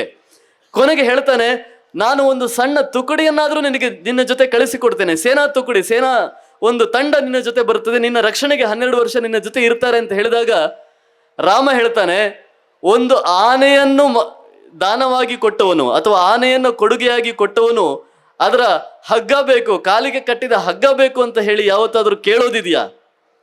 ನಾನು ಈ ಸಿಂಹಾಸನವನ್ನ, ಈ ರಾಜಪದವಿಯನ್ನ, ಈ ಎಲ್ಲ ವೈಭೋಗವನ್ನ ನಾನು ದಾನ ಅಲ್ಲ, ನಾನು ಅದನ್ನು ಬಿಟ್ಟು ಹೋಗ್ತಾ ಇದ್ದೇನೆ, ತ್ಯಾಗ ಮಾಡಿ ಹೋಗ್ತಾ ಇದ್ದೇನೆ. ನಾನು ನಿನ್ನ ಸಣ್ಣ ಒಂದು ಸೇನಾ ತುಕಡಿಯನ್ನು ಇಟ್ಟುಕೊಂಡು ಏನು ಮಾಡಲಿ? ನನಗೆ ಖಂಡಿತವಾಗಿ ಅದು ಬೇಡ ಅಂತ ಹೇಳಿ ತನ್ನ ಅಚಲವಾದ ನಿರ್ಧಾರದಿಂದ ಒಂದಷ್ಟು ಹಿಂದಕ್ಕೆ ಸರಿಯದೆ ಆತ ಕಾಡಿಗೆ ಹೊರಡುವಂತಹ ಒಂದು ಸನ್ನಿವೇಶ. ಇವತ್ತು ನಾವಿದನ್ನು ಸ್ವಲ್ಪ ನಮ್ಮ ಇವತ್ತಿನ 21ನೇ ಶತಮಾನಕ್ಕೆ ಅದನ್ನು ಹೋಲಿಸಿ ನೋಡೋಣ. ಯಾರ ಮನೆಯಲ್ಲಿ ಅಪ್ಪ ನೀನು ಮನೆಯಿಂದ ಹೊರಗೆ ಹೋಗಬೇಕು ಅಂತ ಹೇಳಿದ್ರೆ ಅಪ್ಪನ ಮಾತನ್ನು ಪರಿಪಾಲಿಸ್ತೇನೆ ಅಂತ ಹೇಳಿ ಹೊರಗೆ ಹೋಗುವ ಮಗ ಇದ್ದಾರೆ? ಅಪ್ಪನನ್ನ ಮನೆಯಿಂದ ಹೊರಗೆ ಹಾಕಿ ತಾನು ಉಳಿಯುವಂತ ಮಕ್ಕಳನ್ನು ನಾವು ಇವತ್ತು ನೋಡ್ತೇವೆ. ಆದರೆ ಒಂದು ಇಡೀ ದೊಡ್ಡ ಸಾಮ್ರಾಜ್ಯದ ಅಧಿಪತಿಯಾಗುವ ಒಂದು ಸ್ವಾತಂತ್ರ್ಯ, ಒಂದು ಅವಕಾಶ ಇದ್ದದ್ದು ಕೂಡ ಅದನ್ನು ಕೈಬಿಟ್ಟು ನಾನು ಕಾಡಿಗೆ ಹೋಗ್ತೇನೆ ಅಂತ ಹೇಳಿದ ರಾಮ, ಆತ ಈ ದೇಶಕ್ಕೆ ಯಾಕೆ ಆದರ್ಶ ಅಂತ ಹೇಳಿದ್ರೆ ಇಂತಹ ಗುಣಗಳಿಗೆ ಆದರ್ಶ. ಅವನ ಜೊತೆಗೆ ಹೆಂಡತಿ ಬಂದು ನಿಲ್ತಾಳೆ, ನಾನು ಕೂಡ ಬರ್ತೇನೆ ಅಂತ ಹೇಳ್ತಾಳೆ. ಆಕೆಗೆ ಬೇಕಾದಷ್ಟು ಆತ ಉಪದೇಶವನ್ನು ಮಾಡ್ತಾನೆ, ಇಲ್ಲ ನೀನು ಬರೋದು ಬೇಡ ಅಂತ ಹೇಳ್ತಾನೆ. ಕೊನೆಗೆ ಅವಳು ಕೂಡ ಧರ್ಮದ ಮಾತನ್ನ ಆಡ್ತಾಳೆ, ನಾನು ನಿನ್ನ ಸಹಧರ್ಮಿಣಿ, ನಿನ್ನ ಜೊತೆ ನಾನು ಇರಬೇಕು, ಅಗ್ನಿ ಸಾಕ್ಷಿಯಾಗಿ ನೀನು ಮದುವೆಯಾದಾಗ ನನಗೆ ಮಾತು ಕೊಟ್ಟಿದ್ದೀಯಾ, ನನ್ನನ್ನು ಯಾವತ್ತೂ ಕೈ ಬಿಡೋದಿಲ್ಲ ಅಂತ ಹೇಳಿ. ಈಗ ನೀನು ಕಾಡಿಗೆ ಹೋಗುವಾಗ ನನ್ನನ್ನು ಕೈ ಬಿಟ್ಟು ಹೋಗುವುದು ಗಂಡನ ಧರ್ಮ ಅಲ್ಲ ಅಂತ ಹೇಳಿ ಆತನಿಗೆ ಒಬ್ಬ ಗಂಡನ ಧರ್ಮವನ್ನು ನೆನಪಿಸ್ತಾಳೆ. ಹಾಗೆಯೇ ತನ್ನ ಜವಾಬ್ದಾರಿಯನ್ನು ಕೂಡ ಹೇಳ್ತಾಳೆ, ಪತ್ನಿಯ ಧರ್ಮ ನನ್ನದು, ನಾನು ನಿನ್ನ ಜೊತೆ ಬರಬೇಕು ಅಂತ ಹೇಳಿ ಅವನ ಜೊತೆ ಬರ್ತಾಳೆ. ತಮ್ಮ ಬರ್ತಾನೆ, ತಮ್ಮನ ಹೆಂಡತಿ ಕೂಡ ನಾನೂ ಬರ್ತೇನೆ ಅಂತ ಹೇಳ್ತಾಳೆ. ಆಗ ಇಲ್ಲ, ನೀನು ಅತ್ತೆ ಮಾವಂದಿರನ್ನ ನೋಡಿಕೊಳ್ಬೇಕು, ಅದು ಒಂದು ಧರ್ಮ ಇದೆ ಸೊಸೆಗೆ ಅಂತ ಹೇಳಿ ಆಕೆಗೆ ಅದನ್ನು ನೆನಪಿಸಿ ಊರ್ಮಿಳೆಯನ್ನ ಅಲ್ಲಿ ನಿಲ್ಲಿಸ್ತಾರೆ. ಅಂದ್ರೆ ನಾನು ಹೇಳ್ತಾ ಇರೋದು ಈ ಸುಧರ್ಮ ಸಭೆ ಅನ್ನುವ ಈ ಸಭೆಯಲ್ಲಿ ಇರುವ ಈ ಶಬ್ದ ಸುಧರ್ಮ, ಧರ್ಮದ ಪರಿಕಲ್ಪನೆಯನ್ನು ಎಷ್ಟೆಷ್ಟು ರೀತಿಯಲ್ಲಿ ಈ ರಾಮಾಯಣ ಕಟ್ಟಿಕೊಡ್ತಾ ಹೋಗ್ತದೆ. ಒಂದು ಸಣ್ಣ ಪ್ರಸಂಗ ನಮಗೆ ಇವತ್ತದು ಸಣ್ಣ ಪ್ರಸಂಗವಾಗಿ ಕಾಣಬಹುದು, ಆದರೆ ಆ ಕಾಡಿಗೆ ಹೋಗುವ ಆ ಒಂದು ಪ್ರಸಂಗವನ್ನೇ ಇಟ್ಟುಕೊಂಡು ವಾಲ್ಮೀಕಿ ಮಹರ್ಷಿಗಳು ಮಗನ ಧರ್ಮ ಏನು, ತಂದೆಯ ಧರ್ಮ ಏನು, ಹೆಂಡತಿಯ ಧರ್ಮ ಏನು, ಅಣ್ಣನ ತಮ್ಮನ ಧರ್ಮಗಳು ಏನು, ಸೊಸೆಯ ಧರ್ಮ ಏನು, ಎಲ್ಲವನ್ನೂ ಕೂಡ ಹೇಳ್ತಾ ಹೋಗ್ತಾರಲ್ಲ. ಇದು ನಮ್ಮ ದೇಶದ ನಿಜವಾದ ಧರ್ಮ ಗ್ರಂಥ. ನಮಗೆ ಯಾವುದೇ ಹೋಲಿ ಬುಕ್ ಇಲ್ಲ. ಈ ದೇಶಕ್ಕೆ ಹೋಲಿ ಬುಕ್ಕನ್ನ ಯಾರೂ ಬರೀಲಿಲ್ಲ. ಹೋಲಿ ಬುಕ್ ನೋಡಿಕೊಂಡು ನಾವು ಇವತ್ತು ಹೇಗೆ ಹೇಳಬೇಕು, ಯಾವ ದಿಕ್ಕಿಗೆ ನಮಸ್ಕಾರ ಮಾಡಬೇಕು, ಯಾವ ರೀತಿಯಲ್ಲಿ ನಾವು ಪ್ರಾರ್ಥನೆ ಮಾಡಬೇಕು ಅಂತ ಯಾವ ಹೋಲಿ ಬುಕ್ಕಿನಲ್ಲೂ ಕೂಡ ನಿರ್ದೇಶನಗಳಿಲ್ಲ. ಆದರೆ ನಿರ್ದೇಶನ ಇರುವಂಥದ್ದು ಹೋಲಿ ಬುಕ್ ಇಲ್ಲದೆಯೂ ಕೂಡ ಈ ದೇಶ ಧರ್ಮ ಮಾರ್ಗದಲ್ಲಿ ನಡೀತಾ ಇರುವಂಥದ್ದು ಯಾಕೆ ಅಂತ ಹೇಳಿದ್ರೆ ಇಂತಹ ರಾಮಾಯಣ ಮಹಾಭಾರತಗಳಿಂದ. ಹಾಗೆಯೇ ರಾಮನ ಅನೇಕ ಗುಣಗಳು, ತ್ಯಾಗ ಅಂತ ಹೇಳಿದೆ. ತ್ಯಾಗ ಕೇವಲ ಆತನ ಸಾಮ್ರಾಜ್ಯವನ್ನು ಮಾತ್ರ ತ್ಯಾಗ ಮಾಡಿದ್ದಲ್ಲ, ಆತನಿಗೆ ಮತ್ತೂ 2 ಸಲ ಸಿಂಹಾಸನವನ್ನು ಏರುವಂತ ಅವಕಾಶ ಬಂತು. ವಾಲಿ ಸುಗ್ರೀವರ ಕಾಳಗಾದ ಮೇಲೆ ಆ ವಾಲಿಯ ಒಂದು ಆಸ್ಥಾನವನ್ನ, ವಾಲಿಯ ಒಂದು ಸಾಮ್ರಾಜ್ಯವನ್ನ ಆತ ಅನುಭವಿಸಬಹುದಾಗಿತ್ತು. ವಾಲಿಯ ಹೆಂಡತಿಯರನ್ನ ಆತ ತನ್ನ ಜೊತೆ ಇಟ್ಟುಕೊಳ್ಳಬಹುದಾಗಿತ್ತು. ವಿಭೀಷಣ, ರಾವಣನನ್ನ ಕೊಂದ ಮೇಲೆ ವಿಭೀಷಣನ ಆ ಒಂದು ರಾಜ್ಯ ಅಥವಾ ರಾವಣ ರಾಜ್ಯ ಲಂಕೆಯನ್ನು ಕೂಡ ಆತ ಏರಬಹುದಾಗಿತ್ತು, ಸಿಂಹಾಸನವನ್ನು ಏರಿ ಕೂರಬಹುದಾಗಿತ್ತು. ಆ 2 ಸಂದರ್ಭಗಳಲ್ಲೂ ಕೂಡ ಅದನ್ನು ಯಾರಿಗೆ ಸೇರಬೇಕಾಗಿತ್ತು ಅವರಿಗೆ ಸೇರಿಸಿ ನನಗಿದು ಬೇಡ ಅಂತ ಹೇಳಿದಂತ ಅವನು ರಾಮ. ಸೊ ಹೀಗೆ ನಾವು ತ್ಯಾಗ ಅನ್ನೋ ಒಂದು ಗುಣವನ್ನು ಎತ್ತಿಕೊಂಡ್ರೂ ಕೂಡ ರಾಮಾಯಣದಲ್ಲಿ ಅದಕ್ಕೆ ಬೇಕಾದ ಉದಾಹರಣೆಗಳು ಮತ್ತೆ ಮತ್ತೆ ಮತ್ತೆ ಮತ್ತೆ ನಮಗೆ ಸಿಗ್ತಾ ಹೋಗ್ತವೆ. ಅದೇ ರೀತಿಯಲ್ಲಿ ಆತ ತೋರಿಸುವಂತ ಕರುಣೆ. ಆತ ಈಗಷ್ಟೇ ಅಲ್ಲಿ ಪೂರ್ಣಾಹುತಿಯ ಸಂದರ್ಭದಲ್ಲಿ ಒಂದು ಮಾತನ್ನ ಹೇಳಿದರು, ನಮ್ಮ ಈ ಎಲ್ಲ ಕಾರ್ಯಕ್ರಮಗಳಲ್ಲಿ ನಾವು ಯಾವ ಜಾತಿ ಧರ್ಮ ಪಂಥಗಳನ್ನು ಕೂಡ ನೋಡ್ತಾ ಇಲ್ಲ ಅಂತ. ಇದಕ್ಕೆ ಎಲ್ಲಿಂದ ನಮಗೆ ಪ್ರೇರಣೆ ಅಂತ ಹೇಳಿದರೆ ರಾಮನ ಕಥೆಯಿಂದಲೇ ಪ್ರೇರಣೆ. ರಾಮನಿಗೆ ಎಷ್ಟು ಜನ ಸ್ನೇಹಿತರು. ಗುಹ ಅವನ ಜೊತೆ ಬರ್ತಾನೆ, ನಾನು ನಿನ್ನ ಜೊತೆ ಕಾಡಿನವರೆಗೆ ಬರ್ತೇನೆ ಅಂತ ಹೇಳಿದಾಗ ಆತ ಮಲಗಿದ್ದ ಸಂದರ್ಭದಲ್ಲಿ ಈತ ಕಾಡಿಗೆ ಹೋಗುವ ಕಥೆಯನ್ನು ನಾವು ನೋಡ್ತೇವೆ. ಆತನನ್ನ ಶಬರಿ ಕಾಯ್ತಾಳೆ. ಶಬರಿ ಯಾವ ಜಾತಿ? ನಮ್ಮಲ್ಲಿ ಪಠ್ಯಪುಸ್ತಕವನ್ನು ಬರೆದಾಗ ವಿವಾದ ಮಾಡಿದರು, ಇವರು ಎಲ್ಲರೂ ಒಂದೇ ಜಾತಿಯವರನ್ನ ಬರೆಸ್ತಾ ಇದ್ದಾರೆ. ನಾನು ಕೇಳಿದೆ, ಶಬರಿ ಯಾವ ಜಾತಿ? ಶಬರಿಯ ಒಂದು ಪದ್ಯವನ್ನು ನಾವು ಹಾಕಿದ್ದೇವೆ, ಮಕ್ಕಳಿಗೆ ಓದಿಸ್ತಾ ಇದ್ದೇವೆ. ಶಬರಿ ಯಾವ ಜಾತಿ? ಆಕೆ ಕಚ್ಚಿ ತಿಂದ ಹಣ್ಣನ್ನ ರಾಮ ತಿಂದು ಹೇಳ್ತಾನೆ, ಇಂತಹ ರುಚಿಯಾದ ಹಣ್ಣನ್ನ ನಾನು ಜೀವನದಲ್ಲೇ ತಿಂದಿಲ್ಲ ಅಂತ ಹೇಳ್ತಾನೆ. ಆ ರುಚಿ ಎಲ್ಲಿಂದ ಬಂದದ್ದು ಅಂತ ಹೇಳಿದ್ರೆ ಆಕೆಯ ಪ್ರೀತಿಯಿಂದ ಬಂದದ್ದು. ಅಂತಹ ಪ್ರೀತಿಯನ್ನ ಎಲ್ಲ ವ್ಯಕ್ತಿಗಳಿಂದ ಅನುಭವಿಸಿದವನು ರಾಮ. ಅದೇ ರೀತಿಯಲ್ಲಿ ಹನುಮಂತ ಒಂದು ಇದ್ದಿಲ ತುಂಡಿನಂತೆ ಇದ್ದವನು. ಒಳಗೆ ಸಾಮರ್ಥ್ಯ ಇತ್ತು, ಆದರೆ ಹೊರಗೆ ಇದ್ದಿಲ ತುಂಡಿನ ಹಾಗೆ ಇದ್ದ. ಆತನಿಗೆ ಆ ವಜ್ರದ ಹೊಳಪನ್ನು ಕೊಟ್ಟವನು ಯಾರು ಅಂತ ಹೇಳಿದರೆ ರಾಮ. ಆ ರಾಮನ ಆಲಿಂಗನದಿಂದ, ರಾಮನ ಸ್ಪರ್ಶದಿಂದ ಆತ ಆ ಒಂದು ದೊಡ್ಡ ಅನರ್ಘ್ಯವಾದ ಮಣಿಯಾದ. ಹನುಮಂತನ ಸಾಮರ್ಥ್ಯವನ್ನ ಪೂರ್ಣ ಸ್ವರೂಪದಲ್ಲಿ ತೋರಿಸಿದವನು ರಾಮ. ಹನುಮಂತ ಸಮುದ್ರವನ್ನ ಹಾರಿ ಸೀತೆಯ ಕಡೆಗೆ ಹೋಗಬೇಕಾದ್ರೆ ಸೀತೆ ಅಲ್ಲಿ ಇರಬೇಕಾಗಿತ್ತಲ್ಲ, ಅಂತಹ ಒಂದು ಸನ್ನಿವೇಶ ಸೃಷ್ಟಿಯಾಗಬೇಕಾದ್ರೆ ರಾಮನ ಸಂಸರ್ಗ ಅವನಿಗೆ ಬೇಕಾಯಿತು. ಜಟಾಯುವಿನಂತ ಒಂದು ಹಕ್ಕಿಯನ್ನು ಕೂಡ ಮಾತನಾಡಿಸಿ ಆತ ಸತ್ತ ಮೇಲೆ ಆತನ ಸಂಸ್ಕಾರವನ್ನು ಮಾಡಿದವನು ರಾಮ. ನೋಡಿ, ನಮ್ಮಲ್ಲಿ ನಮ್ಮ ದೇಶದ ಸಂಸ್ಕೃತಿ, ನಮ್ಮ ದೇಶದ ಸಂಪ್ರದಾಯಗಳು, ಆಚಾರಗಳು, ಇವುಗಳಿಗೆಲ್ಲ ಎಲ್ಲಿಂದ ನಮಗೆ ಸೂಚನೆ ಸಿಗ್ತದೆ, ಸಾಕ್ಷಿಗಳು ಸಿಗ್ತವೆ ಅಂತ ಹೇಳಿದರೆ ರಾಮಾಯಣದಂಥ ಕಾವ್ಯದಿಂದ. ನಾವು ಇವತ್ತು ಕೂಡ ಯಾವುದಾದ್ರೂ ಒಂದು ತಂತಿ ಬೇಲಿಗೆ ಒಂದು ಕೋತಿಯೋ ಒಂದು ಆನೆಯೋ ಅಥವಾ ಯಾವುದೋ ಪ್ರಾಣಿಯೋ ಸಿಕ್ಕಿ ಸತ್ತರೆ ನಾವು ಅದರ ಸಂಸ್ಕಾರವನ್ನು ಮಾಡ್ತೇವೆ. ಬೇರೆ ದೇಶಗಳಲ್ಲಿ ಅದನ್ನು ಯಾವುದೋ ಒಂದು ಕಸದ ಬುಟ್ಟಿಗೆ ಎಸೀತಾರೆ. ಒಂದು ಪಕ್ಷಿ ಒಂದು ಪ್ರಾಣಿಗೆ ಕೂಡ ಸಂಸ್ಕಾರ ಮಾಡಬೇಕು, ಶವ ಸಂಸ್ಕಾರವನ್ನು ಮಾಡಿ ಗೌರವ ಸೂಚಿಸಬೇಕು ಅಂತ ಹೇಳಿದವನು ರಾಮ. ಹೀಗೆ ನಾವು ನೋಡ್ತಾ ಹೋದ್ರೆ ಆತನ ಕರುಣ ರಸದಿಂದ ತೋಯ್ದು ಹೋದವರು, ಆತನ ಪ್ರೀತಿಯಿಂದ ತೋಯ್ದು ಹೋದವರು ಎಷ್ಟು ಜನ ರಾಮಾಯಣದಲ್ಲಿ? ಅನೇಕ ಮಂದಿ. ಎಚ್ ಎಸ್ ವೆಂಕಟೇಶ್ ಮೂರ್ತಿ ಅವರು ಒಂದು ಪದ್ಯವನ್ನು ಬರೀತಾರೆ. ಆ ಪದ್ಯದ ಹೆಸರು ಶ್ರೀ ಸಂಸಾರಿ ಅಂತ ಹೇಳಿ. ರಾಮ ಯಾವತ್ತೂ ಕೂಡ ಒಬ್ಬನೇ ಫೋಟೋ ತೆಗೆದುಕೊಂಡ ಉದಾಹರಣೆ ಇಲ್ಲ. ಬೇರೆ ಎಲ್ಲರೂ ಕೂಡ ಒಬ್ಬೊಬ್ಬರೇ ನಿಂತುಕೊಂಡು ಫೋಟೋ ತಗೊಳ್ತಾರೆ. ವಿಷ್ಣುವಿನ ಒಂದೇ ಫೋಟೋ ಸಿಗಬಹುದು, ಅಥವಾ ಬೇರೆ ದೇವರುಗಳ ಒಂದೊಂದೇ ಅವರು ಮಾತ್ರ ನಿಂತಿರುವಂಥ ಫೋಟೋಗಳು ಸಿಗಬಹುದು. ಆದರೆ ಶ್ರೀರಾಮ ಒಬ್ಬನೇ ನಿಂತು ಫೋಟೋ ತೆಗೆಸಿಕೊಂಡ ಉದಾಹರಣೆ ಇಲ್ಲ. ಆತನಿಗೆ ತನ್ನ ಇಡೀ ಸಂಸಾರ ಬೇಕು, ತನ್ನ ತಮ್ಮಂದಿರು ಬೇಕು, ಅವರ ಹೆಂಡತಿಯರು ಕೂಡ ಅಲ್ಲಿ ಇರಬೇಕು, ತನ್ನ ಹೆಂಡತಿ ಇರಬೇಕು, ತನ್ನ ಎಲ್ಲ ಮಿತ್ರರು ಇರಬೇಕು, ಎಲ್ಲರೂ ಇರಬೇಕು. ಆ ಪದ್ಯದಲ್ಲಿ ಯಶಸ್ವಿ ಅವರು ಹೇಳ್ತಾ ಹೋಗ್ತಾರೆ, ಹೀಗೆ ಎಲ್ಲರೂ ಕೂಡ ಆ ಒಂದು ಫೋಟೋ ಸೆಷನ್ಗೆ ಬಂದಿದ್ದಾರೆ, ಎಲ್ಲರೂ ಫೋಟೋ ತೆಗೆದುಕೊಳ್ಳೋದಕ್ಕೆ ರಾಮನ ಜೊತೆ ನಿಂತಿದ್ದಾರೆ. ಆಗ ಇನ್ನೇನು ಫೋಟೋ ತೆಗಿಬೇಕು ಅಂತ ಹೇಳುವಾಗ ರಾಮ ಹೇಳ್ತಾರೆ, 1 ನಿಮಿಷ,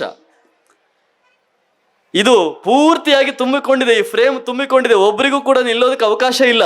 ಆದರೂ ಕೂಡ ರಾಮ ಹೇಳ್ತಾನೆ, ಇನ್ನೂ ಸ್ವಲ್ಪ ಜಾಗ ಇದೆ, ನನ್ನ ಹೆಗಲ ಮೇಲೆ ಸ್ವಲ್ಪ ಜಾಗ ಇದೆ, ಆ ಅಳಿಲನ್ನ ಕರೀರಿ, ನಾನು ಹೆಗಲ ಮೇಲೆ ಕೂರಿಸಿಕೊಳ್ತೇನೆ ಅಂತ ಹೇಳಿ ಅಳಿಲನ್ನ ಹೆಗಲ ಮೇಲೆ ಕೂರಿಸಿಕೊಂಡು ಫೋಟೋ ತೆಗೆಸಿಕೊಂಡ ಅಂತ ಹೇಳಿ ಒಂದು ಕವಿತೆಯಲ್ಲಿ ಬರುತ್ತದೆ. ಅಂದ್ರೆ ಒಂದು ಅಳಿಲಿಗೂ ಕೂಡ, ರಾಮಾಯಣದಲ್ಲಿ ಆ ಕಥೆ ಇಲ್ಲದೆ ಇರಬಹುದು, ಆದರೆ ನಮ್ಮಲ್ಲಿ ನೂರಾರು ರಾಮಾಯಣಗಳು.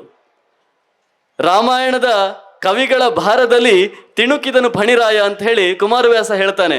ಫಣಿರಾಯ ಈ ಭೂಮಂಡಲವನ್ನು ಹೊತ್ತುಕೊಂಡಿದ್ದಾನೆ, ಅದರ ಭಾರ ಅವನಿಗಿಲ್ಲ. ಆದರೆ ಈ ಭೂಮಂಡಲದಲ್ಲಿ ಬಂದ ಕವಿಗಳು ಯಾರೆಲ್ಲ ರಾಮಾಯಣವನ್ನು ಬರೆದು ಅದರ ಭಾರವನ್ನು ಎಷ್ಟು ಹೆಚ್ಚಿಸಿದ್ದಾರೆ ಅಂದ್ರೆ ಅವನಿಗೂ ಕೂಡ ಆಗ್ತಾ ಇಲ್ಲ, ಇದನ್ನು ತಡ್ಕೊಳ್ಳೋದಕ್ಕೆ ಆಗ್ತಾ ಇಲ್ಲ. ಅಷ್ಟೊಂದು ಭಾರ, ಅಷ್ಟೊಂದು ಬಾಹುಳ್ಯ, ಅಷ್ಟೊಂದು ದೊಡ್ಡ ಸಂಖ್ಯೆಯಲ್ಲಿ ರಾಮಾಯಣವನ್ನು ಬರೆದಿದ್ದಾರೆ ಅಂತ ಹೇಳಿ. ಹಾಗಾಗಿ ನಾನು ರಾಮಾಯಣವನ್ನು ಮತ್ತೆ ಬರೆಯೋದಿಲ್ಲ, ನಾನು ಕೃಷ್ಣನ ಕಥೆಯನ್ನು ಹೇಳ್ತೇನೆ ಅಂತ ಹೇಳಿ ಕುಮಾರವ್ಯಾಸ ಹೇಳುವಂತ ಒಂದು ಪ್ರಸಂಗ ಇದೆ. ಈ ದೇಶದಲ್ಲಿ ಇದು ನಮಗೆ ಸಿಕ್ಕಿದ ಸ್ವಾತಂತ್ರ್ಯ. ನಾವು ಪ್ರತಿಯೊಬ್ಬರೂ ಕೂಡ ರಾಮನ ನೆಲದಲ್ಲಿ ಹುಟ್ಟಿದ್ದೇವೆ ಅನ್ನೋದು ಒಂದು ಪುಣ್ಯ. ಆದರೆ ಈ ಭಾರತದ ದೇಶದಲ್ಲಿ, ಭಾರತದ ಮಣ್ಣಿನಲ್ಲಿ ಹುಟ್ಟಿದ್ದೇವೆ ಅನ್ನೋದು ಇನ್ನೊಂದು ಪುಣ್ಯ. ಯಾಕೆ ಅಂದ್ರೆ ಈ ಧರ್ಮ ನಮಗೆ ಯಾವ ರೀತಿಯಲ್ಲಿ ಬೇಕಾದರೂ ದೇವರನ್ನ ಆರಾಧನೆ ಮಾಡುವಂತ ಹೇಳಿಕೊಟ್ಟಿದೆ, ಯಾವ ರೀತಿಯಲ್ಲಿ ಬೇಕಾದರೂ ನಿನ್ನ ಜೀವನವನ್ನ ಸಂತೋಷ ಪಡು, ಅನುಭವಿಸುವಂತ ಹೇಳಿಕೊಟ್ಟಿದೆ. ಹಾಗಾಗಿ ಈ ದೇವರುಗಳನ್ನು ನಾವು ನಮಗೆ ಬೇಕಾದ ರೀತಿಯಲ್ಲಿ ಹಾಡಿ ಸ್ತುತಿಸಬಹುದು, ಕೀರ್ತನೆಗಳನ್ನು ಹಾಡಬಹುದು, ಅವರ ಶಿಲ್ಪಗಳನ್ನು ಮಾಡಬಹುದು, ಅವರಿಗೆ ಬೇಕಾದ ರೀತಿಯಲ್ಲಿ ಪೂಜೆಯನ್ನು ಮಾಡಬಹುದು, ಬೇಕಾದ ರೀತಿಯಲ್ಲಿ ಅವರಿಗೆ ದೇವಸ್ಥಾನಗಳನ್ನು ಕಟ್ಟಿ ಅವರ ಆರಾಧನೆಯನ್ನು ಮಾಡಬಹುದು. ಇಂತಹ ಒಂದು ಸ್ವಾತಂತ್ರ್ಯವನ್ನು ಕೊಟ್ಟ ಈ ನೆಲದಲ್ಲಿ ರಾಮನ ಮೇಲೆ ನೂರಾರು ಕಾವ್ಯಗಳು ಬಂತು, ಯಾರ ತಲೆಯನ್ನು ಕೂಡ ಯಾರೂ ಕಡಿಲಿಲ್ಲ. ನೀನು ಬರೆದ ರಾಮಾಯಣ ಮೂಲ ರಾಮಾಯಣಕ್ಕೆ ನಿಷ್ಠವಾಗಿಲ್ಲ, ಅಥವಾ ನೀನು ಬರೆದ ರಾಮಾಯಣ ಮೂಲ ರಾಮಾಯಣಕ್ಕಿಂತ ಸ್ವಲ್ಪ ಭಿನ್ನವಾಗಿದೆ ಅಂತ ಹೇಳಿ ಯಾರ್ದು ಕೂಡ ಈ ದೇಶದಲ್ಲಿ ತಲೆ ಕಡಿದ ಉದಾಹರಣೆ ಇಲ್ಲ. ಆದರೆ ಬೇರೆ ದೇಶಗಳಲ್ಲಿ ಒಂದು ಶಬ್ದ, ಒಂದು ವಾಕ್ಯ, ಒಂದು ಪ್ಯಾರಾಗ್ರಾಫ್ ಏನಾದರೂ ಚೇಂಜ್ ಆದರೆ ಅವರ ಅಡ್ರೆಸ್ ಅನ್ನು ಮರುದಿವಸ ಗೂಗಲಲ್ಲೂ ಕೂಡ ಹುಡುಕ್ಲಿಕ್ಕೆ ಸಾಧ್ಯ ಇಲ್ಲ. ಸೊ ಇಂತಹ ಸ್ವಾತಂತ್ರ್ಯವನ್ನು ಕೊಟ್ಟರೂ ಕೂಡ ನಮ್ಮ ಕವಿಗಳ ಒಂದು ಹಿರಿಮೆಯನ್ನು ಕೂಡ ನಾವು ನೋಡಬೇಕು. ಇಷ್ಟೆಲ್ಲ ಹಿರಿಮೆಯನ್ನು ಕೊಟ್ಟರೂ ಕೂಡ ಯಾವ ರಾಮಾಯಣದಲ್ಲೂ ಕೂಡ ರಾವಣ ಗೆಲ್ಲುವುದಿಲ್ಲ, ರಾವಣ ರಾಮನನ್ನ ಕೊಲ್ಲುವುದಿಲ್ಲ. ಪ್ರತಿ ರಾಮಾಯಣದಲ್ಲೂ ಕೂಡ ರಾಮನೇ ಗೆಲ್ಲಬೇಕು, ರಾವಣನೇ ಸೋಲ್ಬೇಕು, ರಾವಣನೇ ಸಾಯಬೇಕು. ಪ್ರತಿ ರಾಮಾಯಣದಲ್ಲೂ ಕೂಡ ಸೀತೆಯ ಒಂದು ಅಪಹರಣ ಆಗೇ ಆಗುತ್ತದೆ. ಒಂದು ತಾಳಮದ್ದಲೆ ಪ್ರಸಂಗ ನನಗೆ ನೆನಪಿಗೆ ಬರ್ತದೆ. ತಾಳಮದ್ದಲೆ ಆಗ್ತಾ ಇರಬೇಕಾದ್ರೆ ರಾಮ ಮತ್ತು ಸೀತೆ, ರಾಮನ ಪಾತ್ರ ಮಾಡ್ತಾ ಇದ್ದವರು ಅರ್ಥಧಾರಿಗಳು, ಅವ್ರಿಗೆ ಎಷ್ಟು ಹೇಳಿದ್ರು ಕೂಡ ಹೋಗ್ತಾ ಇಲ್ಲ ಜಿಂಕೆಯನ್ನು ಹುಡುಕೋದಕ್ಕೆ. ಜಿಂಕೆಯನ್ನ ಹೋಗಿ ತರಬೇಕಲ್ವಾ. ಇವಳು ಹೇಳ್ತಾ ಇದ್ದಾಳೆ, ಮಾಯಾ ಜಿಂಕೆ, ಚಿನ್ನದ ಜಿಂಕೆ ಬೇಕು ನನಗೆ, ನೀನು ತಂದು ಕೊಡು ಅಂತ ಹೇಳ್ತಾ ಇದ್ದಾಳೆ. ರಾಮ ಹೋಗ್ತಾ ಇಲ್ಲ. ರಾಮ ಬೇರೆ ಬೇರೆ ರೀತಿಯ ಪಟ್ಟುಗಳನ್ನು ಹಾಕಿ ಅಲ್ಲೇ ಆ ಸೀತೆಯನ್ನ ಸಮಾಧಾನ ಮಾಡ್ತಾ ಇದ್ದಾನೆ. ಸೀತೆಯ ಅರ್ಥಧಾರಿಗಳು ಬಹುಶಃ ಜೂನಿಯರ್ ಇರಬೇಕು, ಜೂನಿಯರ್ ಆರ್ಟಿಸ್ಟ್ ಅಂತ ಹೇಳ್ತೇವಲ್ಲ. ಈ ರಾಮನ ಅರ್ಥಧಾರಿಗಳು ಸೀನಿಯರ್ ಆರ್ಟಿಸ್ಟು. ಅವರು ಹೇಗಾದ್ರೂ ಮಾಡಿ ಇವನನ್ನು ಕಟ್ಟಿ ಹಾಕಬೇಕು ಅಂತ ಹೇಳಿ ಮತ್ತೊಂದು ಮಗದೊಂದು ಅವರು ಲಾಜಿಕ್ ಅನ್ನ ತಂದು, ಇಲ್ಲಮ್ಮ ಹೋಗೋದು ಬೇಡ ಅಂತ ಹೇಳಿ ಹೊಸ ಹೊಸ ಕಥೆಗಳನ್ನು ಹೇಳ್ತಾ ಇದ್ದಾರೆ. ಈ ಸೀತೆಯ ಅರ್ಥಧಾರಿಗಳಿಗೆ ಕೊನೆಗೆ ತಾಳ್ಮೆ ಕೆಟ್ಟು ಹೋಯ್ತು. ಅವ್ರು ಹೇಳಿದ್ರು, ಅಲ್ಲಪ್ಪ ನೀನು ಎಷ್ಟು ರಾಮಾಯಣ ಓದಿದ್ದೀಯಾ? 100 ರಾಮಾಯಣ ಓದಿದ್ದೇನೆ ಅಂದ್ರು. ನೀನು 100 ರಾಮಾಯಣ ಓದಿದ್ದೀಯಾ? ಯಾವ ರಾಮಾಯಣದಲ್ಲಾದ್ರೂ ನಾನು ಮಾಯಾಜಿಂಕೆಯನ್ನು ತರೋದಿಲ್ಲ ಅಂತ ಹೇಳಿದ ರಾಮ ಇದ್ದಾನ? ಇಲ್ಲ, ಪ್ರತಿಯೊಂದರಲ್ಲೂ ತಂದಿದ್ದಾನೆ. ಹಾಗಾಗಿ ನೀನು ಹೋಗು ಈಗ ಅಂತ ಹೇಳಿ ಕೊನೆಗೆ ಆ ರಾಮನನ್ನ ಹೊರಡಿಸ್ತಾರಂತೆ. ಅಂದ್ರೆ ನಮ್ಮಲ್ಲಿ ಎಷ್ಟು ಸ್ವಾತಂತ್ರ್ಯವನ್ನು ಕೊಟ್ಟರೂ ಕೂಡ ರಾಮಾಯಣವನ್ನು ಬರೆಯುವುದಕ್ಕೆ, ಯಾವ ರಾಮಾಯಣದಲ್ಲೂ ಕೂಡ ರಾವಣ ಗೆಲ್ಲೋದಿಲ್ಲ, ರಾಮ ಸೋಲೋದಿಲ್ಲ. ಆ ಚೌಕಟ್ಟಿನ ಒಂದು ಪ್ರಜ್ಞೆ, ಔಚಿತ್ಯ ಪ್ರಜ್ಞೆ ಅಂತ ಹೇಳ್ತೇವಲ್ಲ, ಅದು ಈ ದೇಶದ ಕವಿಗಳಿಗೆ ಬಹಳ ಚೆನ್ನಾಗಿ ಇತ್ತು. ಹಾಗಾಗಿ ಒಂದೊಂದು ಪಾತ್ರಗಳನ್ನು ಮೆರೆಸಿದವರು ಇರಬಹುದು. ರವೀಂದ್ರನಾಥ ಠಾಕೂರ್ ಅವರು ಹೇಳ್ತಾರೆ, ಊರ್ಮಿಳೆಗೆ ವಾಲ್ಮೀಕಿ ಅವರು ಜಾಗ ಕೊಟ್ಟಿಲ್ಲ, ನಾನು ಜಾಗ ಕೊಡ್ತೇನೆ, ಕೊಡಿ. ಕುವೆಂಪು ಅವರು ಹೇಳ್ತಾರೆ, ಮಂಥರೆಗೆ ಅವಳ ಪಾತ್ರವನ್ನು ಅಷ್ಟು ಬೆಳೆಸಿಲ್ಲ, ನಾನು ಬೆಳೆಸ್ತೇನೆ, ಬೆಳೆಸಿ. ಎಲ್ಲದಕ್ಕೂ ಅವಕಾಶ ಇದೆ. ಹಾಗಾಗಿ ಈ ಎಲ್ಲ ಅವಕಾಶಗಳನ್ನು ಬಳಸಿಕೊಳ್ಳೋದಕ್ಕೆ ನಮಗೆ ಸಿಕ್ಕ ದೊಡ್ಡ ಸ್ವಾತಂತ್ರ್ಯ, ನಮಗೆ ಸಿಕ್ಕ ಅವಕಾಶ ಏನು ಅಂತ ಹೇಳಿದ್ರೆ ಈ ದೇಶದಲ್ಲಿ ಹುಟ್ಟಿರುವಂಥದ್ದು. ನಾವು ಬೇರೆ ದೇಶದಲ್ಲಿ ಹುಟ್ಟಿದ್ರೆ ಈ ರಾಮಾಯಣವನ್ನು ಓದುವುದಕ್ಕೂ ಅವಕಾಶ ಇರಲಿಲ್ಲ. ನಾನು ಇಲ್ಲಿ ದೇಶ ಅಂತ ಹೇಳಿದ್ರೆ ಕೇವಲ ಗಡಿರೇಖೆಗಳನ್ನು ಹೇಳ್ತಾ ಇಲ್ಲ. ಭಾರತ ದೇಶ ಅಂತ ಹೇಳಿದ್ರೆ ಅದು ಅಖಂಡ ಭಾರತ. ಅದು ಅಫ್ಘಾನಿಸ್ತಾನದಿಂದ, ಕಾಬೂಲಿನಿಂದ, ಕಂದಹಾರದಿಂದ, ಗಾಂಧಾರ ಅಲ್ಲಿಂದ ಶುರುವಾಗಿ ಅದು ಜಾವಾ, ಸುಮಾತ್ರ, ಬಾಲಿಯವರೆಗೆ ಹರಡಿಕೊಂಡಿರುವಂಥ ಅಖಂಡ ಭಾರತ. ಯಾಕೆ ಹೇಳ್ತಾ ಇದ್ದೇನೆ ಅಂದರೆ, ಈ ರಾಮಾಯಣವನ್ನು ಬೆಳೆಸಿದ ಅನೇಕ ದೇಶಗಳು ಇವತ್ತು ಭಾರತದ ಹೊರಗಡೆ ಇದ್ದಾವೆ. ಅದು ಇಂಡೋನೇಷ್ಯಾ ಇರಬಹುದು, ಮಲೇಷ್ಯಾ ಇರಬಹುದು, ಜಾವಾ, ಸುಮಾತ್ರ ಇರಬಹುದು, ಥೈಲ್ಯಾಂಡ್ ಇರಬಹುದು. ಥೈಲ್ಯಾಂಡಿನ ರಾಜಧಾನಿ ಅವರು ಅಯೋಧ್ಯ ಅಂತ ಹೇಳಿದರು. ಥೈಲ್ಯಾಂಡಿನ ರಾಜರನ್ನ ಅವರು ರಾಮ ಅಂತ ಹೇಳಿದರು.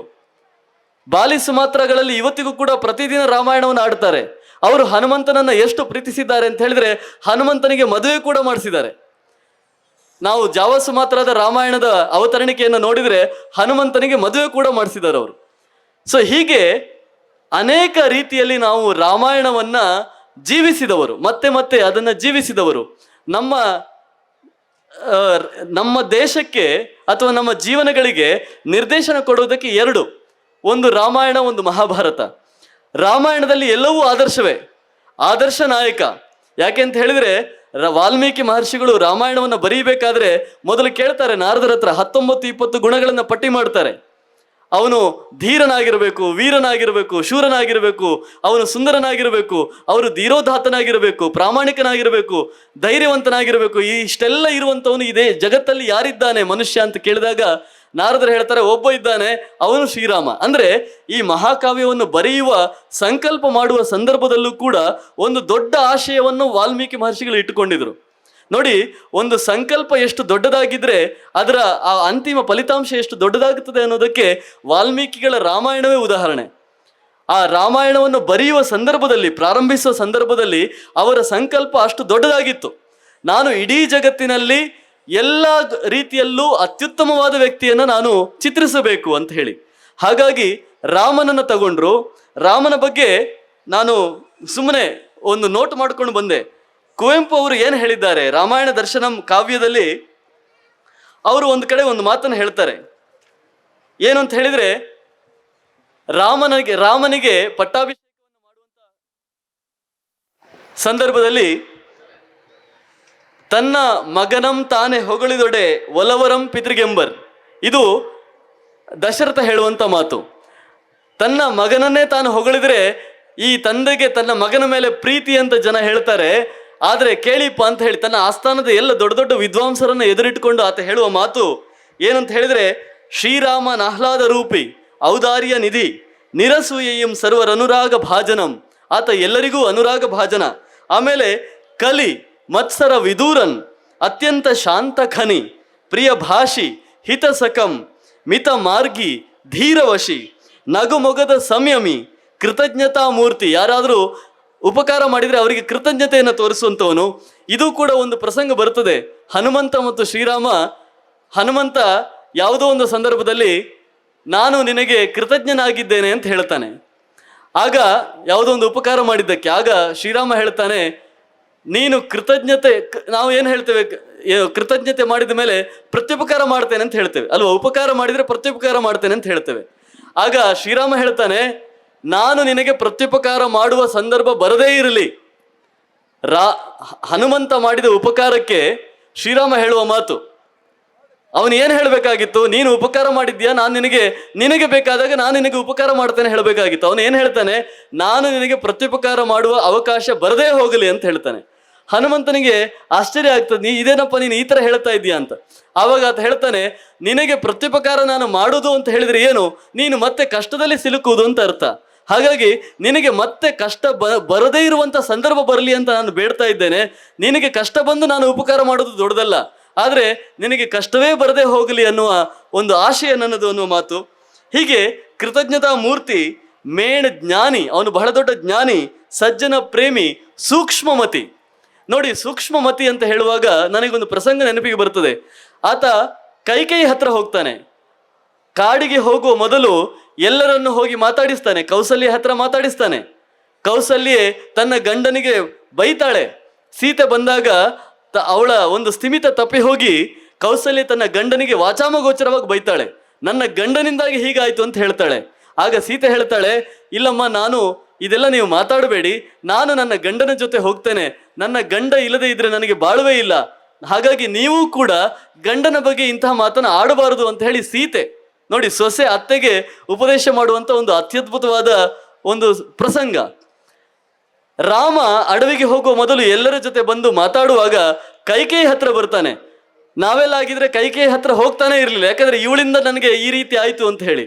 ಆದ್ರೆ ಈತ ಕೈಕೇಯಿ ಹತ್ರ ಹೋಗಿ ಒಂದು ಮಾತು ಕೇಳ್ತಾನೆ. ನೀನು ನಿನ್ನ ಗಂಡನ ಹತ್ರ ಹೋಗಿ ಹೇಳಿದೆ, ದಶರಥನ ಹತ್ರ ಹೋಗಿ ರಾಮ ಕಾಡಿಗೆ ಹೋಗಬೇಕು ಅಂತ ಹೇಳಿದೆ. ಆದ್ರೆ ಒಂದು ಮಾತು ನೀನು ನನ್ನ ಹತ್ರ ಬಂದು ಹೇಳ್ಬೋದಾಗಿತ್ತಲ್ಲ. ನೀನು ನೇರವಾಗಿ ಬಂದು ನನ್ನ ಹತ್ರ ನೀನು ಕಾಡಿಗೆ ಹೋಗು ಅಂತ ಹೇಳಿದ್ರೆ ನಿನ್ನ ಆಜ್ಞೆ, ನಿನ್ನ ಅನುಗ್ರಹ ಅಂತ ಹೇಳ್ಕೊಂಡು ನಾನು ಕಾಡಿಗೆ ಹೋಗ್ತಾ ಇದ್ದೆ. ನೀನು ಯಾಕೆ ನನ್ನ ತಂದೆಯ ಮನಸ್ಸನ್ನು ನೀನು ನೋಯಿಸಿದೆ? ನೇರವಾಗಿ ನನ್ನ ಹತ್ರ ಬರ್ಬೋದಾಗಿತ್ತಲ್ಲ ಅಂತ ಹೇಳ್ತಾನೆ. ಆಗ ಕೈಕೇಯಿ ಒಂದು ಮಾತು ಹೇಳ್ತಾಳೆ, ನಿನ್ನ ಹತ್ರ ಬರಬೇಕು ಅಂತ ಇದ್ದೆ ರಾಮ, ಆದ್ರೆ ನೀನು ಎಲ್ಲಿ ಒಪ್ಕೊಳ್ಳೋದಿಲ್ವೋ ಅಂತ ಹೇಳಿ ನನಗೆ ಒಂದು ಸಣ್ಣ ಸಂಶಯ ಬಂತು ಅಂತ ಹೇಳ್ತಾಳೆ. ಆವಾಗ ನೋಡಿ, ಸೂಕ್ಷ್ಮಮತಿ ಅಂತ ಅನ್ನೋದಕ್ಕೆ ರಾಮನಿಗೆ ಆಗ ಬಹಳ ದುಃಖ ಆಗ್ತದೆ. ಯಾಕೆ ದುಃಖ ಆಗ್ತದೆ ಅಂತ ಹೇಳಿದ್ರೆ, ಈಕೆ ನಾನು ಒಪ್ಕೊಳ್ಳೋದಿಲ್ಲ ಅಂತ ಇವಳು ಅಂದುಕೊಳ್ಬೇಕಾದ್ರೆ ಈಕೆಗೆ ನನ್ನ ಬಗ್ಗೆ ಇನ್ನೂ ಒಂದು ಸ್ವಲ್ಪ ಸಂಶಯ ಉಳಿದಿದೆಯಲ್ಲ. ಹಾಗೆ ಅವಳಿಗೆ ಸಂಶಯ ಉಳಿಯುವ ಹಾಗೆ ನನ್ನ ವ್ಯಕ್ತಿತ್ವದಲ್ಲಿ ಎಲ್ಲೋ ಒಂದು ಕೊರೆ ಉಳಿಯಿತಲ್ಲ, ಒಂದು ಊನ ಉಳಿಯಿತಲ್ಲ, ನನ್ನ ವ್ಯಕ್ತಿತ್ವ ಇನ್ನೂ ಪರಿಶುದ್ಧವಾಗ್ಲಿಲ್ವೋ ಏನೋ ಅಂತ ಹೇಳಿ ತನ್ನ ಬಗ್ಗೆ ತನಗೆ ನೋವು, ತನ್ನ ಬಗ್ಗೆ ತನಗೆ ಅಸಮಾಧಾನ. ಇಂತಹ ಸೂಕ್ಷ್ಮಮತಿಯಾದ ಶ್ರೀರಾಮ. ಹಾಗೆಯೇ ಪಂಡಿತಂ ಶ್ರುತಿವಿದಂ ಸುವಿಚಾರಿ, ಒಳ್ಳೆಯ ವಿಚಾರಗಳನ್ನ ಹೇಳುವವನು. ನಿತ್ಯಂ ಪ್ರಜಾಪ್ರೇಮಿ. ನಿತ್ಯಂ ಪ್ರಜಾಪ್ರೇಮಿ ಹೇಳುವಾಗಲೂ ಕೂಡ ಮತ್ತೊಂದು ಪ್ರಸಂಗ ನೆನಪಾಗ್ತದೆ. ಏನು ಅಂತ ಹೇಳಿದ್ರೆ, ಭರತ ಚಿತ್ರಕೂಟಕ್ಕೆ ಬಂದಿದ್ದಾನೆ. ಬಂದು ರಾಮನಿಗೆ ಇಲ್ಲ, ನೀನು ವಾಪಸ್ ಬರಬೇಕು ಅಂತ ಹೇಳಿ ಒತ್ತಾಯ ಮಾಡ್ತಾನೆ. ಒತ್ತಾಯ ಮಾಡುವಾಗ ಶ್ರೀರಾಮ ಕೇಳುವ ಪ್ರಶ್ನೆಗಳು, ಶ್ರೀರಾಮ ಒಂದು ಉದ್ದದ ಪ್ರಶ್ನೆ ಪತ್ರಿಕೆಯನ್ನ ಭರತನ ಮುಂದೆ ಇಡ್ತಾನೆ. ಅದರಲ್ಲಿ ಏನಿರ್ತದೆ ಅಂತ ಹೇಳಿದ್ರೆ, ಅಯೋಧ್ಯೆಯಲ್ಲಿ ಮಡಿಕೆ ಕೆಲಸ ಮಾಡುವವರು ಹೇಗೆ ಕೆಲಸ ಮಾಡ್ತಾ ಇದ್ದಾರೆ, ಅಯೋಧ್ಯೆಯಲ್ಲಿ ಅಕ್ಕಸಾಲಿಗ ಕೆಲಸ ಮಾಡುವವರು ಹೇಗೆ ಮಾಡ್ತಾ ಇದ್ದಾರೆ, ಕಮ್ಮಾರ ಕೆಲಸ ಮಾಡುವವರು ಹೇಗೆ ಮಾಡ್ತಾ ಇದ್ದಾರೆ, ಅವರ ಜೀವನ ಎಲ್ಲ ಚೆನ್ನಾಗಿದೆಯಾ, ಅಲ್ಲಿ ಸೈನಿಕರಾಗಿ ಕೆಲಸ ಮಾಡುವವರು, ಗೂಢಚಾರರಾಗಿ ಕೆಲಸ ಮಾಡುವವರು, ರೈತರಾಗಿ ಕೆಲಸ ಮಾಡುವವರು, ಮೇಸ್ತ್ರಿಗಳು, ಇವರೆಲ್ಲ ಚೆನ್ನಾಗಿದ್ದಾರಾ ಅಂತ ಹೇಳಿ ಒಂದು ದೊಡ್ಡ ಪಟ್ಟಿಯನ್ನು ಕೇಳ್ತಾನೆ. ಅಂದ್ರೆ ನಿತ್ಯಂ ಪ್ರಜಾಪ್ರೇಮಿ, ಪ್ರಜೆಗಳನ್ನು ಬಿಟ್ಟು ಈ ಕಡೆ ಬಂದಿದ್ದಾನೆ. 12 ವರ್ಷ ಮತ್ತೆ ಹೋಗುವ ಹಾಗೆ ಇಲ್ಲ, ಗೊತ್ತಿದೆ ಅವನಿಗೆ. ಅವನು ಮತ್ತೆ ವಾಪಸ್ ಹೋಗುವಾಗ ಪ್ರಜೆಗಳು ಅನೇಕ ಮಂದಿ ಇರ್ತಾರೋ ಇಲ್ವೋ ಅದು ಕೂಡ ಡೌಟ್ ಇದೆ. ಹಾಗಿದ್ರೂ ಕೂಡ ಒಂದು ಕಾಡಿನಲ್ಲಿ ಇದ್ದುಕೊಂಡು ನನ್ನ ರಾಜ್ಯದ ಪ್ರಜೆಗಳು ಚೆನ್ನಾಗಿ ಇದ್ದಾರೋ ಇಲ್ವೋ ಅಂತ ಯೋಚನೆ ಮಾಡುವಂತ ಬುದ್ಧಿ ಇದೆಯಲ್ಲ, ಇದನ್ನ ನಾವು 9ನೇ ತರಗತಿಯಲ್ಲಿ ಈಗಿನ ಹೊಸ ಪಠ್ಯಪುಸ್ತಕದಲ್ಲಿ ಮೊದಲ ಅಧ್ಯಾಯವಾಗಿ ಕೊಟ್ಟಿದ್ದೇವೆ. ರಾಮರಾಜ್ಯ ಅಂತ.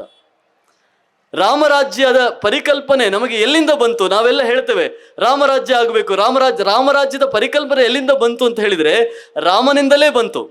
ಭರತ ಕಾಡಿಗೆ ಬಂದು ಅವನಿಗೆ ನೀನು ವಾಪಸ್ ಅಯೋಧ್ಯೆಗೆ ಬರಬೇಕು ಅಂತ ಹೇಳಿದಾಗ ಆತ ಇಷ್ಟುದ್ದ ಪಟ್ಟಿಯನ್ನ ಕೇಳಿ, ಇದೆಲ್ಲವೂ ಚೆನ್ನಾಗಿದೆಯಾ, ಇದೆಲ್ಲವೂ ಸರಿಯಾಗಿ ನಡೀತಾ ಇದೆಯಾ, ಅಲ್ಲಿ ನೀರಿನ ವ್ಯವಸ್ಥೆ ಚೆನ್ನಾಗಿದೆಯಾ, ಅಲ್ಲಿ ಪಹರೆಗಾರರ ವ್ಯವಸ್ಥೆ ಚೆನ್ನಾಗಿದೆಯಾ, ರಕ್ಷಣೆ ಚೆನ್ನಾಗಿ ಕೊಡ್ತಾ ಇದ್ದಾರಾ, ಕೋಟೆಗೆ ಒಳ್ಳೆಯ ರಕ್ಷಣೆ ಇದೆಯಾ, ಎಲ್ಲರೂ ಚೆನ್ನಾಗಿ ಊಟ ಮಾಡ್ತಾ ಇದ್ದಾರಾ, ನಿದ್ದೆ ಮಾಡ್ತಾ ಇದ್ದಾರಾ, ಕಳ್ಳಕಾಕರ ಭಯ ಇದೆಯಾ, ಇದೆಲ್ಲವನ್ನೂ ಪ್ರಶ್ನೆಗಳನ್ನ ಕೇಳ್ತಾ ಆತ ಒಬ್ಬ ರಾಜ್ಯವನ್ನ ಹೇಗೆ ಆಳ್ವಿಕೆ ಮಾಡಬೇಕು ಅನ್ನೋದನ್ನ ಕಾಡಿನಲ್ಲಿ ಇದ್ದುಕೊಂಡು ಭರತನಿಗೆ ಹೇಳ್ತಾನೆ. ಸೊ ಇದು ರಾಮರಾಜ್ಯದ ಪರಿಕಲ್ಪನೆ. ಹೀಗೆ ಅನೇಕ ವಿಚಾರಗಳನ್ನ ನಾನು ಹೇಳಬಹುದು. ಈ ಎಲ್ಲ ವಿಚಾರಗಳನ್ನ ನೋಡುವಾಗ ನಮಗೆ ರಾಮಾಯಣದಲ್ಲಿ ಸಿಗುವ ದೃಷ್ಟಿಗಳು 2. ಒಂದು, ನಾವೆಲ್ಲ ಅಂದುಕೊಳ್ಳುವುದು ಏನಂತ ಹೇಳಿದ್ರೆ ಆತ ಮಹಾವಿಷ್ಣುವಿನ ಅವತಾರ. ನಮ್ಮಲ್ಲಿ ದಶಾವತಾರದ ಪರಿಕಲ್ಪನೆ ಇದೆ. ಆತ ಮಹಾವಿಷ್ಣುವಿನ ಅವತಾರ, ರಾಮನಾಗಿ ಹುಟ್ಟಿದ, ಮನುಷ್ಯನಾಗಿ ಹುಟ್ಟಿ ಆತ ಜಗತ್ತಿಗೆ ನಿರ್ದೇಶನ ಮಾಡಿದ, ಜಗತ್ತಿಗೆ ದಾರಿ ತೋರಿದ, ಬೆಳಕು ತೋರಿದ. ಇದು ಒಂದು ದೃಷ್ಟಿ. ಇನ್ನೊಂದು ದೃಷ್ಟಿ, ಆತ ಮನುಷ್ಯನಾಗಿಯೇ ಹುಟ್ಟಿದ್ದು. ಮನುಷ್ಯನಾಗಿ ಹುಟ್ಟಿ ಆತ ಮಹಾವಿಷ್ಣುವಾಗಿ ಬೆಳೆದ, ಮನುಷ್ಯನಾಗಿ ಹುಟ್ಟಿ ಆತ ದೇವತೆಯಾಗಿ ಬೆಳೆದ. ಸೊ ಇಂತಹ ಪರಿಕಲ್ಪನೆ ಇದು ಎರಡೂ ಕೂಡ, ಇದರಲ್ಲಿ ಯಾವುದು ವಿರೋಧ ಇಲ್ಲ, ಇಲ್ಲಿ ಸಮನ್ವಯ ಇದೆ. ಒಬ್ಬ ದೇವರು ತನಗೆ ಬೇಕಾದಾಗ ಅಥವಾ ಅಗತ್ಯ ಇದೆ ಅಂತ ಹೇಳಿದಾಗ ಈ ಜಗತ್ತಲ್ಲಿ ಯಾವುದೋ ಒಂದು ಮಹತ್ಕಾರ್ಯ ಆಗಬೇಕು ಅಂತ ಆತನಿಗೆ ಅನಿಸಿದಾಗ ಆತ ಮನುಷ್ಯನಾಗಿ ಹುಟ್ಟುತ್ತಾನೆ. ಮನುಷ್ಯನಾಗಿ ಹುಟ್ಟಿದವನು ಮತ್ತೆ ದೇವತೆಯಾಗಿ ಬೆಳೀತಾನೆ. ಅಡಿಗರ ಒಂದು ಪದ್ಯ ಇದೆ. ಆ ಪದ್ಯದಲ್ಲಿ ಅವ್ರು ಹೇಳ್ತಾರೆ, ನಾನು ಗಾಂಧಿಯ ಜೊತೆ ಇದ್ದೆ, ಗಾಂಧಿಯವರ ಜೊತೆ ನಾನು ಎಲ್ಲ ಕಡೆ ಓಡಾಡ್ತಿದ್ದೆ, ಅವ್ರ ಜೊತೆನೇ ಮಾತಾಡ್ತಾ ಇದ್ದೆ. ಆದರೆ ಈ ಮನುಷ್ಯ ಯಾವಾಗ ಮಹಾತ್ಮ ಆದರೂ ಗೊತ್ತಾಗ್ಲಿಲ್ಲ ನನಗೆ. ನಾನು ವಿವೇಕಾನಂದರ ಜೊತೆನೇ ಇದ್ದೆ, ಅವ್ರ ಜೊತೆನೇ ಕೂತ್ಕೊಂಡು ಟೀ ಕುಡಿತಾ ಇದ್ದೆ, ಅವ್ರ ಜೊತೆನೇ ಕೂತ್ಕೊಂಡು ಮಾತಾಡ್ತಾ ಇದ್ದೆ. ಯಾವಾಗ ಇವರು ವಿವೇಕಾನಂದರ ಆದ್ರು ಅಂತ ಗೊತ್ತಾಗ್ಲಿಲ್ಲ ನನಗೆ. ರಾಮನ ಜೊತೆ ಇದ್ದವನು ನಾನೇ, ಆತನ ಬಾಲ್ಯದಲ್ಲಿ ಅವನ ಜೊತೆ ನಾನು ಆಟ ಆಡ್ತಾ ಇದ್ದೆ, ಅವನ ಜೊತೆ ಕೂತು ಊಟ ಮಾಡ್ತಾ ಇದ್ದೆ. ಯಾವಾಗ ಈತ ರಾಮ ಆದ ಗೊತ್ತಾಗ್ಲಿಲ್ಲ. ಅಂದ್ರೆ ಪ್ರತಿಯೊಬ್ಬ ಮನುಷ್ಯನ ಒಳಗೂ ಕೂಡ ಬೆಳೆಯುವ ಗುಣ ಇದೆ. ಒಬ್ಬ ಎಷ್ಟರ ಮಟ್ಟಿಗೆ ಬೆಳೆಯಬಹುದು ಅನ್ನೋದಕ್ಕೆ ರಾಮ ಆದರ್ಶ. ನಾನು ಅದಕ್ಕೆ ಇದೊಂದು ಆದರ್ಶ ಮಹಾಕಾವ್ಯ ಅಂತ ಹೇಳಿದೆ. ಯಾಕಂದ್ರೆ ಇಲ್ಲಿಯ ನಾಯಕ ಒಬ್ಬ ಆದರ್ಶ ನಾಯಕ, ಇಲ್ಲಿಯ ನಾಯಕಿ ಒಬ್ಬಳು ಆದರ್ಶ ನಾಯಕಿ. ನಾವೆಲ್ಲ ಬಹಳಷ್ಟು ಮಂದಿ ಸೀತೆ, ಆಕೆ ಇಡೀ ಮಹಾಕಾವ್ಯದ ಉದ್ದಕ್ಕೂ ಆಕೆ ಪಾಪ ಕಣ್ಣೀರಿಡ್ತಾ ಕಳೆದಲು ಅಂತ ನಾವು ಅಂದುಕೊಳ್ತೇವೆ. ಖಂಡಿತವಾಗಿಯೂ ಇಲ್ಲ. ಆಕೆ ಧೀರೋದಾತ್ತೆ. ಆಕೆಯಲ್ಲಿ ಇದ್ದಂಥ ಧೈರ್ಯ ಮತ್ತೆ ಯಾರಿಗೂ ಇರಲಿಲ್ಲ. ಆಗಿನ ಕಾಲದಲ್ಲಿ ನೆನಪಿಸಿಕೊಳ್ಳಿ, ಒಬ್ಬಾಕೆ 12-14 ವರ್ಷ ಕಾಡಿನಲ್ಲಿ ಕಳೀಬೇಕು ಅಂತ ಹೇಳಿದ್ರೆ ಅದಕ್ಕೊಂದು ಧೈರ್ಯ ಬೇಕು. ಅಂತಹ ಸೀತೆ ಆದರ್ಶ ನಾಯಕಿ, ಆದರ್ಶ ತಂದೆ, ಆದರ್ಶ ಸೋದರರು, ಆದರ್ಶ ಭಕ್ತ ಹನುಮಂತ, ಆದರ್ಶ ದಾಸಿ ಮಂಥರೆ. ನೋಡಿ, ಆ ಮಂಥರೆಗೆ ತನ್ನ ದಣಿ ಅಥವಾ ತನ್ನ ಯಜಮಾಂತಿಗೆ ಒಳ್ಳೇದಾಗಬೇಕು ಅನ್ನೋದು ಬಿಟ್ಟರೆ ಬೇರೆ ಯಾವುದೂ ಇಲ್ಲ. ಇದು ಕೂಡ ಒಂದು ಆದರ್ಶ ಸ್ಥಿತಿ ಅಲ್ವಾ? ಸೊ ಹಾಗಾಗಿ ಆದರ್ಶ ದಾಸಿ. ಆಮೇಲೆ ಆದರ್ಶ ಖಳನಾಯಕ ರಾವಣ. ಅವನಷ್ಟು ದೊಡ್ಡ ಖಳನಾಯಕ ಯಾರೂ ಇಲ್ಲ. ಯಾಕೆಂದ್ರೆ ರಾಮ ರಾವಣರ ಯುದ್ಧ ಹೇಗಿತ್ತು ಅಂತ ಹೇಳಿದ್ರೆ ರಾಮ ರಾವಣರ ಯುದ್ಧದ ಹಾಗೆ ಇತ್ತು, ಅದಕ್ಕೆ ಬೇರೆ ಹೋಲಿಕೆ ಇಲ್ಲವೇ ಇಲ್ಲ. ಅಂತಹ ಆದರ್ಶವಾದ ಖಳನಾಯಕ ರಾವಣ. ಹೀಗೆ ಎಲ್ಲವನ್ನೂ ಕೂಡ ಆದರ್ಶದ ಪರಮೋನ್ನತ ಸ್ಥಿತಿಗೆ ತಲುಪಿಸಿದ ರಾಮಾಯಣ ಒಂದು ಕಡೆ ಆದರೆ, ಇನ್ನೊಂದು ಕಡೆ ನಮ್ಮ ಜಗತ್ತಿನಲ್ಲಿ ಸಿಗುವ ಎಲ್ಲ ಬಗೆಯ ಬಣ್ಣಗಳನ್ನು ತೋರಿಸುವ ಮಹಾಭಾರತ. ಇಲ್ಲಿ ಯಾರೂ ಕೂಡ ಆದರ್ಶ ಅಲ್ಲ, ಎಲ್ಲರೂ ಕೂಡ ನೆಲದ ಮೇಲೆ ನಿಂತವರೇ. ಪ್ರತಿಯೊಬ್ಬರ ಒಳಗೂ ಕೂಡ 100 ಬಣ್ಣಗಳಿದ್ದಾವೆ. ಅರ್ಜುನನ ಒಳಗೆ ಆತ ಆದರ್ಶ ನಾಯಕ ಅಲ್ಲ, ಆತನ ಒಳಗೂ 100 ಬಣ್ಣಗಳಿದ್ದಾವೆ. ದುರ್ಯೋಧನ ಆದರ್ಶ ಖಲನಾಯಕ ಅಲ್ಲ, ಆತನ ಒಳಗೂ 100 ಬಣ್ಣಗಳಿದ್ದಾವೆ. ಕೃಷ್ಣ ಆತ ಹಲವು ವರ್ಣಗಳನ್ನು ಹಲವು ರೀತಿಯಲ್ಲಿ ತೋರಿಸುವಂಥ ವ್ಯಕ್ತಿತ್ವ. ಅಂದರೆ ಪ್ರತಿಯೊಂದು ಕೂಡ ಬಹಳ ಸಂಕೀರ್ಣವಾದ ವ್ಯಕ್ತಿತ್ವ. ನಾವು ಹೇಗೆ ಇರಬೇಕು ಅಂತ ಹೇಳುವಂಥದ್ದು ರಾಮಾಯಣ, ನಮ್ಮ ಜಗತ್ತು ಹೇಗಿದೆ ಅನ್ನೋದನ್ನು ತೋರಿಸುವುದು ಮಹಾಭಾರತ. ಈ 2 ಮಹಾಕಾವ್ಯಗಳು ಈ ದೇಶದ ಕಣ್ಣುಗಳು, 2 ಕಣ್ಣುಗಳು. ಒಂದು ರಾಮ್ ಮನೋಹರ್ ಲೋಹಿಯಾ ಅವರ ಮಾತು ನಾನು ಮತ್ತೆ ಮತ್ತೆ ನೆನಪಿಸಿಕೊಳ್ಳುವಂಥದ್ದು, ಪಶ್ಚಿಮದಿಂದ ಪೂರ್ವಕ್ಕೆ ನಮ್ಮ ಈ ದೇಶದ ಪಡುವಣ ಮೂಡಣಗಳನ್ನು ತೋರಿಸುವಂಥದ್ದು ಮಹಾಭಾರತ ಆದರೆ, ಅದರ ಬಡಗು ತೆಂಕಣಗಳನ್ನು ತೋರಿಸುವಂಥದ್ದು, ಉತ್ತರ ದಕ್ಷಿಣವನ್ನು ತೋರಿಸುವಂಥದ್ದು ರಾಮಾಯಣ. ಹಾಗಾಗಿ ಈ ದೇಶವನ್ನ ಸರಿಯಾಗಿ ಅರ್ಥ ಮಾಡಿಕೊಳ್ಬೇಕಾದ್ರೆ, ಮತ್ತು ಈ ದೇಶದ ಹೃದಯ ಸ್ಥಾನದಲ್ಲಿ ಇದೆರಡರ ಮಹಾಕಾವ್ಯಗಳ ರಾಜಧಾನಿಗಳು ಕೂಡ ಇದ್ದಾವೆ. ಅದು ಕೂಡ ಒಂದು ವೈಚಿತ್ರ್ಯ ಇದರಲ್ಲಿ. ಈ ದೇಶವನ್ನು ಸರಿಯಾಗಿ ಅರ್ಥ ಮಾಡಿಕೊಳ್ಳುವುದಕ್ಕೆ ನಮಗೆ ರಾಮಾಯಣ ಬೇಕು, ನಮಗೆ ಮಹಾಭಾರತ ಬೇಕು. ನಾವು ಹೇಗೆ ಬದುಕಬೇಕು ಅಂತ ತೋರಿಸುವುದಕ್ಕೆ ನಮಗೆ ಒಬ್ಬ ರಾಮ ಬೇಕು, ಒಬ್ಬ ಕೃಷ್ಣ ಬೇಕು. ಎಲ್ಲ ಕಾಲದಲ್ಲೂ ರಾಮನ ಹಾಗೆ ಇರ್ತೇನೆ, ಈ ಕಾಲದಲ್ಲಿ ಸಾಧ್ಯ ಇಲ್ವೋ ಏನೋ. ಸ್ವಲ್ಪ ಮಟ್ಟಿಗೆ ಕೃಷ್ಣ ಕೂಡ ಆಗಬೇಕಾಗ್ತದೆ. ಹಾಗೆಯೇ ಕೃಷ್ಣನೇ ಆದರೂ ಅದು ಪರಿಪೂರ್ಣ ಅಲ್ಲ, ಸ್ವಲ್ಪ ಮಟ್ಟಿಗೆ ರಾಮನ ಆದರ್ಶ ಕೂಡ ಬೇಕಾಗ್ತದೆ. ಹೀಗೆ ರಾಮಕೃಷ್ಣರ ಸಮನ್ವಯ ನಮ್ಮ ಬದುಕಿನಲ್ಲಿ ಆದಾಗ ಬಹುಶಃ ನಾವೆಲ್ಲರೂ ಕೂಡ ಆ ರಾಮ ಏರಿದ ಎತ್ತರಕ್ಕೆ ಹೋಗಬಹುದೋ ಏನೋ. ಅಡಿಗರ ಮಾತಿನ ಒಂದಿಗೆ ನನ್ನ ಮಾತುಗಳನ್ನು ಮುಗಿಸ್ತೇನೆ. ಅವರು ಬರೆದ ಒಂದು ಕವಿತೆ ರಾಮ ನವಮಿಯ ದಿವಸ, ಅದರಲ್ಲಿ ಅವರು ಹೇಳುವ ಕೊನೆಯ ಮಾತು, ಹುತ್ತಗಟ್ಟದೆ ಚಿತ್ತ ಮತ್ತೆ ಕೆತ್ತೀತೇನು ಪುರುಷೋತ್ತಮನ ಆ ಅಂಥ ರೂಪರೇಖೆ. ನಮ್ಮ ಮನಸ್ಸು ಹುತ್ತಗಟ್ಟಬೇಕು. ರಾಮಾಯಣವನ್ನು ಓದುತ್ತಾ ವಾಲ್ಮೀಕಿಗಳು ಹೇಗೆ ತನ್ನ ಸುತ್ತ ಹುತ್ತಗಟ್ಟಿದ್ರು ಕೂಡ ಧ್ಯಾನವನ್ನು ಮಾಡ್ತಾ ಮುಂದುವರಿದರು, ಹಾಗೆ ರಾಮಾಯಣವನ್ನು ಓದ್ತಾ ನಾವು ಕೂಡ ಹುತ್ತಗಟ್ಟಬೇಕು. ನಮ್ಮ ಮನಸ್ಸಿನ ಒಳಗೆ ಕೂಡ ಒಬ್ಬ ರಾಮ ಮೂಡಿ ಬರಬೇಕು. ಹುತ್ತಗಟ್ಟದೆ ಚಿತ್ತ ಮತ್ತೆ ಕೆತ್ತೀತೇನು ಆ ಅಂಥ ರಾಮನ ರೂಪರೇಖೆ. ಆತನ ಧ್ಯಾನವನ್ನು ಮಾಡ್ತಾ, ಆತನ ಭಕ್ತನಿಗೆ ಒಂದು ಗುಡಿಯನ್ನು ಕಟ್ತಾ ನಮ್ಮ ಬದುಕನ್ನು ಸಾರ್ಥಕ ಮಾಡಿಕೊಳ್ಳೋಣ. ನಮಸ್ಕಾರ. ಭಟ್ ಕಲ್ಲಡ್ಕ ಇವರು ನಮಗೆಲ್ಲರಿಗೆ ಮಾರ್ಗದರ್ಶನ ಮಾಡಲಿಕ್ಕಿದ್ದಾರೆ. ಕೈದೆರ್ತದ ಘೋಷಣೆ ಮಲ್ಪೋಡು. ಭಾರತ್ ಮಾತಾ ಕಿ ವಂದೇ, ಜೈ ಶ್ರೀರಾಮ್.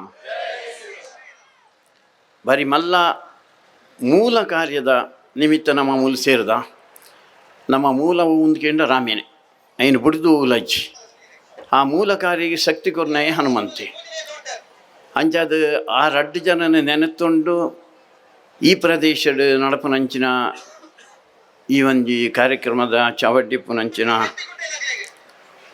ಕಾಂತಪ್ಪಣ್ಣಿ ಬಂಡಾರಿಗೆ ಈ ಕನ್ನಡ ಬಣತೆ ಕಾಣುತ್ತದೆ ಅಂಚೆ ಹೊಸ ಕಾಣುತ್ತದೆ ಯಾರಿಗೆ ಅಂಚದೆ ಆಯ್ನ ಆ ದೃಷ್ಟಿನಿ ಈ ಜನಕ್ಲೇ ಕೊರನಾರ್ರಿ. ರವೀಶ್ ತುಂಗ ಯಾನ ಕಡೆ ಪಾತೆರ್ನಾಗ ಪಂಡ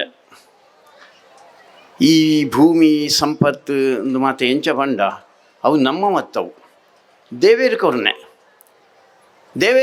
ಪಿರ ಏಪ ಕೊರ್ಪನೆ ಪಂಡ ಆಯ ಪೋಯಿ ಬುಕ್ಕ ಕೊರ್ಪನತ್ತು ಇಪ್ಪುನಗನ ಕೊರಿಯರ ಪುಂಡ ಅವು ಮಲ್ಲ ಪುಣ್ಯದ ಕೆಲಸ ಅದಕ್ಕೋಸ್ಕರ ರವೀಶ್ ತುಂಗೇರ ಅದು ಇಪ್ಪುನಗನೇ ಈ ಕಾರ್ಯನ ಕೊರಿಯರಿ. ಬಾರಿ ನಾನೊಂಜಿ ಸಂಗತಿ ಪಂಡ ಅಯೋಧ್ಯೆಡ್ಲ ಸುಮಾರು 2.5 ಎಕರೆ ಭೂಮಿ 3 ಕೊರ್ನ 2.5 ಎಕರೆ ಭೂಮಿ ಸುಮಾರು ಮಾತು ಹೋಲಿಕೆ ಉಂಡು. ಅಧ್ಯಕ್ಷತೆ ವಹಿಸಿನವರು ನರೇಂದ್ರ ನಾಯ್ಕರ್ ಎಕ್ಸ್ಪರ್ಟ್. ಇತ್ತ ದೇಶದ ನರೇಂದ್ರನೇ ನಾಯ್ಕ ಎಕ್ಸ್ಪರ್ಟ್ ಆರು ಮಾತಿಡ್ಲ ಎಕ್ಸ್ಪರ್ಟ್ ಆರು ಶಿಕ್ಷಣದ ಎಕ್ಸ್ಪರ್ಟ್ ಸಂಗೀತದ ಎಕ್ಸ್ಪರ್ಟ್ ಇಂಗ್ಲೀಷಡ್ಲ ಎಕ್ಸ್ಪರ್ಟ್ ಆರು ಇಂಗ್ಲೀಷರೇ ಪಾತಿರೋರು ಗೊತ್ತು ಎಂಕ್ ಮಾತಾಡ್ಲ ಎಕ್ಸ್ಪರ್ಟ್ ಆರು ಚಾವಡದ ಬಿತ್ತಿನ ಮಾತಾ ಇತ್ತೆ ಭಾಷಣ ಮಲ್ತಿನ ರೋಹಿತ್ ಚಕ್ರ ತೀರ್ತೀರಿ ಆರ್ನ ಚಕ್ರನ ತಿರ್ಗಾದರಿತ್ತೆ ಅಂತೋಜುಂಡು ಸುದರ್ಶನ ಚಕ್ರದ ಲೆಕ್ಕ ಚಾವಡದ ಬಿತ್ತಿನ ಮಾತು ಬಂದಿಲೆ ಎದುರುಡಿಪಿನ ಮಾತ ಅಪ್ಪೆನಕಲೆ ಆತ್ಮೀಯ ದೈವ ಭಕ್ತರೇ ರಾಮನ ಆದರ್ಶನ ಪಂಡೇರಿ ರಾಮನ ಬುಡುದು ನಮ್ಮ ಇಜ್ಜೈಜ ರಾಮೇ ಪಂಡ ಆಯ ನಮ್ಮ ದೇಶ ನಮ್ಮ ರಾಷ್ಟ್ರ ನಮ್ಮ ಧರ್ಮ ನಮ್ಮ ಸಂಸ್ಕೃತಿ ಜೀವನ ಮೌಲ್ಯದಿಂದ ಇಂಚಿನ ನಮ್ಮ ಪನ್ಪನ ಅವು ರಾಮೇನೆ ರಾಮನ ಬಿಡುದು ಬೇತ 2 ಪಾತೆರ್ನೈಚಿ ಗಾಂಧೀಜಿಯೆಲ್ಲ ಸ್ವಾತಂತ್ರ್ಯ ತಿಕ್ಕುನ ಪುರ್ತುಡು ಹರಡಕೆಂಡರು ವಾ ನಮನೆದ ರಾಜ್ಯನ ನಿಖಿಲು ದುಂಬು ಮಲ್ಪಾರ್ರಿ ಆರು ಬೇತೆವು ಆಲೋಚನೆ ಮಲ್ತಿದ್ದೀರಾರು ಆರು ಬಂಡೇರಿ ರಾಮರಾಜ್ಯ ಅಂದ ಪ್ರಭು ಶ್ರೀರಾಮಚಂದ್ರ ವಾ ರಾಜ್ಯನ ಆಡಳಿತ ಮಲ್ತೇನೋ ಅವೇ ಆಡಳಿತದ ವ್ಯವಸ್ಥೆ ಈ ದೇಶ ನಡ್ಪೋಡು ಒಂದು ದುರ್ದೈವ ಐನು ಒತ್ತೊನ್ನಂಚಿನ ನಮ್ಮ ನಾಯಕರಿದ್ದಾಂಡಿ ಅದಕ್ಕೋಸ್ಕರ ಇತ್ತೆ ರಾಮರಾಜ್ಯ ಬಹುದು ಪ್ರಜಾಪ್ರಭುತ್ವ ಸಮಾಜವಾದಿ ಐಕೊಂಜಿ ಸೇರಿದಿಂಡು ಜಾತ್ಯತೀತವಾದಿ ಎಂದು ಇಂದು 3 ಜನ ರಾಮೇನೆ ಆ ರೀತಿ ಪ್ರಜಾಪ್ರಭುತ್ವ ರೀತಿಯಲ್ಲಿ ಎಂಚ ರಾಮ ನಡತೆ ಅಂದು ಪಂಡೇರಿ ಸಮಾಜವಾದಿ ಅದು ಮಾತೇನೆಲ್ಲ ಪಟ್ಟುನಂಜನ ಕೆಲಸ ಇಂಚ ಮಲ್ತೆ ಎಂದು ಪಂಡೇರಿ ಸೆಕ್ಯುಲರ್ ಸಂಗತಿಯಲ್ಲಿ ಪಂಡೇರಿ ದುರ್ದೈವ ಮುರಣಿ ಇಂದು ಆಪನೇಟ ರಾಮನ ಮಂದಿರ ಕಟ್ಟೋಲಿಂದ ಪಣಪನೇಟಲ್ಲ ಮೂಲಿತ್ತಿನಟ್ಲಿ ರಾಮೇ ಏರು ಎಂದು ಕಂಡೀರು ಆ ಸಂದರ್ಭ ಇನಿ ಪನ್ನೀರ ಸಾಧ್ಯಜಿ ಭಾರಿ ದುಃಖದ ಬೇನಿದ ಆ ಸಂದರ್ಭವು 1992 ಸಂದರ್ಭಡೆ ರಾಮೇ ದಶರಥಗೆ ಪುಟ್ಟಿನ ಪಣಪನ ದಾಖಲಾತಿ ಎಂಚಿನೊಂದು ಕೆಂಡೀರು ಕೌಸಲ್ಯಗೆ ಪುಟ್ಟಿನ ದಾಖಲಾತಿ ಎಂಚಿನೊಂದು ಕೆಂಡೀರು ಏತೋ ಜನ ಮಂಡಳಿ ಇವರು ರಾಮ ಜನ್ಮಭೂಮಿಯ ಉಂಡು ಗಲಾಟೆ ನಡ್ಕೊಂಡು ಗಲಾಟೆ ಪೊಡ್ಚಿ ಮರ್ರೆ ಅವಳು ಒಂಜಾವತ್ತು ಟಾಯ್ಲೆಟ್ ಕಟ್ಟಲಿಂದ ಬಂಡೀರು ಇಂಚಿನ ಪ್ರಸಂಗ ರಾಮನ ಕೋಮುವಾದಿಯಿಂದ ಬಂಡೀರು ರಾಮೇ ಕೋಮುವಾದಿ ಸಾಧ್ಯ ನಿಜಾತ ಮಾತಾಡಗಲ ಪೊಡಿತೀನಿ ರಾಮೇ ಕೋಮುವಾದಿ ಆಯ್ಜಿಂದಾಂಡ ರಾಮನೊಟ್ಟಿಪ್ಪುನ ಅಂಚಿನ ನಮ್ಮ ಹಿಂದುಲು ನಮ್ಮಲ್ಲ ಕೋಮುವಾದಿ ಸಾಧ್ಯ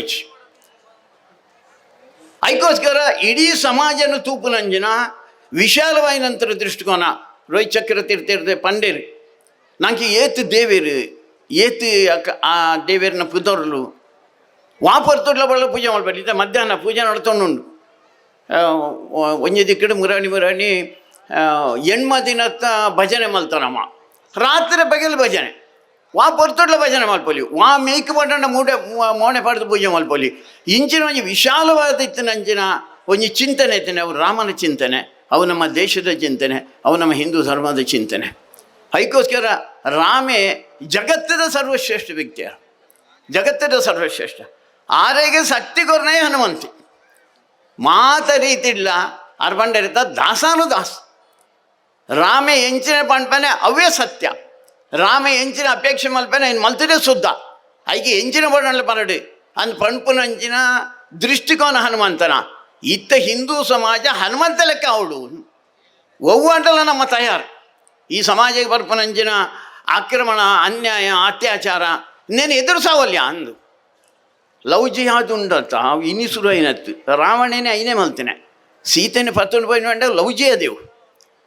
ಅಪಘಾತದ ಶುರುವಾತಿ ನೀನು ಮುಟ್ಟ ನಮ್ಮದಾಯ್ತಲ್ಲ ಮಲ್ತಾನ ಏರಾಣ್ಲ ಬೋದು ಪತ್ತೇನೆ ಮುರಣ್ಣಂಜಿ ಲವ್ ಜಿಯಾದ ಕಲ್ಲಡ್ಕದ ಕೈತಲ್ ಒರ್ತಿ ಫಂಡನವರಿ ಬಟ್ಕಳ್ದ ಬ್ಯಾರಿ ಗೊತ್ತುಂಡು ಇರ್ತವನು ನಾನು ಪೋಯ್ ಪೋದು ಅಂದ್ರೆ ಗಲಾಟೆ ಬ್ಯಾರ್ದಿನೇ ಆತ ಬ್ಯಾರ್ದಿ ಆತು ಆಲ್ಲನೇ ಗಲಾಟೆ ಬಾರಿ ಆಯ ಪಕ್ಕಡುಗಲ್ದಿ ಏನು ಬಂಡೆ.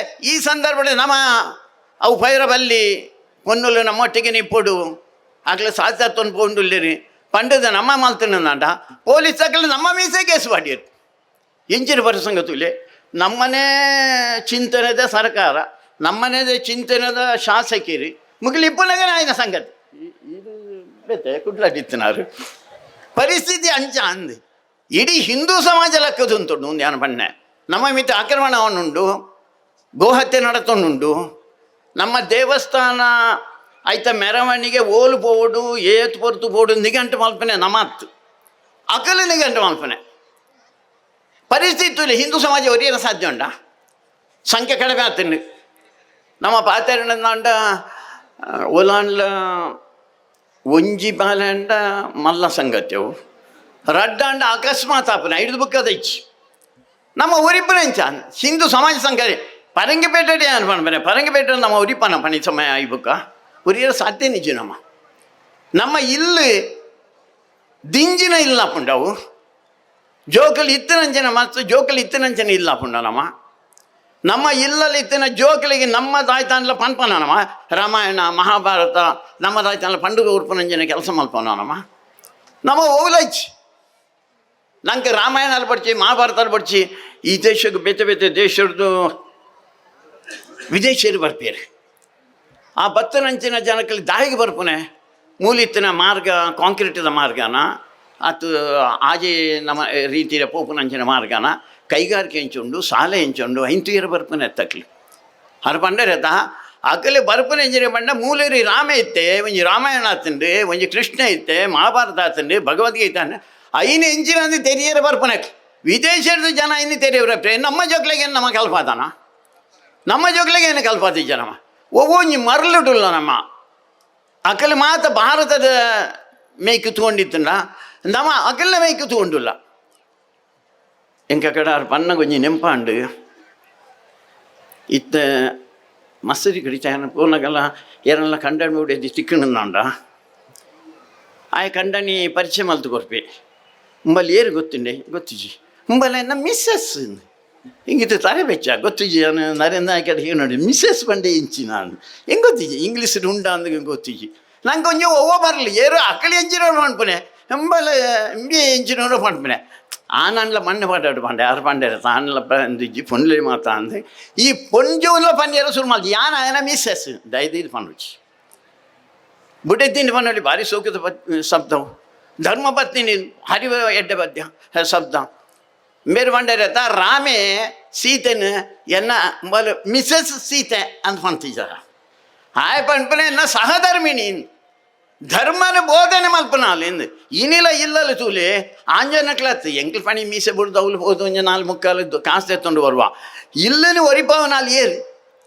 ಇಲ್ಲಿಡು ಪರ್ಬಾಂಧ ಪಂಪನಲ್ಲಿ ಏರಿ ಇಲ್ಲದ ಜೋಕಲಿಗೆ ಸಂಸ್ಕಾರನ ಕೊರ್ಪನಕ್ಲಿ ಏರಿ ಧರ್ಮದ ವಿಚಾರನ ಪಂಪನಕ್ಲಿ ಏರಿ ಕೊಂಜವೇ ಪಂಪನೆ ನಮ್ಮ ಮಿತ್ತು ಒಂದು 1000 ವರ್ಷ ಆಕ್ರಮಣ ಒಂದು 750 ವರ್ಷ ಬ್ಯಾರ್ಲು ಒಂದು 250 ವರ್ಷ ಕ್ರಿಸ್ತಂದಕ್ಲಿ ನಮ್ಮ ದೇವಸ್ಥಾನ ಪೊಡಿ ಮಲ್ತೇರಿ ಮಾತ ಮಲ್ತೇರಿ ಅಗಲಿಗೆ ಇದ್ದರೆ ಧರ್ಮ ಬಂಡ ಅವಲೇ ಉಂಡು ಒಂದು 5 ಬುಕ್ಕ ಒಂಜಿ 10 ಮುರಾಣಿ 2014 ಮುಟ್ಟಲ ನಮ್ಮ ಸಮಾಜದ ಮಿತ್ತ ಆಕ್ರಮಣೆನೇ ಆಂಡಲ ಇನಿಕಲ ನಮ್ಮ ದೇಶದ ಜನಸಂಖ್ಯೆ 180 ನಮ್ಮ ಉಲ್ಲ ಏನು ಪರಂಗಪೇಟದ ಕರ್ನಾಟಕದ ಪಣಪನೆ ಒಟ್ಟು ತುಂಡು ನಾಡು ಎಣ್ಪದಾತುಲ್ಲ ಎಣ್ಪದಾತು ಇತ್ತಿನ ಇಂಚ ಪಂಡ ಧರ್ಮದ ಮೂಲ ಸಂಗತಿಲು ಬಜಿ ದೇವಸ್ಥಾನಡು ಬಜಿ ದೈವಸ್ಥಾನಡು ಮಠ ಮಂದಿರಡು ಮಾತ್ರ ಎತ್ತಿನತ್ತು ಅವು ನಮ್ಮ ಇಲ್ಲಲ್ಲಿತ್ತು ಇಲ್ಲದ ಕೇಂದ್ರ ಬಿಂದು ಏರ್ಕಂಡ ಅಪ್ಪೆನೆ ಅದಕ್ಕೋಸ್ಕರ ಅಪ್ಪೆಲ್ಲೂ ನಮ್ಮ ಜೋಕಲಿಗೆ ಇಂಚೆ ನೋಡು ಅಪ್ಪೆ ಸರಿ ಅವಳು ಅಪ್ಪೆನ ಜೋಕಲೆಲ್ಲ ಸರಿ ಮಾಡ್ಕೊಡು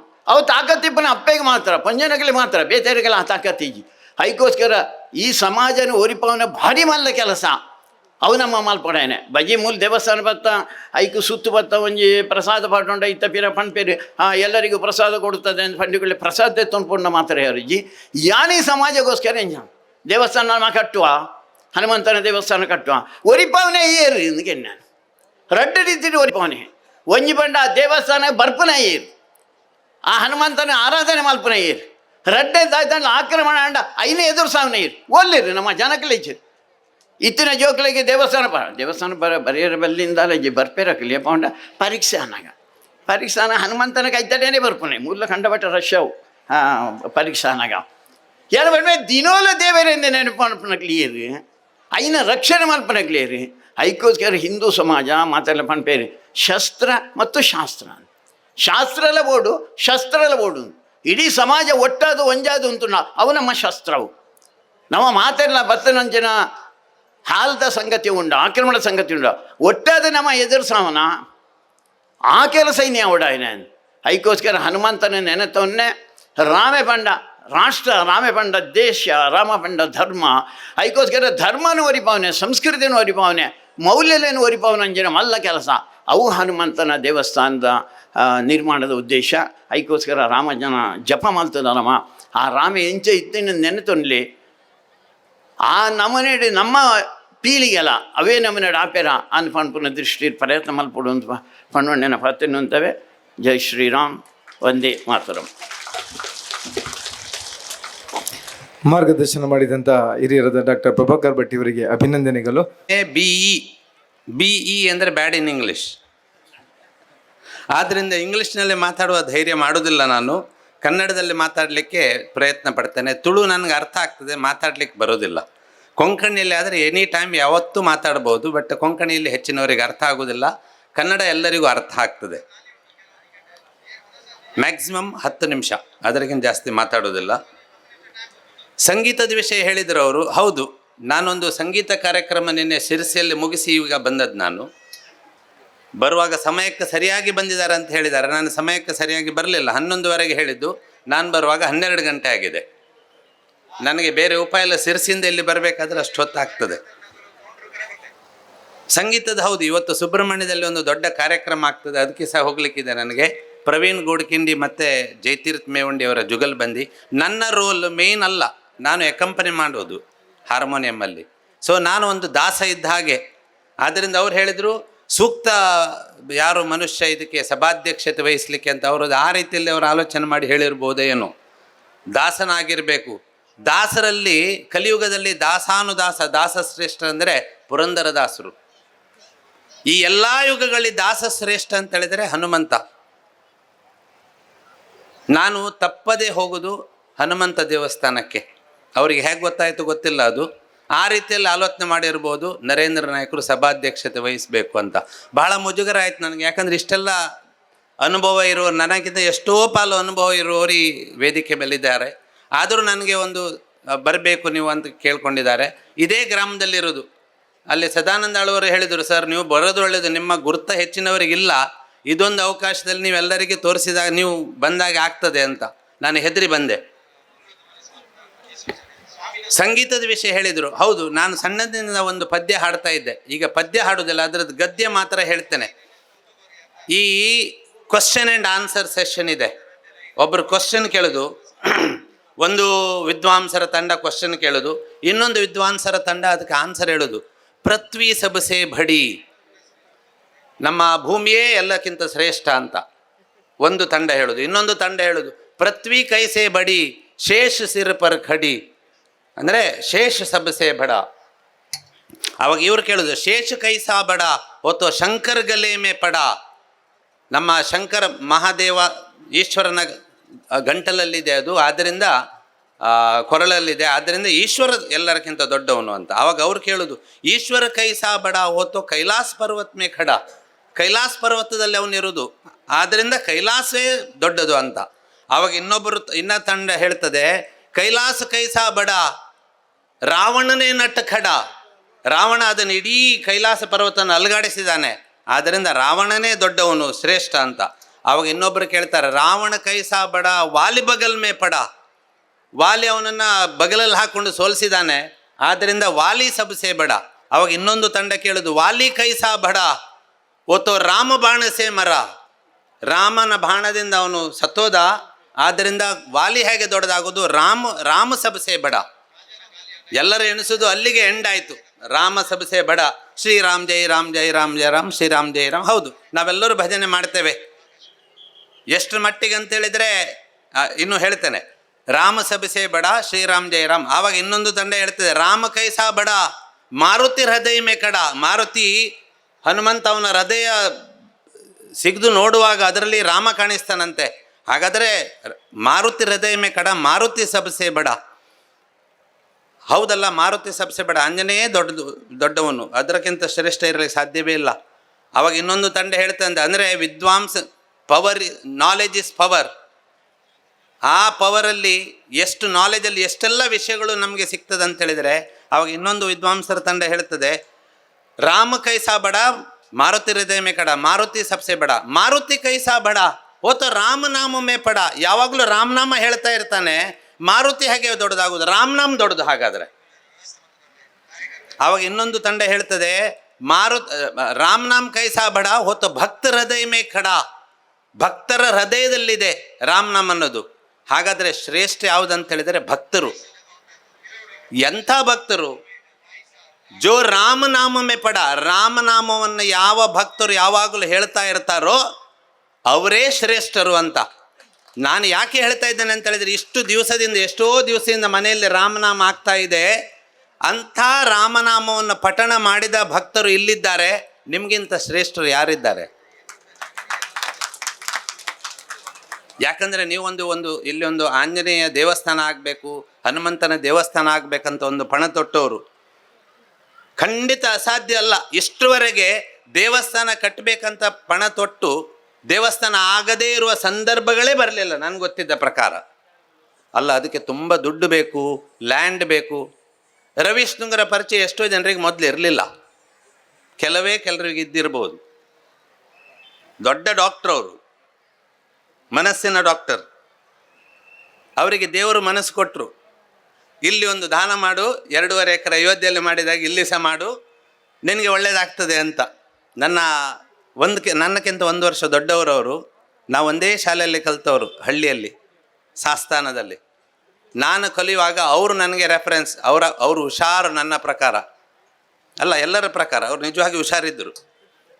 ಆವಾಗ ಎಲ್ಲರೂ ಹೇಳಿದರು, ನೀನು ಸಹ ಚಂದ ಮಾಡಿ ಕಲಿ, ನೀನು ಸಹ ಹುಷಾರಾಗ್ತೀಯ ಅಂತ. ನಾನು ಅವರ ನೋಟ್ಸ್ ತಗೊಂಡು ಬಂದೆ, ನಾನೂ ಕಲಿತು ಹುಷಾರಾದೆ. ಆದ್ದರಿಂದ ನಾನೂ ಸಹ ಒಂದು ಲೆಕ್ಕದಲ್ಲಿ ಆ ದಾಸ ಪಂಥದಲ್ಲಿ ನಡೀತಾ ಇದ್ದೇನೆ ಅಂತ ನನಗನ್ನಿಸ್ತದೆ. ಆ ರೀತಿಯಲ್ಲಿ ಹನುಮಂತನ ಎಲ್ಲ ವಿಷಯಗಳು, ಯಾವುದೆಲ್ಲ ಒಳ್ಳೆಯ ಗುಣಗಳಿದ್ದವು ಅದೆಲ್ಲ ನನಗೆ ಬರಬೇಕು. ಬಂದರೆ ನನಗೆ ಒಳ್ಳೆಯದು, ನನಗೆ ಒಳ್ಳೆಯದಾದರೆ, ನಾವು ಒಳ್ಳೆಯದಾದರೆ ಜಗತ್ತು ಒಳ್ಳೆಯದಾಗ್ತದೆ ಅಂತ. ಫಸ್ಟಿಗೆ ನಾವು ಒಳ್ಳೆಯದಾಗಬೇಕು, ನಾವು ಒಳ್ಳೆಯದಾದರೆ ಊರು ಒಳ್ಳೆಯದು ಅಂತ. ಸೊ ಏನು ಈ ಆಂಜನೇಯ ದೇವಸ್ಥಾನ ಕಟ್ತಾ ಇದ್ದಾರೆ, ಅದಕ್ಕೆ ಎಲ್ಲಿಂದ ಫಂಡ್ಸ್ ತರೋದು ಅಂತ ಯಾರೂ ಟೆನ್ಷನ್ ತಗೊಳ್ಳುವ ಅಗತ್ಯ ಇಲ್ಲ. ಇಷ್ಟವರೆಗೆ ದೇವಸ್ಥಾನವನ್ನು ಬ್ಯಾಂಕ್ ಲೋನ್ ತೆಗೆದು ಯಾರೂ ದೇವಸ್ಥಾನ ಮಾಡಿದ್ದಿಲ್ಲ. ಭಕ್ತರು ಎಲ್ಲಿವರೆಗೆ ಇರ್ತಾರೋ ಅಲ್ಲಿವರೆಗೆ ದೈವ ಕಾರ್ಯಗಳಾಗ್ತಾ ಇರ್ತದೆ, ದೇವಸ್ಥಾನ ಖಂಡಿತ ಆಗ್ತದೆ. ಈ ಇಡೀ ಗ್ರಾಮದಲ್ಲಿ ಸುತ್ತಮುತ್ತಲು ಒಂದು 10,000 ಜನ ಇದ್ದಾರಂತ ಅಂದ್ಕೊಳ್ಳಿ. ಇದ್ದಾರಾ? 10,000 ಇರ್ಬೋದು. 10,000ದಲ್ಲಿ 2 ಪಂಗಡ ಮಾಡಿ 5,000 ಒಂದು ಸಿಂಪಲ್ ಲೆಕ್ಕ. 5,000 ಜನರು ಪ್ರತಿ ದಿವಸ 10 ರೂಪಾಯಿ ತೆಗೆದಿಡಿ. 1 ವರ್ಷದಲ್ಲಿ 3,650 ರೂಪಾಯಿ ಒಬ್ಬರದ್ದು. 5,000 ಜನ ಅಂತ ಹೇಳಿದರೆ ಸಾಧಾರಣ 2 ಕೋಟಿ ರೂಪಾಯಿ ಅಲ್ಲಿ ಒಟ್ಟಾಯಿತು. ಉಳಿದ 5,000 ಜನ ದಿವಸಕ್ಕೆ 100 ರೂಪಾಯಿ ತೆಗೆದಿಡಿ. 100 ಇಂಟು 365 ಇಂಟು 5,000 18 ಕೋಟಿ ರೂಪಾಯಿ ಆಯಿತು. 20 ಕೋಟಿ ರೂಪಾಯಿ ರೆಡಿ ಆಯಿತು. ನಾನು ಲೆಕ್ಕದ ಮಾಸ್ಟರ್. ಇಡೀ ಸಂಸ್ಥೆ ಕಟ್ಟಿದ್ದೇ ಲೆಕ್ಕ ಮಾಡಿ, ಅಂದರೆ ಲೆಕ್ಕ ಟೀಚ್ ಮಾಡಿ. ಸೊ ಏನೋ ಸ್ವಲ್ಪ ಸ್ವಲ್ಪ ಲೆಕ್ಕ ಗೊತ್ತಿದೆ ಅದನ್ನು ಹೇಳ್ತಾ ಇದ್ದೇನೆ. But it is not impossible. ನೀವು ಏನಾದರೂ ದಾನ ಮಾಡಬೇಕಂತ ಅದನ್ನು ಅವಾಯ್ಡ್ ಮಾಡಿ ಈ ರೀತಿ ಲೆಕ್ಕ ಕೊಟ್ಟು ಮಂಗ ಮಾಡ್ತೀರಾ ಅಂತ ಖಂಡಿತ ಇಲ್ಲ. ನಾನು ಮಾಡುವಂಥದ್ದನ್ನು ಯಾವತ್ತೂ ಸೇವೆ ಮಾಡ್ತೇನೆ. ಅವರು ಬಂದವಾಗ ನಾನು ಹೇಳಿದ್ದೇನೆ, ದೇವಸ್ಥಾನ ಒಂದು ಅವಿರತವಾಗಿ ಇರುವಂಥದ್ದು, ಶಾಶ್ವತವಾಗಿರುವಂಥದ್ದು. ಅದೇ ರೀತಿಯಲ್ಲಿ ಅದರ ನೆಕ್ಸ್ಟ್ ಸ್ಥಾನ ಇರೋದು ಎಜುಕೇಷನ್ ಇನ್ಸ್ಟಿಟ್ಯೂಷನ್. ನಾನು ಹೋದ ಮೇಲೆ ಸಹ ಎಕ್ಸ್ಪರ್ಟ್ ಇರ್ತದೆ. ಸೊ ಈ ಆಂಜನೇಯ ದೇವಸ್ಥಾನಕ್ಕೆ ಮತ್ತು ನಮ್ಮ ಎಕ್ಸ್ಪರ್ಟ್ ಸಂಸ್ಥೆಗೆ ಒಂದು ಒಳ್ಳೆ ಪುನಃ ಒಂದು ದಾಸ ಸೇವೆಯಲ್ಲಿ ನಾವು ಇರಬೇಕು ಈ ಆಂಜನೇಯ ದೇವಸ್ಥಾನದಂತ ನನ್ನ ಮನೋಭಾವನೆ ಅದೇ ರೀತಿಯಲ್ಲಿ ಖಂಡಿತ ಇರ್ತದೆ ಯಾವತ್ತು. ಆದ್ದರಿಂದ ಯಾವ ಯಾವ ಸಂದರ್ಭದಲ್ಲಿ ಏನೇನು ನನ್ನ ಸೇವೆ ಆಗಬೇಕೋ ಖಂಡಿತ ಆಂಜನೇಯ ನನ್ನ ಹತ್ರ ಮಾಡಿಸ್ಕೊಳ್ತಾನೆ. ನನ್ನ ನಂತರ ನನ್ನ ಯಾರು ಇರ್ತಾರೆ ಅವ್ರು ಖಂಡಿತ ಮಾಡಿಸ್ಕೊಳ್ತಾರೆ. ನಮ್ಮ ನೋಡಿ, ತನು ಮನ ಧನ ಯಥಾನುಶಕ್ತಿ ಎಲ್ಲರೂ ಟ್ರೈ ಮಾಡಬೇಕು. ಇನ್ನೊಂದು ಇಲ್ಲೆಲ್ಲ ಇರುವವರು ಸಾಧಾರಣ ಒಂದು ಆ್ಯಾವರೇಜ್ ಏಜ್ ನಾನು ನೋಡಿದ ಪ್ರಕಾರ ಆ್ಯಾವರೇಜ್ ಏಜ್ ಒಂದು 30ರಿಂದ 40 ಇರ್ಬೋದು ಆ್ಯಾವ್ರೇಜ್ ಏಜ್. ಈ 30ರಿಂದ 40ರಲ್ಲಿ ನಮ್ಮ ಡಾಕ್ಟರ್ ಹೇಳಿದಾಗೆ ರಾಮಾಯಣ ಮಹಾಭಾರತ ಎಷ್ಟು ಜನರಿಗೆ ಗೊತ್ತಿದೆ? ಅದರ ಮೊದಲು ಇವರು ನಮ್ಮ ರೋಹಿತ್ ಚಕ್ರತೀರ್ಥ ಅವರು ಹೇಳಿದರು, ನಮ್ಮ ದೇಶ ಕಟ್ಟಬೇಕಂತಾದರೆ ರಾಮಾಯಣ ಮಹಾಭಾರತ 2 ಕಣ್ಣುಗಳಿದ್ದಾಗೆ ಅದರ ನಾಲೆಜ್ ನಮಗೆ ಕರೆಕ್ಟ್ ಇರಬೇಕು. ಅದರ ನಾಲೆಜ್ ಕರೆಕ್ಟ್ ಇದ್ದರೆ ಮಾತ್ರ ನಾವು ದೇಶವನ್ನು ಕಟ್ಟಿ ಬೆಳೆಸಲಿಕ್ಕೆ ಸಾಧ್ಯ ಅಂತ. ಹಾಗಾದರೆ ಅದರ ಬಗ್ಗೆ ಕರೆಕ್ಟ್ ಗೊತ್ತಿರಬೇಕು. ಇಲ್ಲಿ ರಾಮಾಯಣ ಮಹಾಭಾರತದ ಬಗ್ಗೆ ಎಲ್ಲ ಕಥೆಗಳನ್ನು ಕರೆಕ್ಟಾಗಿ ಗೊತ್ತಿದ್ದವರು ಭಾಳ ಕಡಿಮೆ, ಒಂದು 10% ಜನರಿಗೆ ಗೊತ್ತಿರ್ಬೋದು, ಕರೆಕ್ಟಾಗಿ ಗೊತ್ತಿರುವವರು.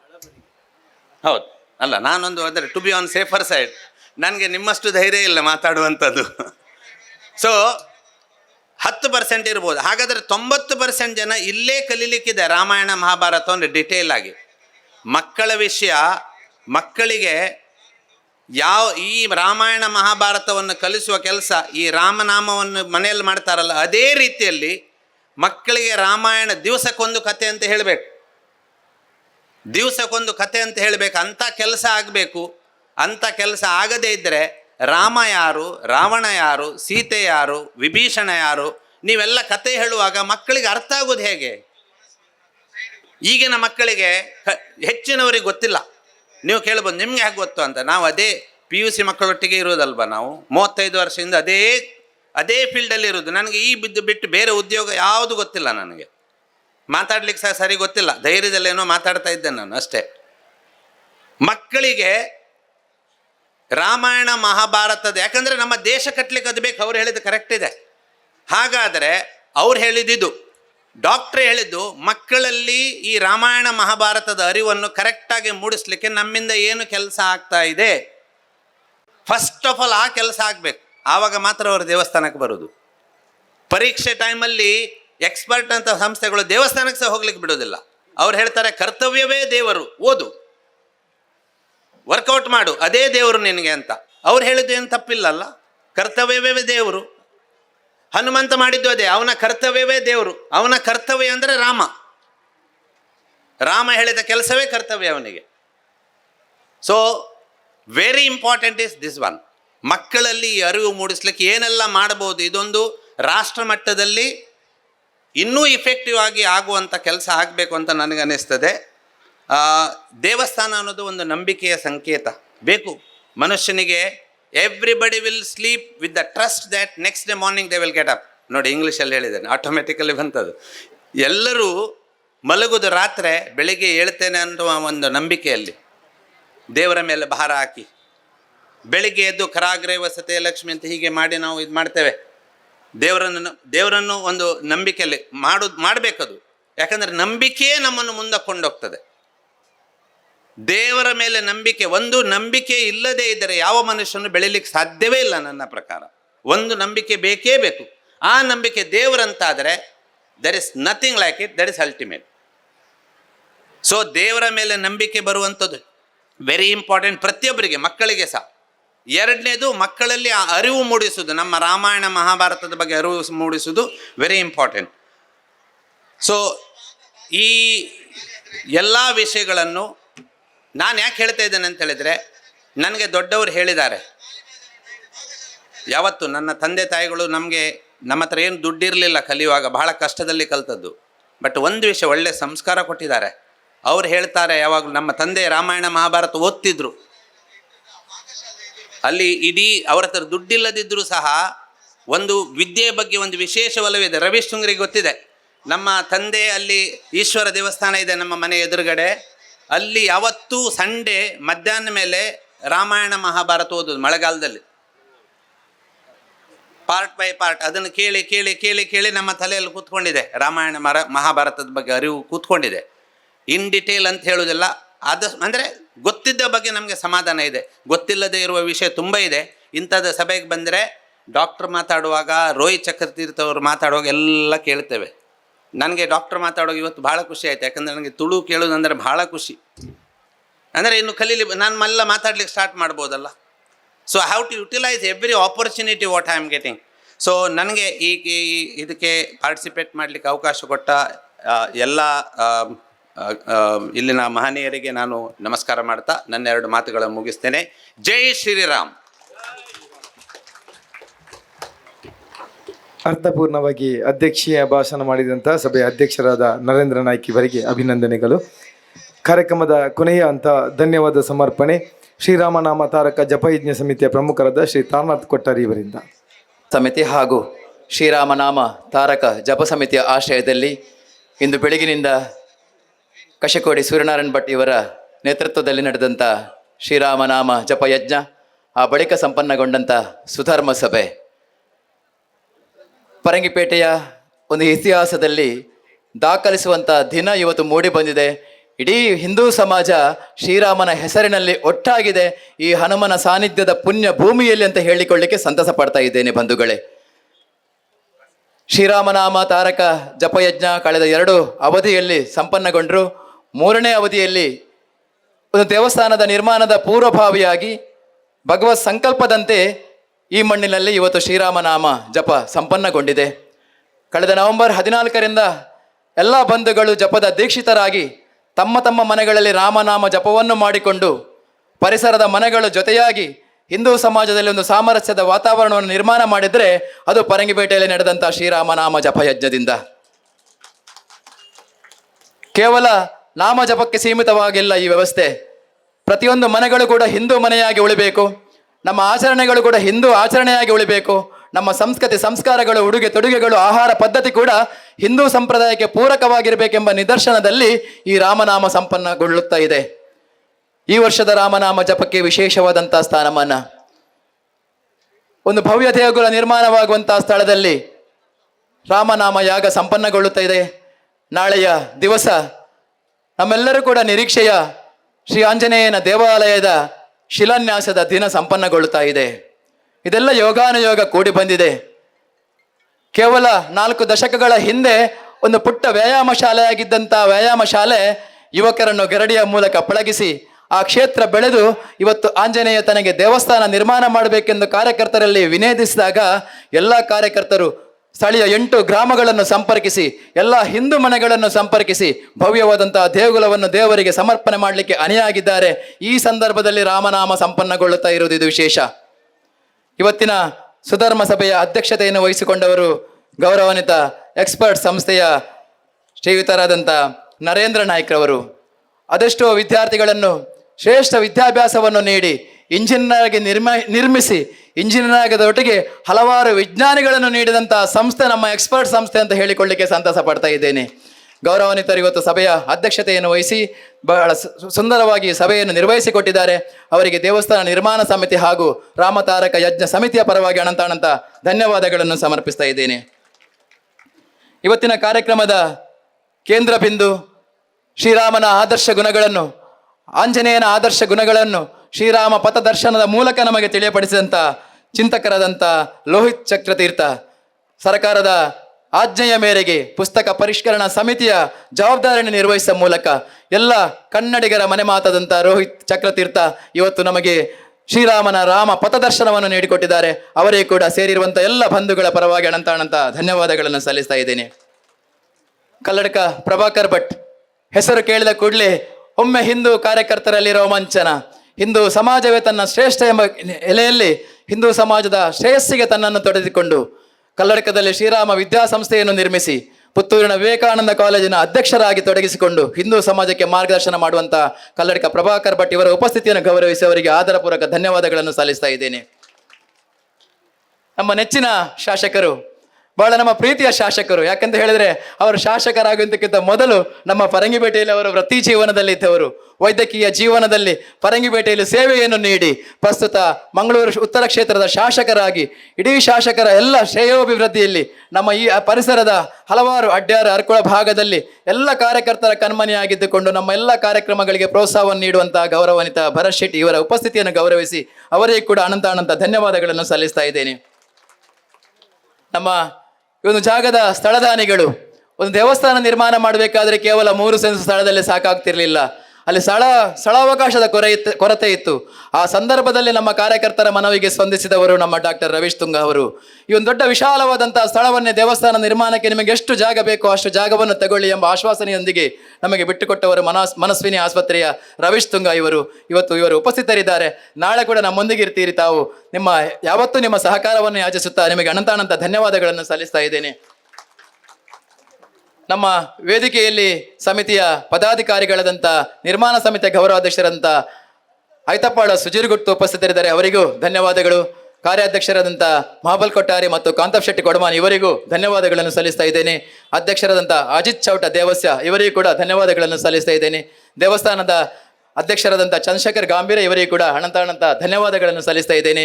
ಎಲ್ಲ ಪದಾಧಿಕಾರಿಗಳಿಗೂ, ರಾಮನಾಮ ಜಪ ಸಮಿತಿಯ ಪದಾಧಿಕಾರಿಗಳಿಗೂ, ಮಹಿಳಾ ಸಮಿತಿಯ ಪದಾಧಿಕಾರಿಗಳಿಗೂ, ಮೊನ್ನೆಯಿಂದ ಕಾರ್ಯಕರ್ತರಾಗಿ ವಿಶೇಷವಾದಂತಹ ಸೇವೆಯನ್ನು ನೀಡಿಕೊಂಡು ಬಂದಂಥ ಎಲ್ಲ ಬಂಧುಗಳಿಗೆ ಧನ್ಯವಾದಗಳನ್ನು ಸಲ್ಲಿಸುತ್ತಾ ಈ ಎಲ್ಲ ಕಾರ್ಯಕ್ರಮವನ್ನು ಸಂಯೋಜನೆ ಮಾಡಿ ಈ ಒಂದು ಕಾರ್ಯಕ್ರಮವನ್ನು ಅರ್ಥಪೂರ್ಣ ರೀತಿಯಲ್ಲಿ ಯಶಸ್ಸಿನ ಕಡೆ ಕೊಂಡೋಗುವಂಥ ರಾಮನಾಮ ಜಪ ಯಜ್ಞ ಸಮಿತಿಯ ಅಧ್ಯಕ್ಷರಾದಂಥ ಅನಿಲ್ ಪಂಡಿತ್ ಇವರಿಗೂ ಕೂಡ ಅನಂತ ಧನ್ಯವಾದಗಳನ್ನು ಸಲ್ಲಿಸ್ತಾ ಇದ್ದೇನೆ. ಪ್ರಚಾರದ ಮಾಧ್ಯಮದ ಬಂಧುಗಳಿಗೆ ಕೂಡ ಧನ್ಯವಾದಗಳನ್ನು ಸಲ್ಲಿಸುತ್ತಾ, ಪ್ರತ್ಯಕ್ಷವಾಗಿ ಪರೋಕ್ಷವಾಗಿ ಸಹಕರಿಸಿದಂಥ ಎಲ್ಲ ಬಂಧುಗಳಿಗೆ ಧನ್ಯವಾದಗಳನ್ನು ಸಲ್ಲಿಸುತ್ತಾ, ನಾಳೆ ಬೆಳಿಗ್ಗೆ ನಡೆಯುವಂಥ ಭವ್ಯ ದೇಗುಲದ ನಿರ್ಮಾಣದ ಸಂಕಲ್ಪದೊಂದಿಗೆ ನಡೆಯುವಂತಹ ಶಿಲಾನ್ಯಾಸ ಕಾರ್ಯಕ್ರಮದಲ್ಲಿ ತಾವೆಲ್ಲರೂ ಭಾಗಿಗಳಾಗಬೇಕಾಗಿ ವಿನಂತಿ ಮಾಡುತ್ತಾ, ಆಗಮಿಸಿದಂಥ ಎಲ್ಲ ಬಂಧುಗಳು ಮಧ್ಯಾಹ್ನ ನಡೆಯುವಂತಹ ತಾಳಮದ್ದಲ ಸೇವೆಯನ್ನು ಕೂಡ ನಾವು ಆಸ್ವಾದಿಸಿ ಪ್ರಸಾದಾದಿಗಳಿಂದ ಕೃತಾರ್ಥರಾಗಬೇಕಾಗಿ ವಿನಂತಿಸಿಕೊಳ್ಳುತ್ತಾ ಧನ್ಯವಾದ ಸಮರ್ಪಣೆಯನ್ನು ಕೊನೆಗೊಳಿಸ್ತಾ ಇದ್ದೇನೆ. ಜೈ ಹಿಂದ್.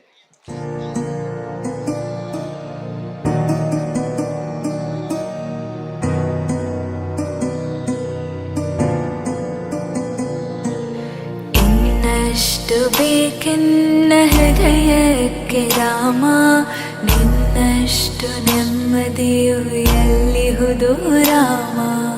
ಇನ್ನಷ್ಟು ಬೇಕೆನ್ನ ಹೃದಯಕ್ಕೆ ರಾಮ, ನಿನ್ನಷ್ಟು ನೆಮ್ಮದಿಯು ಎಲ್ಲಿಹುದು ರಾಮ. ರಾಮ ರಾಮ ರಾಮ ರಾಮ.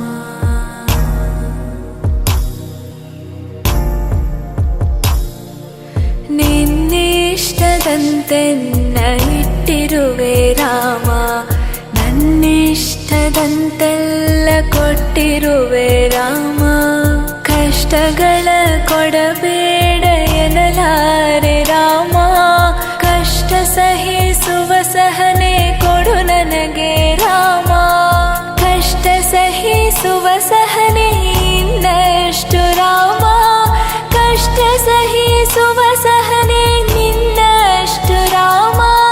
ರಘುರಾಮ ರಘುರಾಮ ರಘುರಾಮ ರಾಮ, ರಘುರಾಮ ರಘುರಾಮ ರಘುರಾಮ ರಾಮ. ಇನ್ನಷ್ಟು ಬೇಕೆನ್ನ ಹೃದಯಕ್ಕೆ ರಾಮ, ನಿನ್ನಷ್ಟು ನೆಮ್ಮದಿಯು ಎಲ್ಲಿಹುದು ರಾಮ. ಇನ್ನಷ್ಟು ಬೇಕೆನ್ನ ಹೃದಯಕ್ಕೆ ರಾಮ, ನಿನ್ನಷ್ಟು ನೆಮ್ಮದಿಯು ಎಲ್ಲಿಹುದು ರಾಮ. ರಾಮ ರಾಮ. ಪ್ರಸಿದ್ಧ ದೈವಸ್ಥಾನಗಳಲ್ಲಿ ನಡೆಯುವ ವಿಶೇಷ ಪೂಜೆ ಕಾರ್ಯಕ್ರಮಗಳ ಸಂಪೂರ್ಣ ಚಿತ್ರಣ ಭಕ್ತಿ ಸಂಜೀವಿನಿ ಕಾರ್ಯಕ್ರಮದಲ್ಲಿ. ನಮಸ್ಕಾರ.